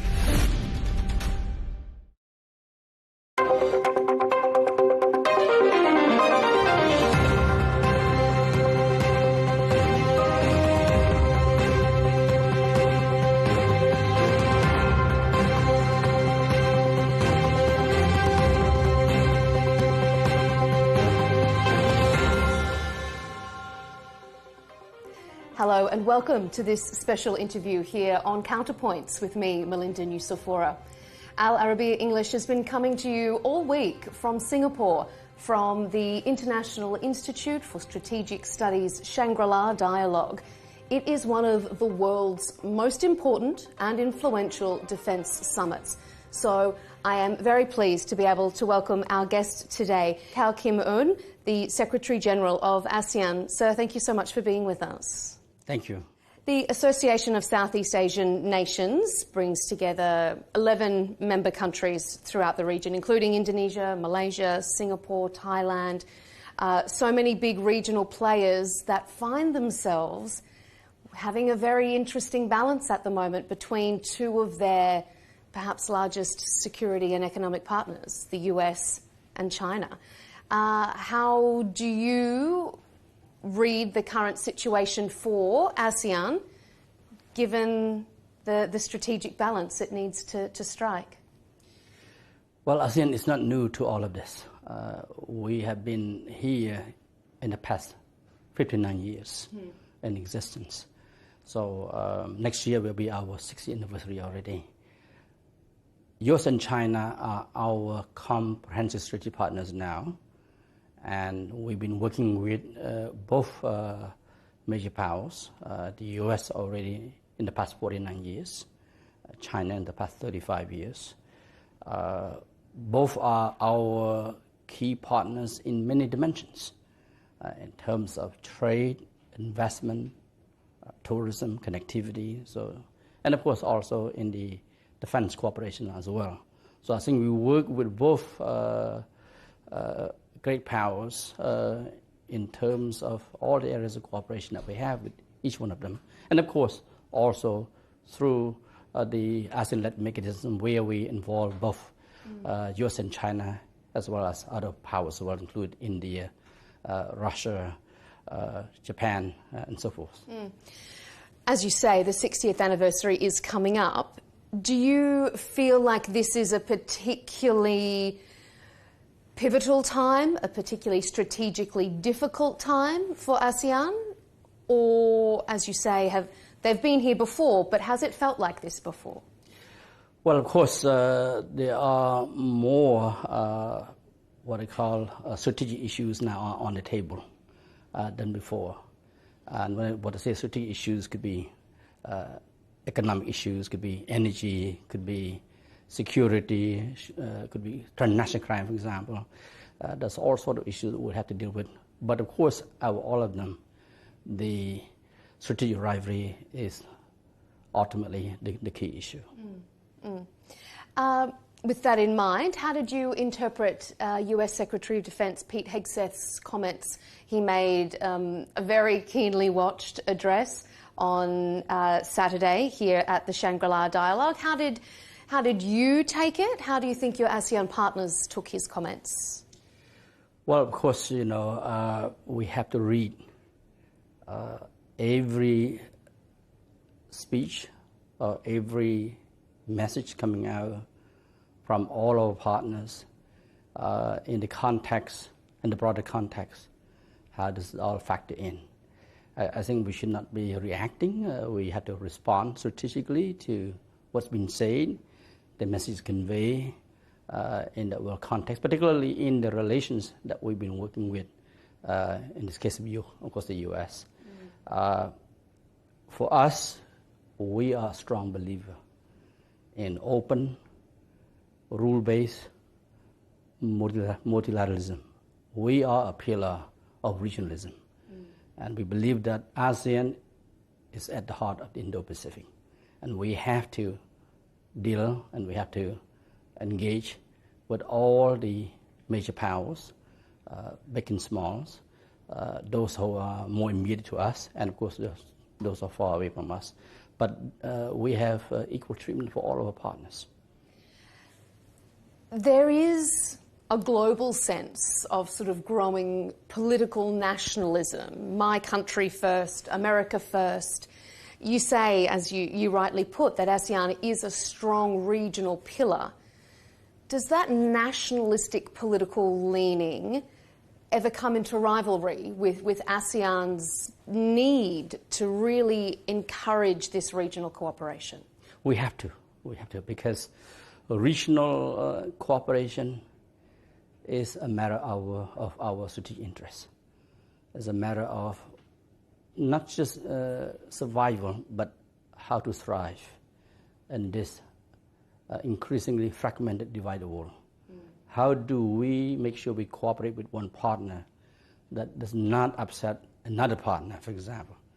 We have to convey to all partners that by working with one partner, we will not exclude others. So this is the way we engage, and it has always been like this. Through the ASEAN established mechanisms, through the ASEAN-led mechanism that we have, for example, between ASEAN and US, ASEAN China, ASEAN Japan, but of course also where we engage all of them collectively as well. So yes, there are, from time to time, we will see that nationalism being pushed to the front, but I think what we need to do is to make sure that all national interests, they are not purely national interests. They have some regional and global interests as well. Mm-hmm. When we talk about this region, we can't ignore the South China Sea. It sits at a crossroad of security and commerce. ASEAN has been working with China to try and get a South China Sea Code of Conduct for so many years now. How is that progressing? Will we ever see a South China Sea Code of Conduct? Well, first of all, with China on the South China Sea, we have been working with China for more than 2 decades already. I think since 2002. Well, that's when we signed the Declaration of Conduct Parties in South China Sea with China. There's 10 ASEAN foreign ministers signed that DOC agreement with the foreign minister of China to have the DOC in place back in 2002. Since then, of course, now it's 2026. We began the other round of negotiations to work on the Code of Conduct COC since 2017. We agreed that we should conclude the COC negotiations within this year, 2026. How is that going? Well, I think we are going very strong, making real progress. And I think there's a clear commitment from both sides, ASEAN and China, to finalize this document within this year. So I have every optimism that we will be able to do that. Internal divisions, though, within ASEAN can be a roadblock to getting that. Are you confident that ASEAN can speak with one voice? Well, I think it's our culture sometimes to agree to disagree.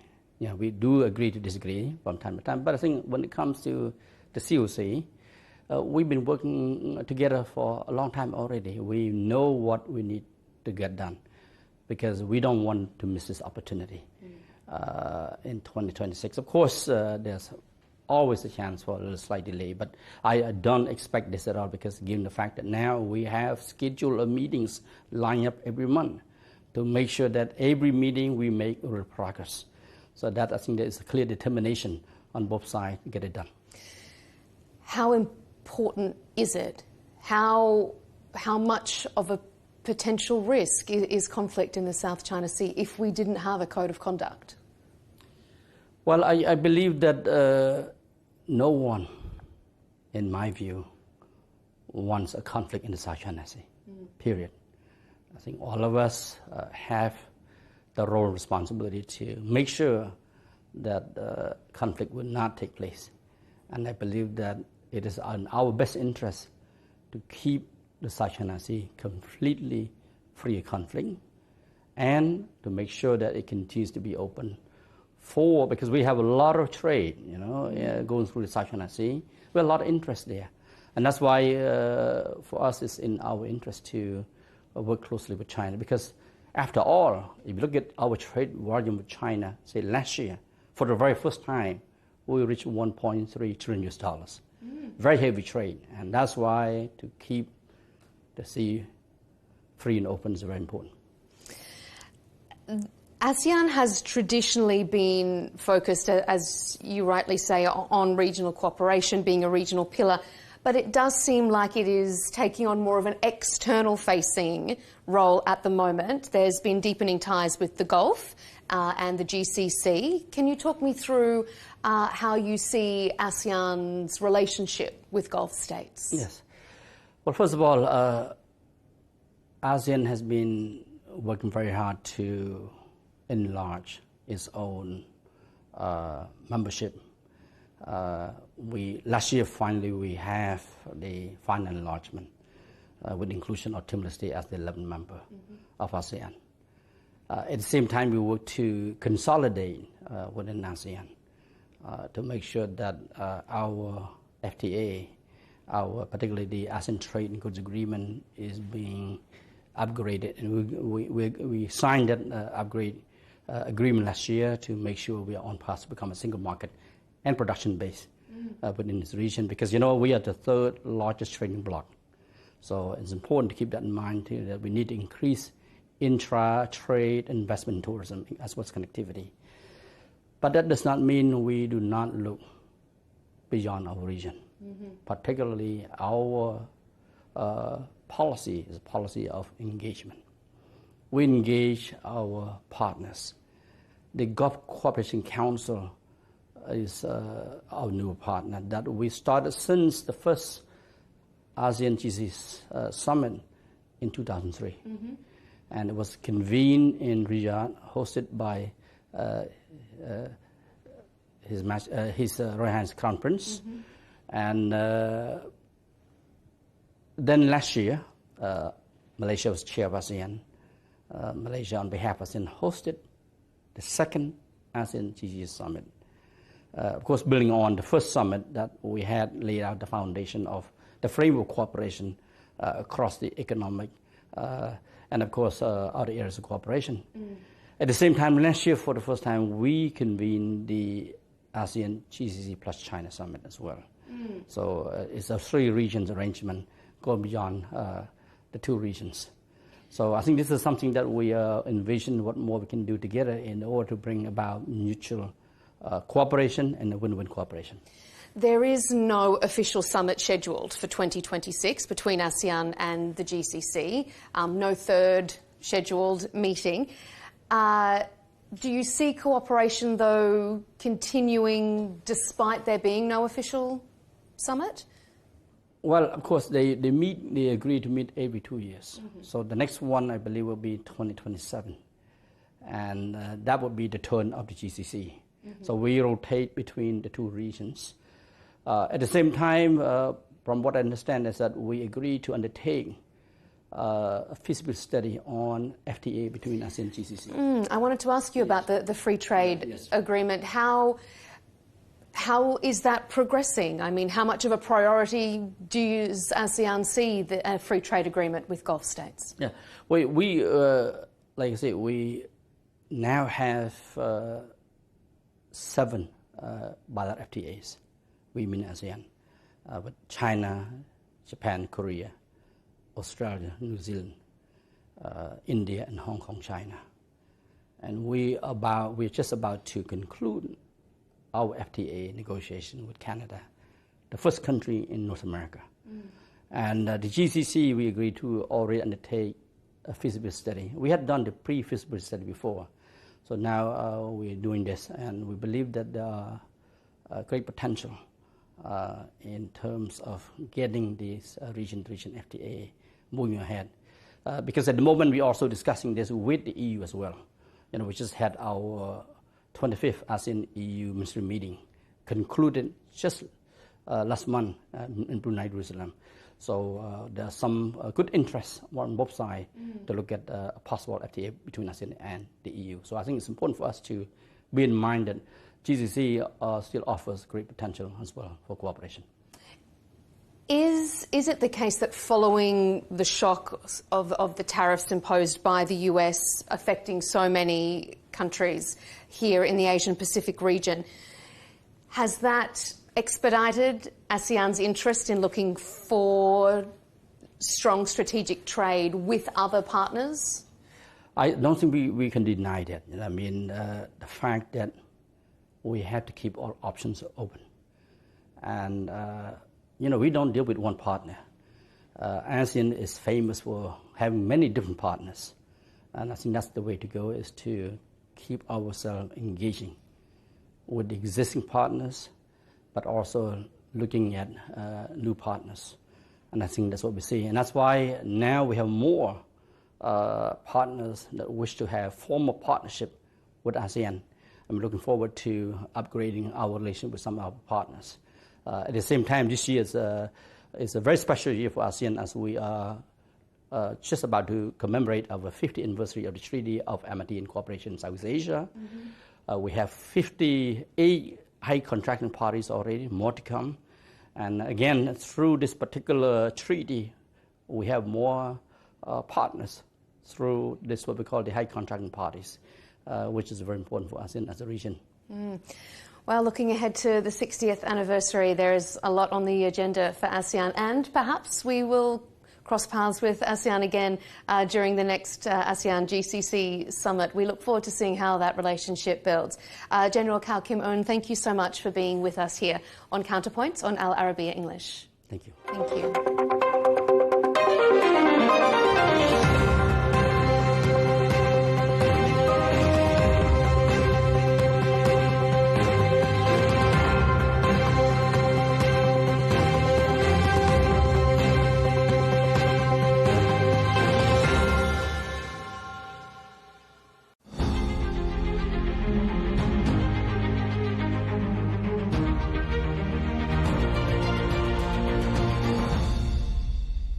The world is in the grip of an energy crisis unlike anything we've seen in decades. The war in Iran and the closure of the Strait of Hormuz has sent shockwaves through global energy markets, triggering supply deficits, draining inventories, and raising the specter of an oil shock that many analysts had long warned was coming.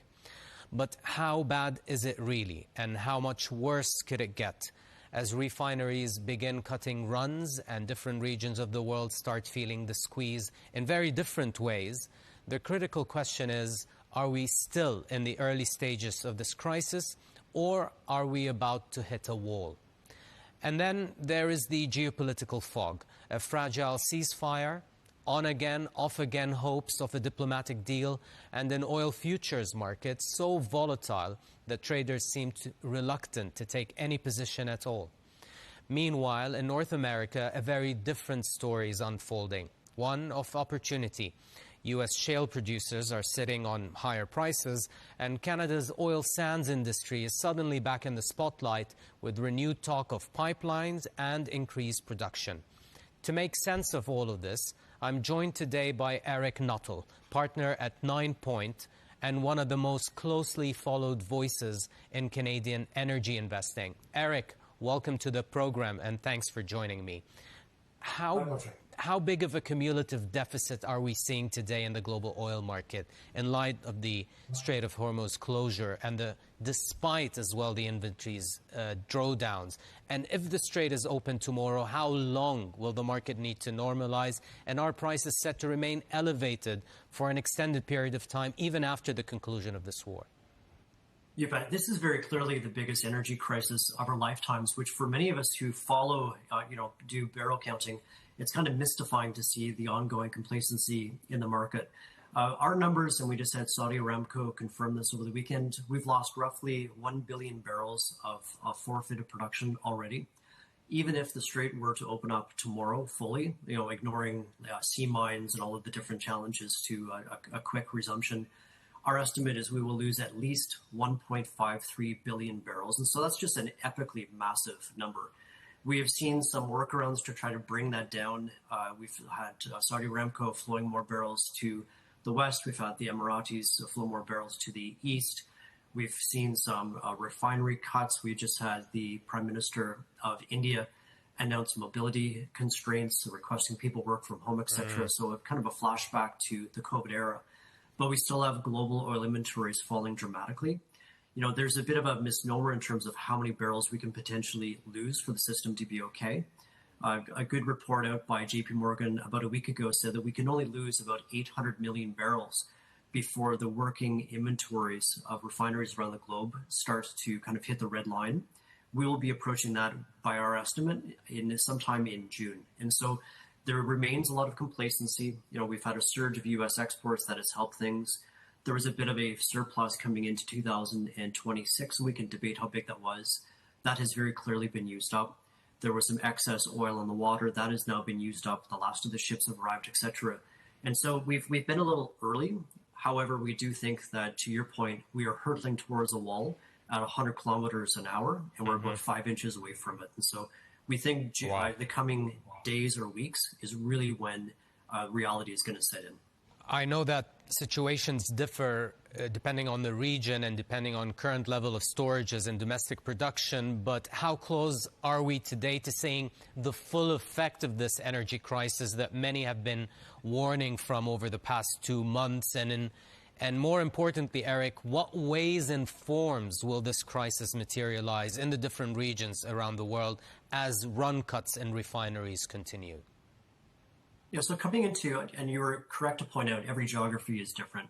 Globally speaking, we were already quite low in terms of inventories of certain refined products. Jet fuel and diesel were both very, very low. And so it's not surprising in areas such as Australia, you know, they have the highest diesel consumption per capita of anywhere in the world.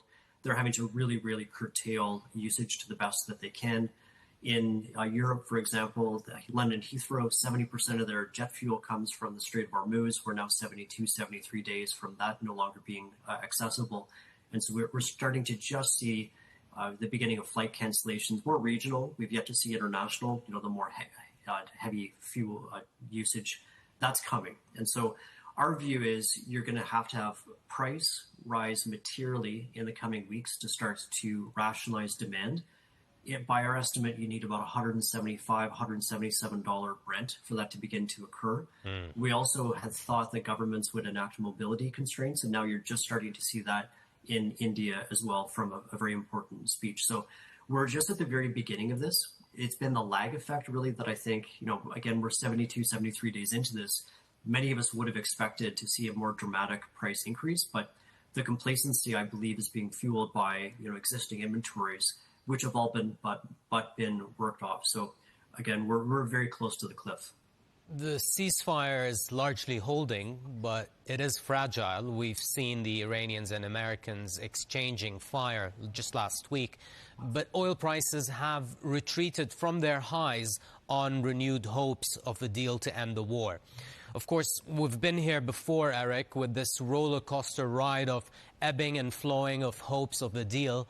Mind you, liquidity in the futures oil markets have been low lately, probably showing traders lack of appetite to take positions in such a topsy-turvy market. Are you optimistic that we are any closer today to the end of the war than we've ever been so far? I think what we have seen is, you know, this work towards an MOU, which is just really setting the principles for negotiations to begin. It still seems like both sides are very far away. You know, you have a ceasefire where you have love taps by Donald Trump's wording and such. So we do not think we are close to this resolving, which is dramatic. You know, we have Middle Eastern production now roughly 14 million barrels per day. We are rapidly drawing down stocks, and yet we have this complacency. And I think there's two reasons for that. Historically, every geopolitical spike, it has been warranted to sell into that strength. We think of Abcake back in 2019. You had a sharp rally in the oil price. It fizzled out, I think, a week or week and a half later on. The other, and to your point, is traders are not willing to deploy risk capital because of the dramatic indirect influence from the Trump administration into the oil market via tweet or truth media. We've seen unnamed sources, you know, certain media quoting unnamed sources.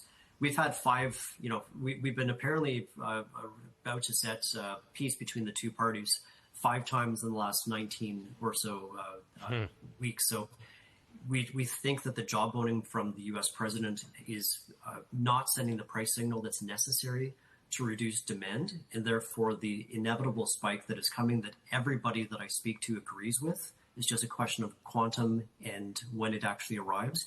We must reduce demand. We cannot replace the quantum of Middle Eastern production from the United States or elsewhere, nor can SPRs or existing on-land or inland inventories make up for that dramatic number. And so we have to rationalize demand, but the oil market is not sending that price signal because of, again, the direct intervention from the U.S. administration. So it's an inevitability that is now being made worse by the direct jawboning from the White House. I want to move on to North America and the response to what's happening there in the Middle East. We're now almost at the end of the earnings season. From what you've heard so far from U.S. shale companies, how are they responding to the higher prices today, Eric? Have they thrown away their cautiousness of the past few years to the wind? Are they meaningfully increasing or at least planning to increase activity? And how much of the void are they really able to fill? You bet. So just like oil traders, U.S. shale companies are not willing to chase a geopolitical spike in the oil price because, again, this belief that peace breaks out, we go back to normality tomorrow and oil falls to $60. We don't agree with that, but I would say that is consensus. And so what we've seen is a lack of meaningful increase in drilling activity. The leader, Diamondback Energy, announced that they thought that you could see 20 to 30 additional rigs added in the Permian. The other major areas of U.S. shale are in permanent decline. We think that is the Bakken and the Eagle Ford. And so really there's only one area where you can see an increase in activity. 20 to 30 rigs means an increase on an annual basis of 140 to 300,000 barrels per day. So with Middle Eastern production now 12 to 14 million barrels per day, 140 to 300,000 barrels per day is a rounding error. And again, it speaks to the inventory challenge. We had thought that U.S. shale production was in its twilight. As the oil price has dramatically increased, perhaps you can extend that out a little bit. You can squeeze out a little bit of growth, but it really is a rounding error relative to the quantum of forfeited production. And it speaks to, again, just this is very clearly the biggest energy crisis of our lifetimes. There remains a massive amount of complacency in the market, and we think that complacency is coming to an end in the coming days to weeks. I mean, yes, you've been a proponent of this thesis that the U.S. shale is in its twilight years. That's a view you've held for a while now, Eric. But more activity seems to be taking place north of the American border in Canada, where you are today. Increased production of oil sands coupled with higher revenues. How has the market looked for Canadian oil companies in the last 2 months? Yeah, there's been very modest increases in CapEx. Most of the larger oil sand companies, when we think about expansion, it's a really multi-year type projects. We also suffer from a shortage of incremental takeaway capacity. We just had a new pipeline come on stream that sends Canadian oil to our west coast that ends directly to Asia, or funny enough, back to the United States Gulf Coast. We'll talk about these two pipelines in a minute, yeah. You bet. So what we are up against the wall in terms of incremental takeaway capacity. We would think that Canada at best can increase production by maybe 120, 140,000 barrels per day. So it's quite modest again, relative to the global context. And again, it speaks to no one ever thought, no sober mind ever thought that the Strait of Hormuz could be closed, and sure enough to be closed for 70 plus days. There is no source of supply growth on planet Earth that can even come close to making up to the deficit that we're experiencing right now. Looking at the previous Liberal governments, today with this Liberal government, Eric, there's talk of increasing pipeline capacities in Canada and even constructing new pipelines, pipelines you've mentioned, to the Pacific coast from Alberta, or reviving parts of the now defunct XL Keystone pipeline to the U.S.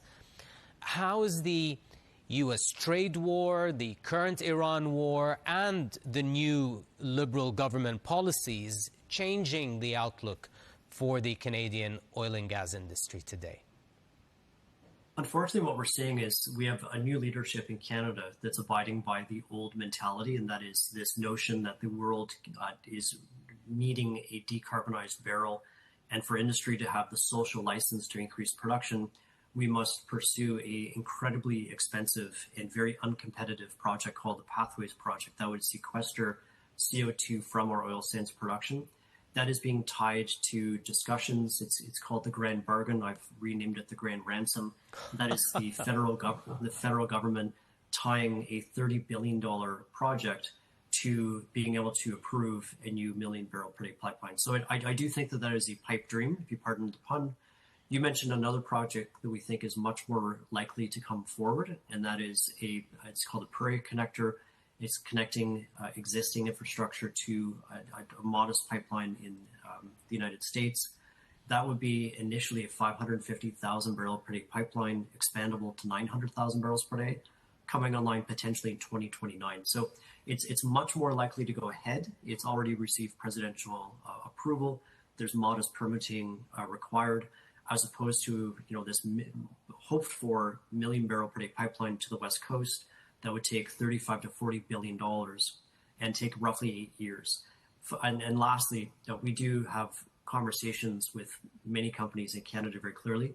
We've yet to identify a single company willing to take on the risk, who's willing to write the check. And so we're not optimistic about adding incremental capacity to the West Coast. We think incrementally we'll be sending more and more production to our southern neighbor. So, Eric, just finally, where do you see Canadian oil production by the end of the decade compared to where it is right now? Yeah, so roughly 4 years, we'd be looking at about a 500,000 barrel per day increase. That is massively contingent on expanding the throughput capacity on existing networks. We have roughly 700,000 barrels per day of expansion projects that I would say are fairly low risk, that are coming online in step change, incrementally every year. So despite our massive resource, we've yet to see meaningful action from the part of our, quote unquote, new government. There's been a lot of talk. There's been very little action, and that is really constraining the potential for Canada to meaningfully increase our production. Well, it's always good to have you back on the show. Eric Nuttall, partner at 9 Point from Toronto. Thank you so much for taking the time and joining us. My pleasure.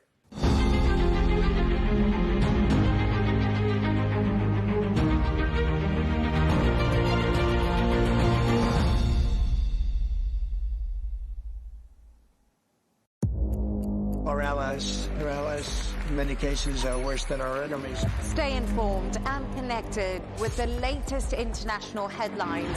There obviously is a risk. From breaking news to in-depth analysis, it would appear that this war is coming to an end. Who buys this stuff? Investors, pension funds. We deliver the most important developments straight to your screen. Iran always wanted to deal with militia. Join us for compelling, expert-driven conversations. A curfew order has been established. And an insightful look at the issues shaping our world today. There are a lot of proposals about European architecture for security. I'm Leigh Ann Gerrans, and this is W News. We dealt with this when I was Chief of Staff in the first term. Where you don't just hear the headlines, you get the full story.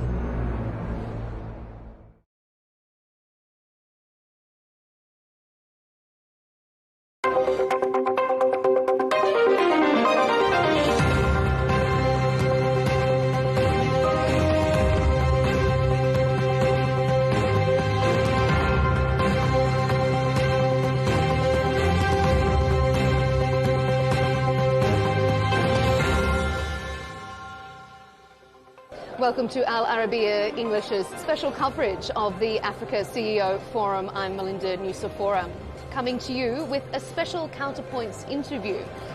As we know, Africa has a long and proud history of disruptive and really evolving financial ecosystems. One company that is harnessing blockchain technology to take that one step further is Ubuntu Tribe. Its mission is to provide equal access to financial freedom and stability by digitising investment in gold. It's an interesting concept, and I'm joined by Ubuntu Tribe Head of Finance, Gabrielle Serbo. Thanks for being with us. Thanks for hosting me. Gabrielle, first of all, give us a bit of a sense. It sounds complex and complicated to the uninitiated. What is Ubuntu Tribe and how does it work? Ubuntu Tribe is basically a global movement made by Africans and especially for Africans. Our main concern is to democratize digital and financial access and investment for all the continent. How we do that is we're tokenizing gold. What does it mean? It means that we're taking the physical gold and put it on chain. Why we do that? It allows us to sell this gold as low as 10 cents. So anybody from any country can now buy gold as low as 10 cents. Because they can buy a fraction, you can fractionize the gold. Correct. That's the whole purpose of doing tokenization. As by creating token out of a bar of gold or a kilo of gold, you can now just spread it into milligrams. And this is what we are doing. 1 milligram equals 1 token for us. How can they be assured that it's a physical asset that they're buying, not just That's a great token? question. Yeah, absolutely. We have 2 layers for that. First is our regulation. We're MiCA regulated, which is the strongest regulation in Europe. So we're the first company that has been regulated by MiCA and will be ART certified, which means Asset Reference Token. So we're not a token anymore. We are gold. That's first. Second is our proof of reserve. We audited by Harrison Trotter, which is the biggest auditor for RWAs in the world. And every quarter they come to our vault and audited our accounts and our vaults. So this is a start, and they are coming each week as well, without letting us know when they are coming, just to check if the gold is really there. That's reassuring, because when I first was reading about Ubuntu Tribe, I thought, if you're trying to democratize it and open it up to everyday investors who may not have a strong financial background, how can they be assured that there's no risk involved, and how can they be educated enough to know what they're investing in? We believe in proof rather than trust, right? So we gain the trust of our client by proving them what we're saying. This is why we are backing our technology with blockchain. Because of blockchain, you can replicate or you can hack any kind of nodes that are on the blockchain. So the whole value chain is registered on the blockchain. We also have our own track and trace system that tracking the gold from the mine or from the place we purchase it until we deliver it in our vault. We also redeem, we also give the permission to redeem the gold for any of our clients, so you can be delivered at your home whenever you want. So if I'm a farmer in southern part of Africa or a teacher in northern Africa and I have one of these gold tokens, that's in my digital wallet, how do I get, if I wanted to, if I needed to, if it was an emergency, how do I get that in local currency? If you want to get it in local currency, we have several ways of off-ramping. First of all, why we do it in a digital way as a token, as over 80% of the population in Africa is unbankerized. They don't have any bank accounts. But over 90% of them have access to internet. So with only a phone and a few clicks, you can buy gold. You can also have it in local currency through different off-ramping solutions, such as MTN, Telecel, any kind of mobile money. We also have payment system providers that can give you the money directly into your bank account. Finally, you can also have it as cryptocurrency into your wallet. We have our own wallet that is one of the 4 in the world currently, quantum proof, where you can store all your goods, but you can also plug your own wallet if you're already familiar with the Web3 space. You say it's already internationally compliant in Europe. Correct. What other regional markets are you looking? I know you're seeking regulatory approval in the Gulf states, in Gulf GCC. Talk me through how that's progressing. Yeah, currently we're in the process to get the VARA license. It's going very well. We have a good relation with the regulators in that sense. They're very open to having us as part of the market in the UAE, in Saudi, in Qatar as well. We also on the process for India, as well. So by the end of the year, we are going to have a market that is over 3 billion people on the planet. And your founder said that he started Ubuntu Tribe because he believed that the financial system in Africa had reached its limits and it was no longer serving the purpose of the people. Why do you think that that is, and how can Ubuntu Tribe change that for people? How do you make the financial system more user-friendly? Yeah, Africa is very different than other countries, especially than Western countries, right? So just to give you an example, for mobile phone in general, Africa is now one of the biggest TMT investment in the world because they are different. Why I'm saying that is you can bring a cable from Europe to Africa because it's very hard to do, but you can bring satellites, you can bring parables, you can bring different ways of connecting people to each other. And we think that with our system and the blockchain technology, it's a way for Africa to leapfrog other countries that are relying on an old system, on the current financial system that have gaps, and we think we can fill those gaps with technologies, and doing that in lands like we have in Africa, such as Senegal, such as Nigeria, Kenya, all that, and also in the Middle East as well, where the system is very keen to be renewed or having a new model in place. That's for us, I think, the best way to do it. You talk about that sort of digital transformation and how Africa kind of can leapfrog these technologies. The theme here at the Africa CEO Forum is scale or fail, this idea that companies and the continent needs to scale up if they're going to be competitive. How do you think digital technologies, AI, the blockchain can allow companies to do that more successfully? It has a really strong impact on their treasury and balance sheet, actually. For settlement, most of the companies in Africa are Pan-Africans. So they're dealing with several currencies. And as we know, African currencies are very open to volatility and inflation. By doing settlement in gold, you're avoiding all those risks because gold is an asset that is, I would say, fixed, because people usually forget that currencies are moving around gold. It's not gold who are moving value around currencies. So having gold as the main point for settlement and cross-border payment could be a good way for Africa to leapfrog, as I said before, and fill all the gaps that was created during the time. You're a young gentleman with Algerian roots, so you have strong ties to the continent. If current trends hold, I mean, the majority of the world's youth population will be based in Africa. Absolutely. What do you think that challenge or opportunity means for the continent? And by that I mean, there's a lot of potential. How do you harness that potential and empower young people to build the Africa that, you know, a young entrepreneur like you envisage? Yeah, absolutely. By 2030, Africa will be one of the biggest provider of workforce. So 1/3 of the workforce will come from Africa, actually. What we're doing at Ubuntu Tribe to help that coming in the right way and empowering Africans to be educated and ready to work, we are creating our own academy, so the Ubuntu Academy, that helps people going through courses, so they currently can learn AI, blockchain, tokenization, but we are going to open new courses that allows people to come to our classes and learn and be ready to work. Why we're doing that is we're going to have over 1 billion of youth. The continent average age is somewhere around 20 years old. So we need to empower those students with courses and high-level class. So I was part of this consortium at Africa House in Davos called 50 by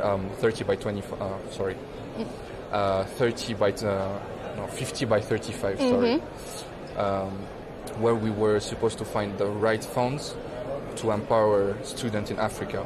And the solution we found with Ubuntu Tribe was, let's bring the school at house. with our own app. And because we're relying on the blockchain technology, now you can bypass a class. You have to study there. We created our own AI that adapts to the student. Rather he like to learn in a certain way, he can now rely on our own AI and follow our courses. And then at the end of the courses, it will be ready to work. That's our way to leapfrog another time, so on another market. Education is power. It's Absolutely. a really fascinating endeavor that Ubuntu is part of, and it's a real pleasure to have you here joining us on Counterpoints for Al Arabiya English. Thanks for your time. Thank you. Thank you. Thank you.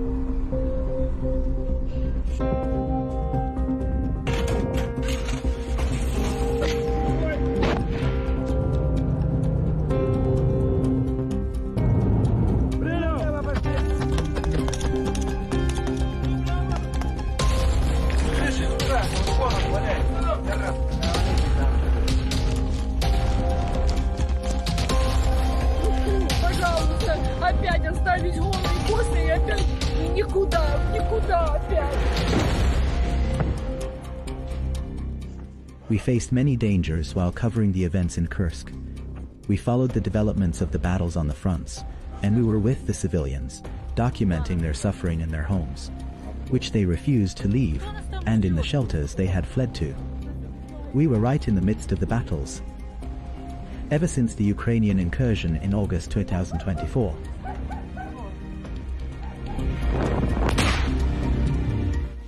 Al Arabiya was exposed, just as it was while covering the Ukrainian incursion, to the dangers of Ukrainian weapons, while covering the path of Kursk's liberation.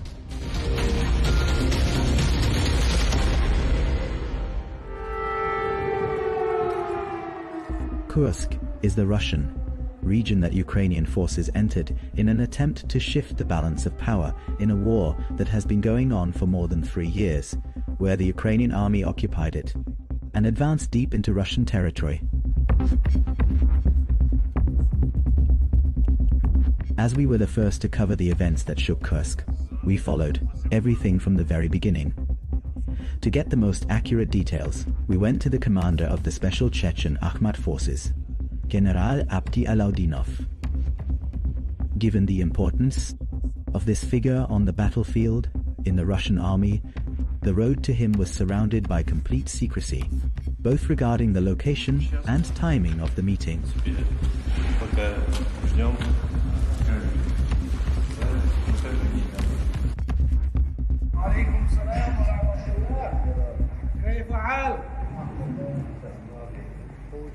A NATO military staff committee prepared an operation to occupy the nuclear power plant and the city of Kurchatov, where this station is located, by encircling Kursk and Belgorod. This meant that this entire area to fall under the control of armed Ukrainian groups, according to NATO's plan.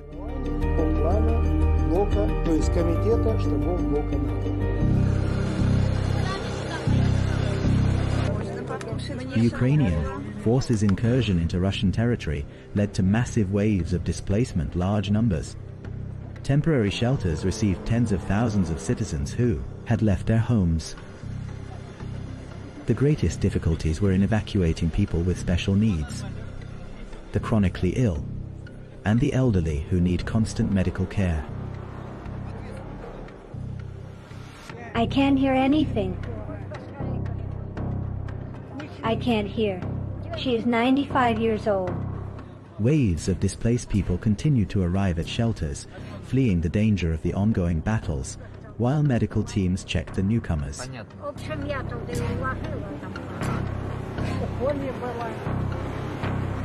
I was in a coma. My blood sugar rose above 600. Yes, I went into a coma because my medicine ran out. The affected people did not hide their anger toward the authorities in Kyiv and spoke about Ukrainian drones that tormented them day and night and turned their lives into hell because of their sheer numbers in the area where they lived. The situation is bad. The drones are hovering above us. Here we are. They are bombing us heavily. The drones are flying. I didn't know where to go. I lost my mind.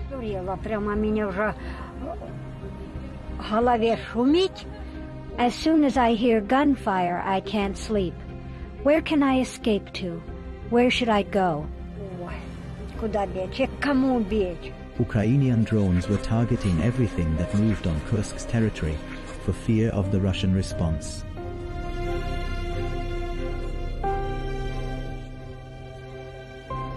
A large number of villages and towns have been liberated and cleared. Work on this axis is still ongoing in all circumstances. Aid continued to flow successively from various Russian regions to those affected in Kursk.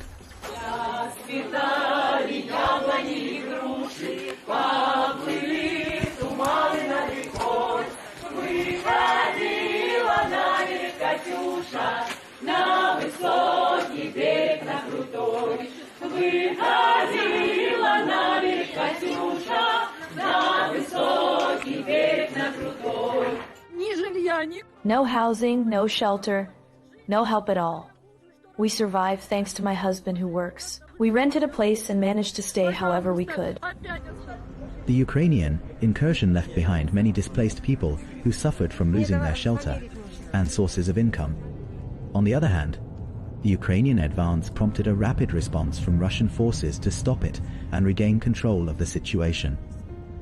When we reached Kursk province on the Sudzha axis, there was no unit to confront the enemy. No unit had faced the enemy. Because it had succeeded in breaching the defense lines along the border and managed to occupy a wide area in Kursk province, it even came within 15-20 kilometers of the city of Kursk. Курской области, он от Курска находился там в каких-то там 15, даже 20 километрах. Kyiv was counting on forcing the Russian command to move its forces from Donbas toward Kursk, which would allow the Ukrainian army to regain the territories it had lost on the fronts. But the Russian winds blew against what the Ukrainian ships desired. Ukraine. Russia continued its advance, and mobilization was carried out from all parts of the Russian Federation to confront the situation in Kursk. This enabled the fighting forces on the Donetsk front to seize larger areas, because the Ukrainian Army Command had thrown its elite forces into Kursk in an attempt to move the battlefield into the Russian interior. We launched large winged drones in addition to small drones to specifically cover the front sectors. Our 2 drone units, they specifically highlighted the size and movement of enemy convoys. At that point, we organized our lines on the Martinovka axis, and thus we, as Akhmat forces, stood directly in the face of the cannon. We were the ones who stopped the enemy's first convoys.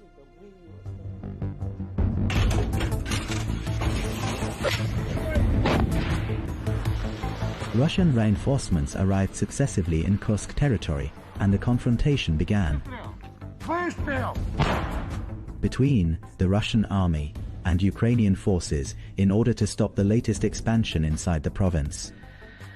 Russian fighter jets filled the skies of the region around the clock, dropping glide bombs that inflicted heavy losses on the Ukrainian army in lives and equipment. The enemy threw everything. He had to limit our strength. He was throwing large numbers of his elements daily in an attempt to breach our lines.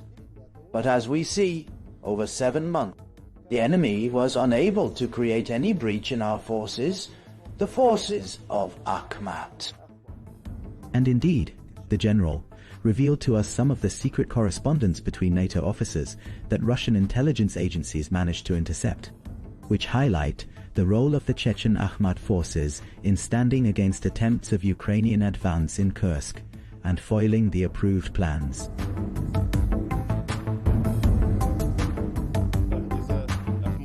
Thanks to the Ahmad forces, a great deal was done in general. I don't want to go into details.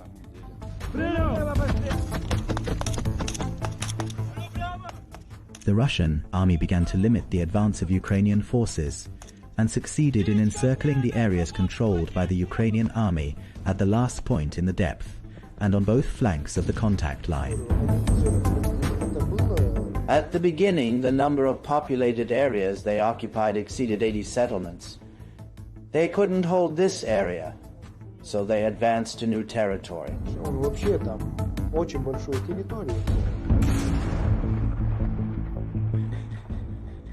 In October 2024, operations to repel the forces began, and the Russian army started liberating towns and villages one after another.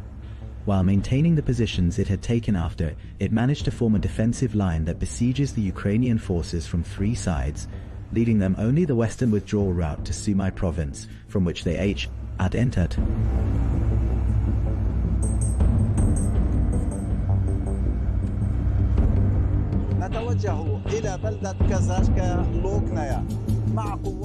We head to the town of Kazakia, Lochnia, with the Chechen Ahmad forces that participated in its liberation. This town witnessed fierce battles between the Russian and Ukrainian armies after the Russian army intensified its efforts to liberate several towns and cities in Kursk province.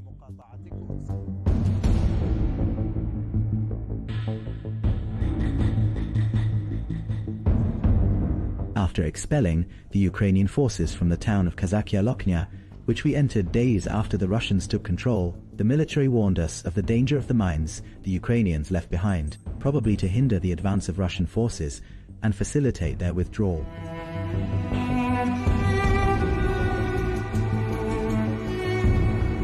Why is attention drawn to the need for caution before taking any step here? This is because the Ukrainian army violates all internationally recognized laws and conventions by using prohibited weapons against infantry units known as butterflies.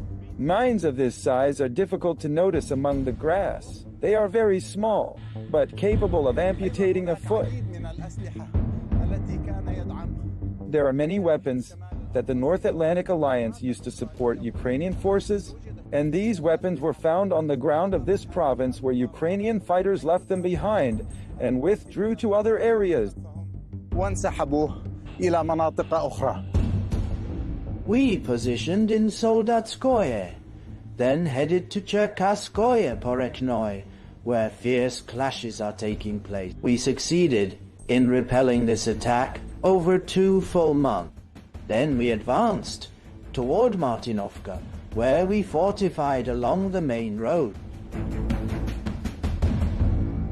In the towns recaptured by the Russian army, the Ukrainians left behind large numbers of their dead following the bloody confrontations, at a time when some civilians refused to leave their homes and flee with the Ukrainian forces toward Kyiv.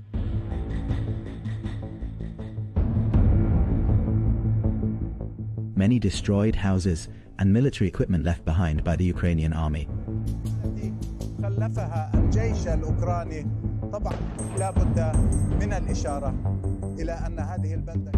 Of course, it must be noted that this town was inhabited by thousands of citizens who were displaced during the Ukrainian incursion or the Ukrainian advance at the beginning of the crisis in August of last year.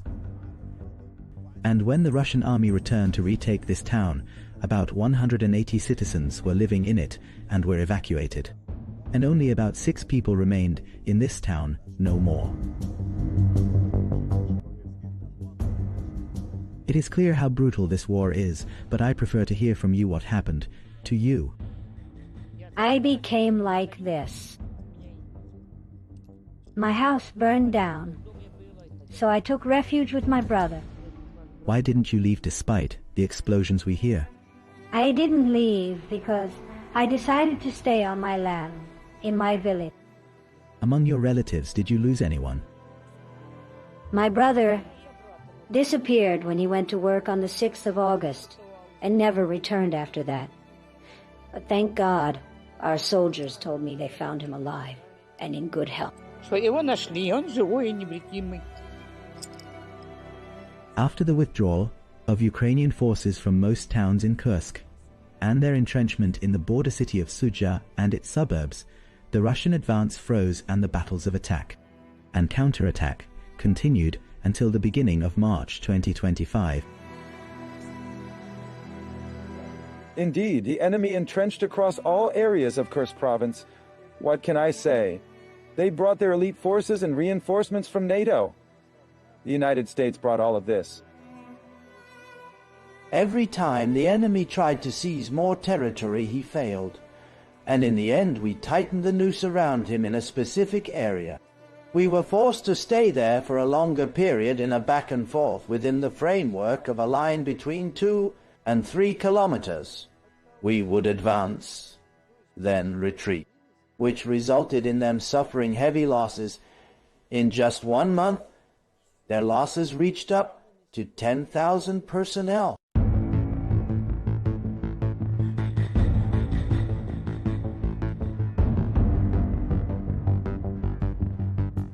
A qualitative and surprising turning point after a unique operation that caught the Ukrainian fighters.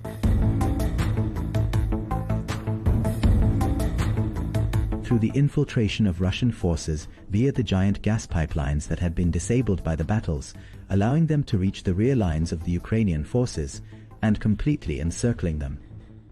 The fighters started to draft a plan and worked on using the pipe in the operation. Regarding the distance which separates the start point and end point is 15.7 kilometers. The operation forced our soldiers to wrap themselves with certain ribbons, similar to what the Ukrainian soldiers do. Then the soldiers came out from the back lines, which caused enemy soldiers to panic. They even rushed running anywhere they can, wearing their underwear or shorts or even flip-flops. The surprise aspect had an important effect.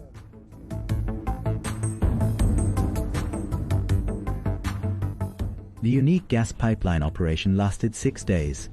Those who carried it out were able to cross in 2 days, but waited 4 more days until the other units arrived before launching the attack, in order to tighten control and the siege from the front and rear of the city.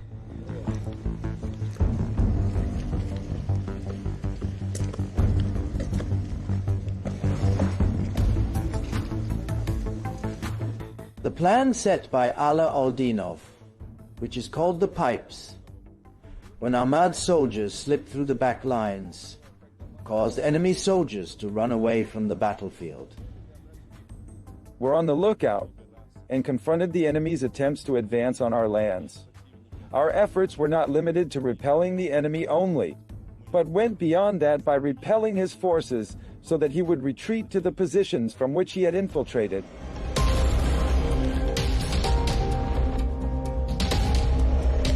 The Russian army expanded the encirclement of the city of Sudzha through the infiltration operation via the pipelines at the same time that the ground forces were carrying out their assault on the city. The Ukrainian forces lost their most important positions and some surrounding towns and withdrew to the border villages with Sumy province, leaving behind vehicles and equipment and thousands of casualties between killed and captured. At first they came from the war committees and from police departments with draft notices for military service. If someone failed to report, he would face a financial fine. Then they threatened with imprisonment. I'm not sure I could have continued. They selected some capable people, about 20 individuals. As for me, I am just an ordinary soldier. In fact, most of those who accompanied me in this training course had not originally undergone military service. No. I was injured while I was in Britain. That's why I spent most of the training time sitting and did not participate in it.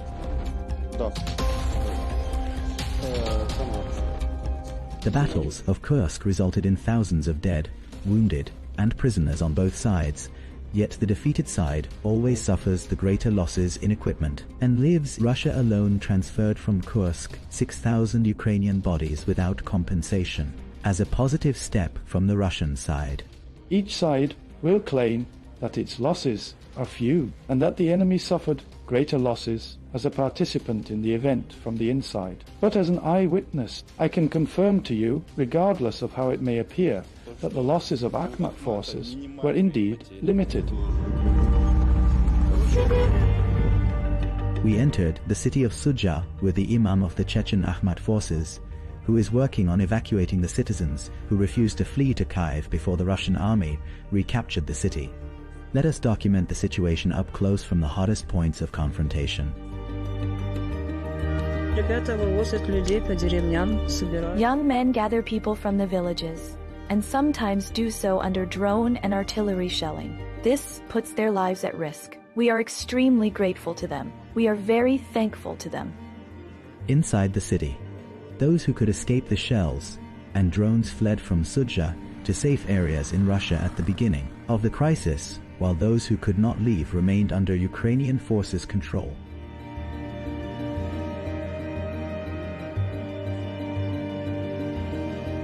They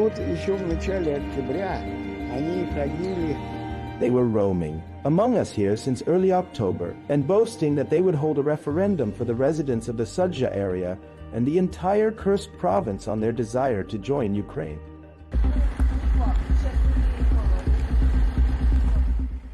Electronic jamming has become one of the most important defense methods against drones, and positioning systems securing protection for stationed units and vehicles carrying jamming devices.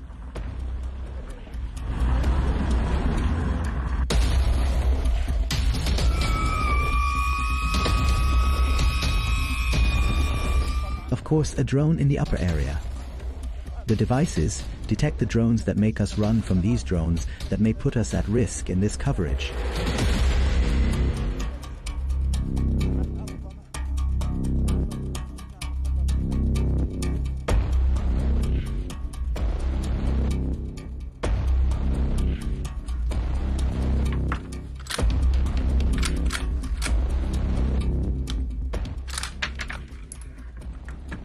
Snipers load their ammunition in preparation to fire at the drones that are hovering over Sucha.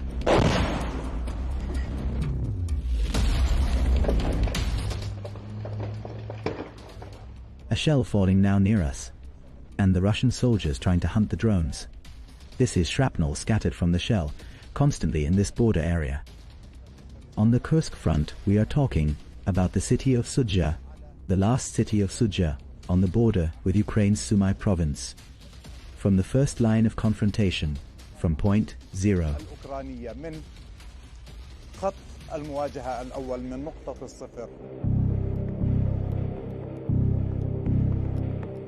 The Ukrainian forces' insistence on holding the areas they occupied led to more suffering for the residents amid mutual shelling. The Ukrainians withdrew to the villages adjacent to Sumy, destroying the bridges behind them, so that the Russian army could not catch up with them.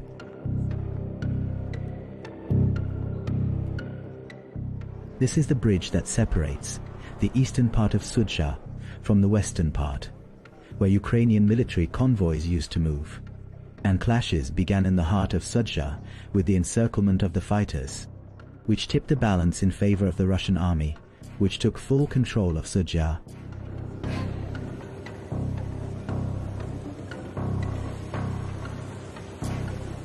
The destruction of the bridges pushed those working on civilian evacuation to intensify their efforts and take risks by crossing the river to transport those stranded on the other bank, on foot under shelling and drone attacks.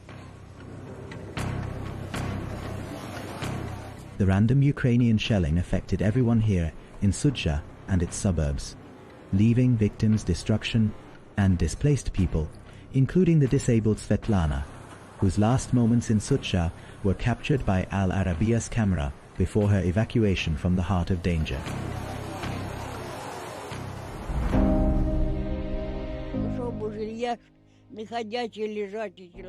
I am disabled. I don't know what to say. My daughter takes care of me. We had everything. Our tables were full. We had tea. I never went hungry. The windows were shattered in the room adjacent to the hallway.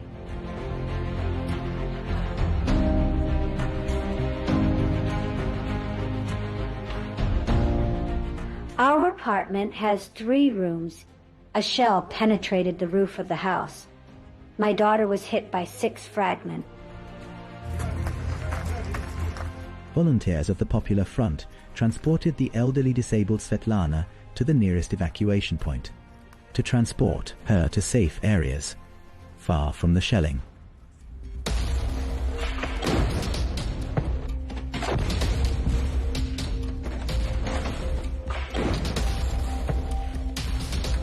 Shells falling near the evacuation point forced everyone to take cover from the horror of the shelling, leaving Svetlana to face her fate on the ground.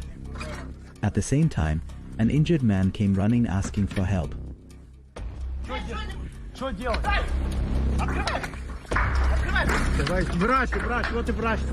Doctor, here is the doctor, accompanying us.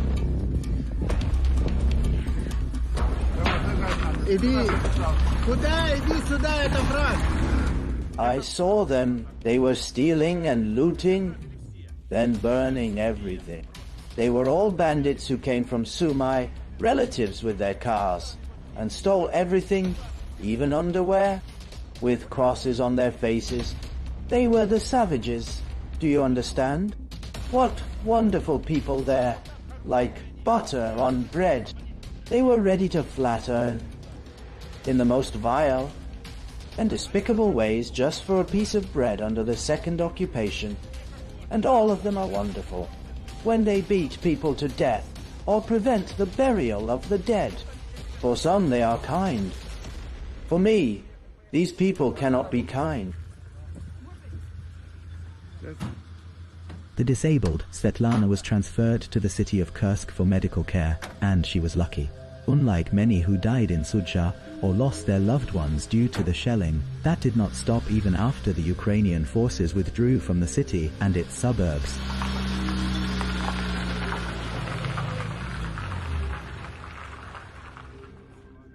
Shells and rockets falling from nearby Ukrainian forces near the city of Sudzha until this moment, and civilians are terrified, and fear and panic hang over the entire area. Move away, move away. Get inside, drone. How do you distinguish your enemy's drones? Russian drones fly with red tape stickers, while enemy drones have no stickers. Also, our drones fly at low altitude, while enemy drones fly higher. This is not one of ours. Drones have become the masters of the situation in modern battles, and the rules of the game have changed, where their use has spread in this war, pushing both armies to form teams for drone control and others for defensive interception to reduce their risks, where neutralizing them has become an urgent priority.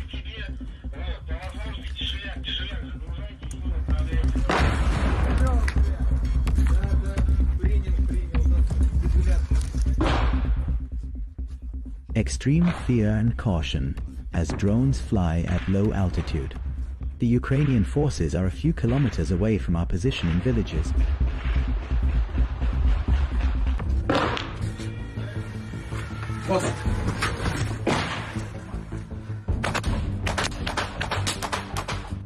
I hit it. It fell. It fell.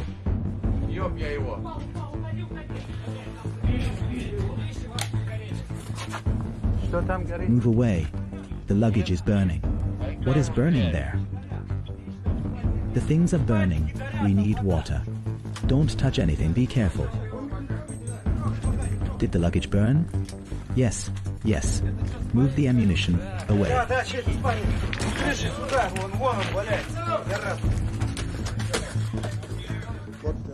Explain to me what you have in your hand. This is an OS-4 from enemy drones, a suicide one.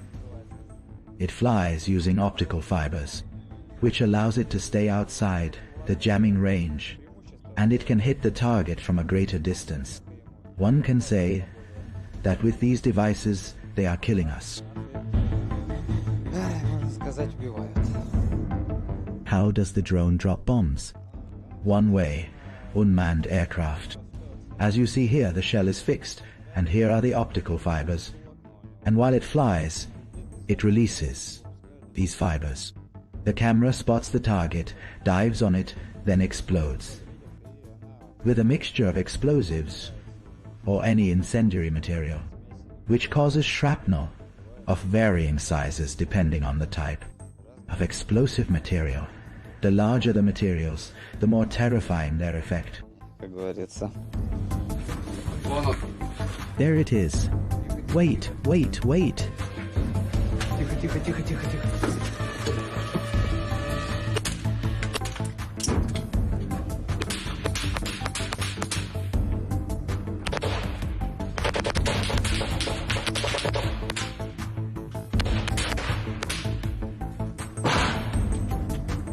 The sniper tries to shoot down the drones before they hit their targets, but some of them explode even after being shot down. They seek to find us, detect our positions, and then destroy them. So it is better to blow them up. That is why our eyes are always fixed on the sky. Everyone is afraid, and we are also afraid, but we have no choice. To return home alive and with the hope that everything ends peacefully. Military operation management has changed now, a different military template from what is known. Drones, and specifically combat formations based on electronics, have come to occupy the most important position because it has become impossible to conduct any combat operations without a highly advanced drone unit. And this is an important point. If you have a very advanced drone unit, this automatically means your opponent has the same capabilities too. So you must have an advanced radio-electronic unit to be able to counter enemy drones. These two components complement each other, and they are in continuous competition.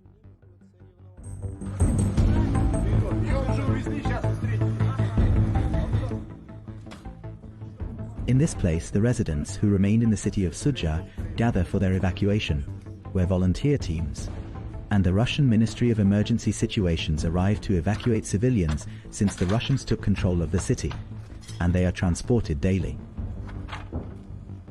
As individual cases or groups sometimes, the number of displaced people who reached the city of Kursk exceeded 500 displaced people, including the sick and elderly and people with special needs, in addition to those injured by rocket shrapnel and shells of the bloody battles.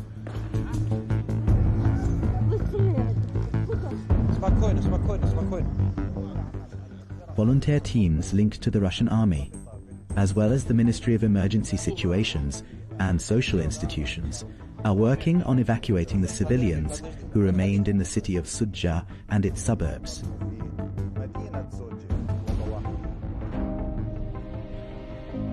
Let the lady get inside, brother. Let the grandmother stay in her place. This is your place, Grandma. Yes, sit in your places. As for you, get in. How many people did you evacuate today? Today, 6 people. And the work is still ongoing. We will send 3 people now.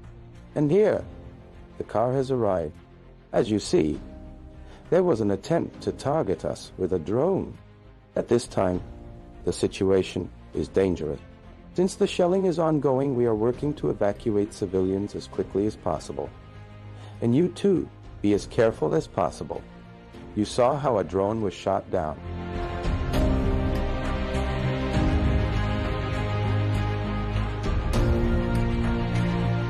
As we entered the area, we came across an old woman who told us her house was destroyed by a Ukrainian missile. Right here in this spot, the fire was blazing. Artyom was trying to extinguish it. It is clear the house was completely destroyed, yet the lady is still here taking care of the sheep and chickens, refusing to go to Kyiv with the Ukrainians or even to evacuate to Kursk after the Russian army entered.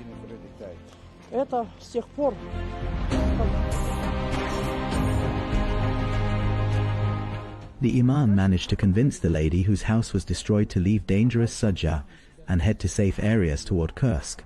He promised to take care of her animals until the crisis ends and reconstruction begins, so she can return to her home. She agreed and left with him, reassured, even falling asleep safely on the way.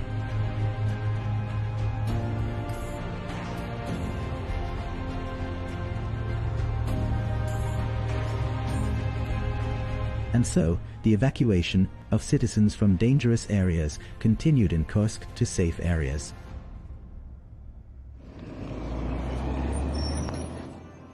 Vehicles arrived successively from the city of Sudzha, transporting stranded displaced civilians in the city to safe areas in Kursk province.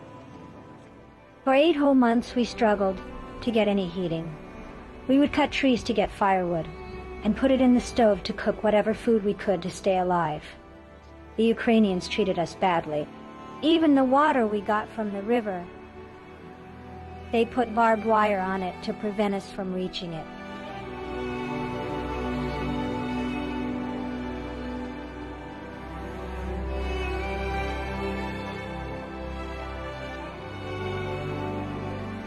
And finally, we started to feel some joy when the shelling decreased. The shelling was continuous, including with drones. They were bombing civilians. The main and decisive confrontations were in the first 2 days.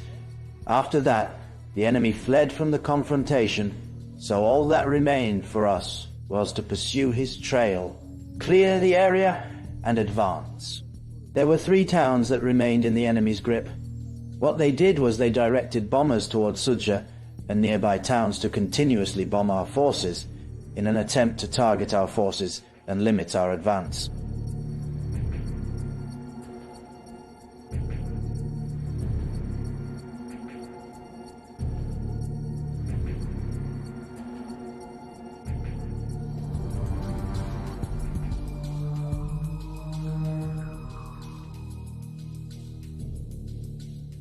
How far are the Ukrainian forces from Soida city?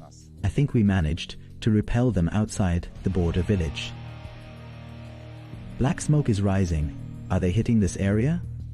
The border is not far, in principle, and long-range shells can hit the adjacent areas near the outskirts of Sumy. So we are close to Sumy's border. The turn towards Sumy is close from here. Didn't you see it on your way here?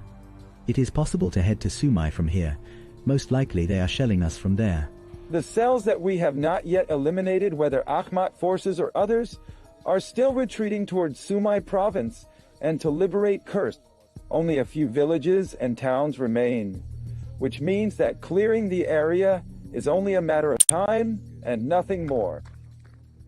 The Ukrainian forces' entrenchment inside Kursk province near Sumy pushed the Russian president to visit the province, directing his fighting forces to defeat the enemies and complete control over the entire territory of the region.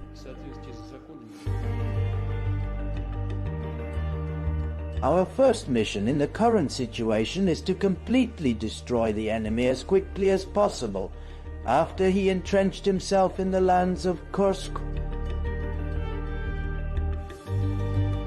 The border between Ukraine and Russia, and here we are talking about Sumy province and Kursk province. Shells are falling continuously from the nearest points on the border confrontation line between Russia and Ukraine in Kursk province, where continuous fighting and non-stop shelling between the Russian and Ukrainian armies. The Russian army is advancing to liberate the entire Kursk province, while the Ukrainian army is trying to withdraw completely from Kursk province. It is also trying to infiltrate the other side south of Kursk toward Belgorod province.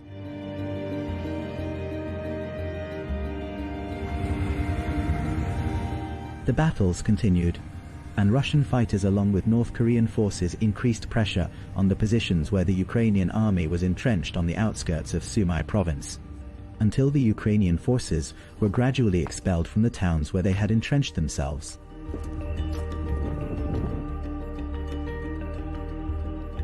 The units that were at the forefront, some of them from paratrooper units, were directed to liberate the 3 towns we mentioned. I can say here that they performed excellently and succeeded in uprooting the enemy completely from the area. This was done in coordination with an infantry unit and a paratrooper unit.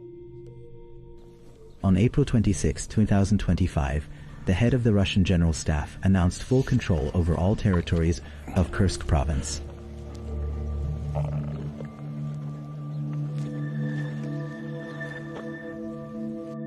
To the Comrade Supreme Commander of the Armed Forces, Today, the last town in Kursk province was liberated from Ukrainian military units, and thus the complete destruction operation of the units of the Ukrainian armed forces that invaded Kursk was completed.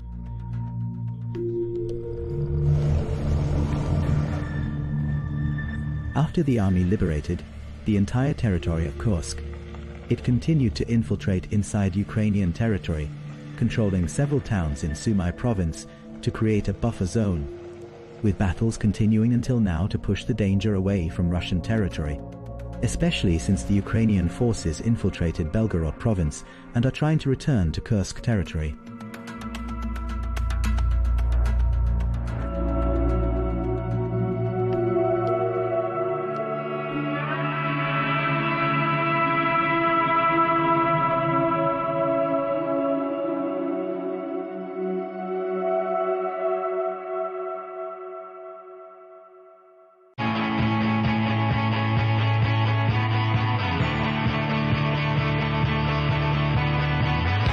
Welcome to the metropolis,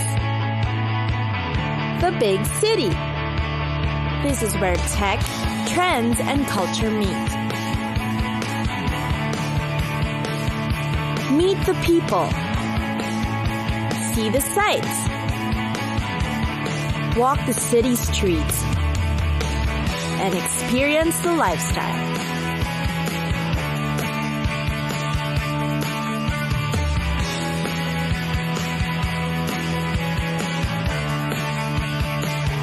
This is your first-class ticket to the cities of the world.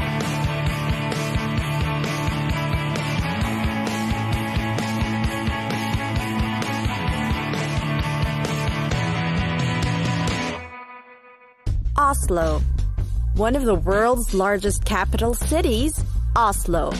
What's remarkable about the place is only 20% of the area has been developed, and the rest of it are parks, protected forests, hills, and lakes. Parks and open spaces are essential in Oslo's landscape, and they can easily be accessed from almost any point from the city. The center is very convenient, with trails and passages that connect to the public spaces and pedestrian-friendly areas.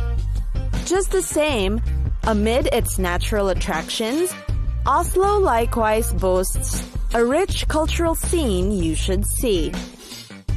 Among its famous landmarks are the sculptures of Gustav Vigeland. You can stroll through the town center to witness many of its historical structures. One of the popular attractions is the 1,000-year-old Viking ship. Get to know the Norwegian capital better by walking through the old neighborhoods in the Oslo Fjord. The districts are near the famous landmarks, such as the National Opera and Ballet Building, a testament to their rich culture. Then, of course, there's the popular Akershus Fortress. It offers great views of the harbors. Nearby, there is the Museum of the Norwegian Resistance, and a chapel which houses the remains of the original medieval castle. You'll also see the weapons of the armed forces and find out about their defense groups. There's the center of government and administration, the City Hall and Parliament. The City Hall is one of Oslo's greatest landmarks. It is enormously huge, with an imposing square building that's built of concrete faced with brick. One of the towers has the 38 bells that you can hear all the way to the harbor area. The hall is filled with sculptures and relics, and the interiors are magnificent too. It was built and designed by the most famous Norwegian artists. Parks and open spaces are the pride of Oslo, and one of the famous ones is the celebrated Vigeland Sculpture Park. You'll be amazed at its lush green grounds that are decorated with figures of bronze, granite, and forged iron. These figures represent human emotions, from happiness to despair. A trip to the Big Døy Peninsula is also great for its historical background and fantastic scenery. You'll definitely marvel at how these were made in the eras back then.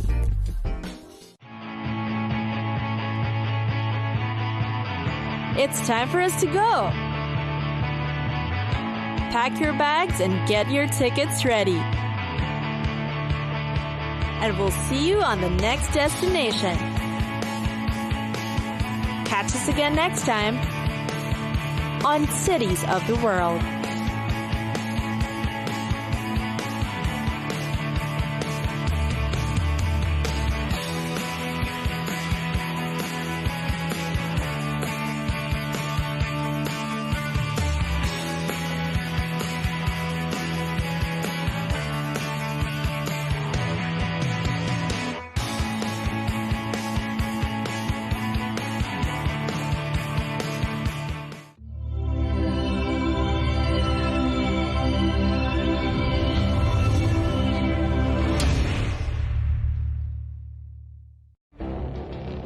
It feels like decades are passing by in a matter of weeks. Seismic shifts in the world of gun. Never, ever will be part of America. With so much happening and so much noise. Whether it's political upheaval, Canada has been ripping us off for years. economic shifts, or social movements, And no one wins from tariffs. I think America can be more friendly to the rest of the world. The in-depth analysis and all the latest developments across the globe. To have an inclusive policy together. The meetings with Hamas gave me some hope. We're in another nuclear arms race. the most important development straight to your screen. Welcome to the dressing room. I'm on my own. I need backup. And an insightful look at the issues shaping our world today. It was not going to happen, that war, and it happened. Join us on Arabiya News, where the world talks.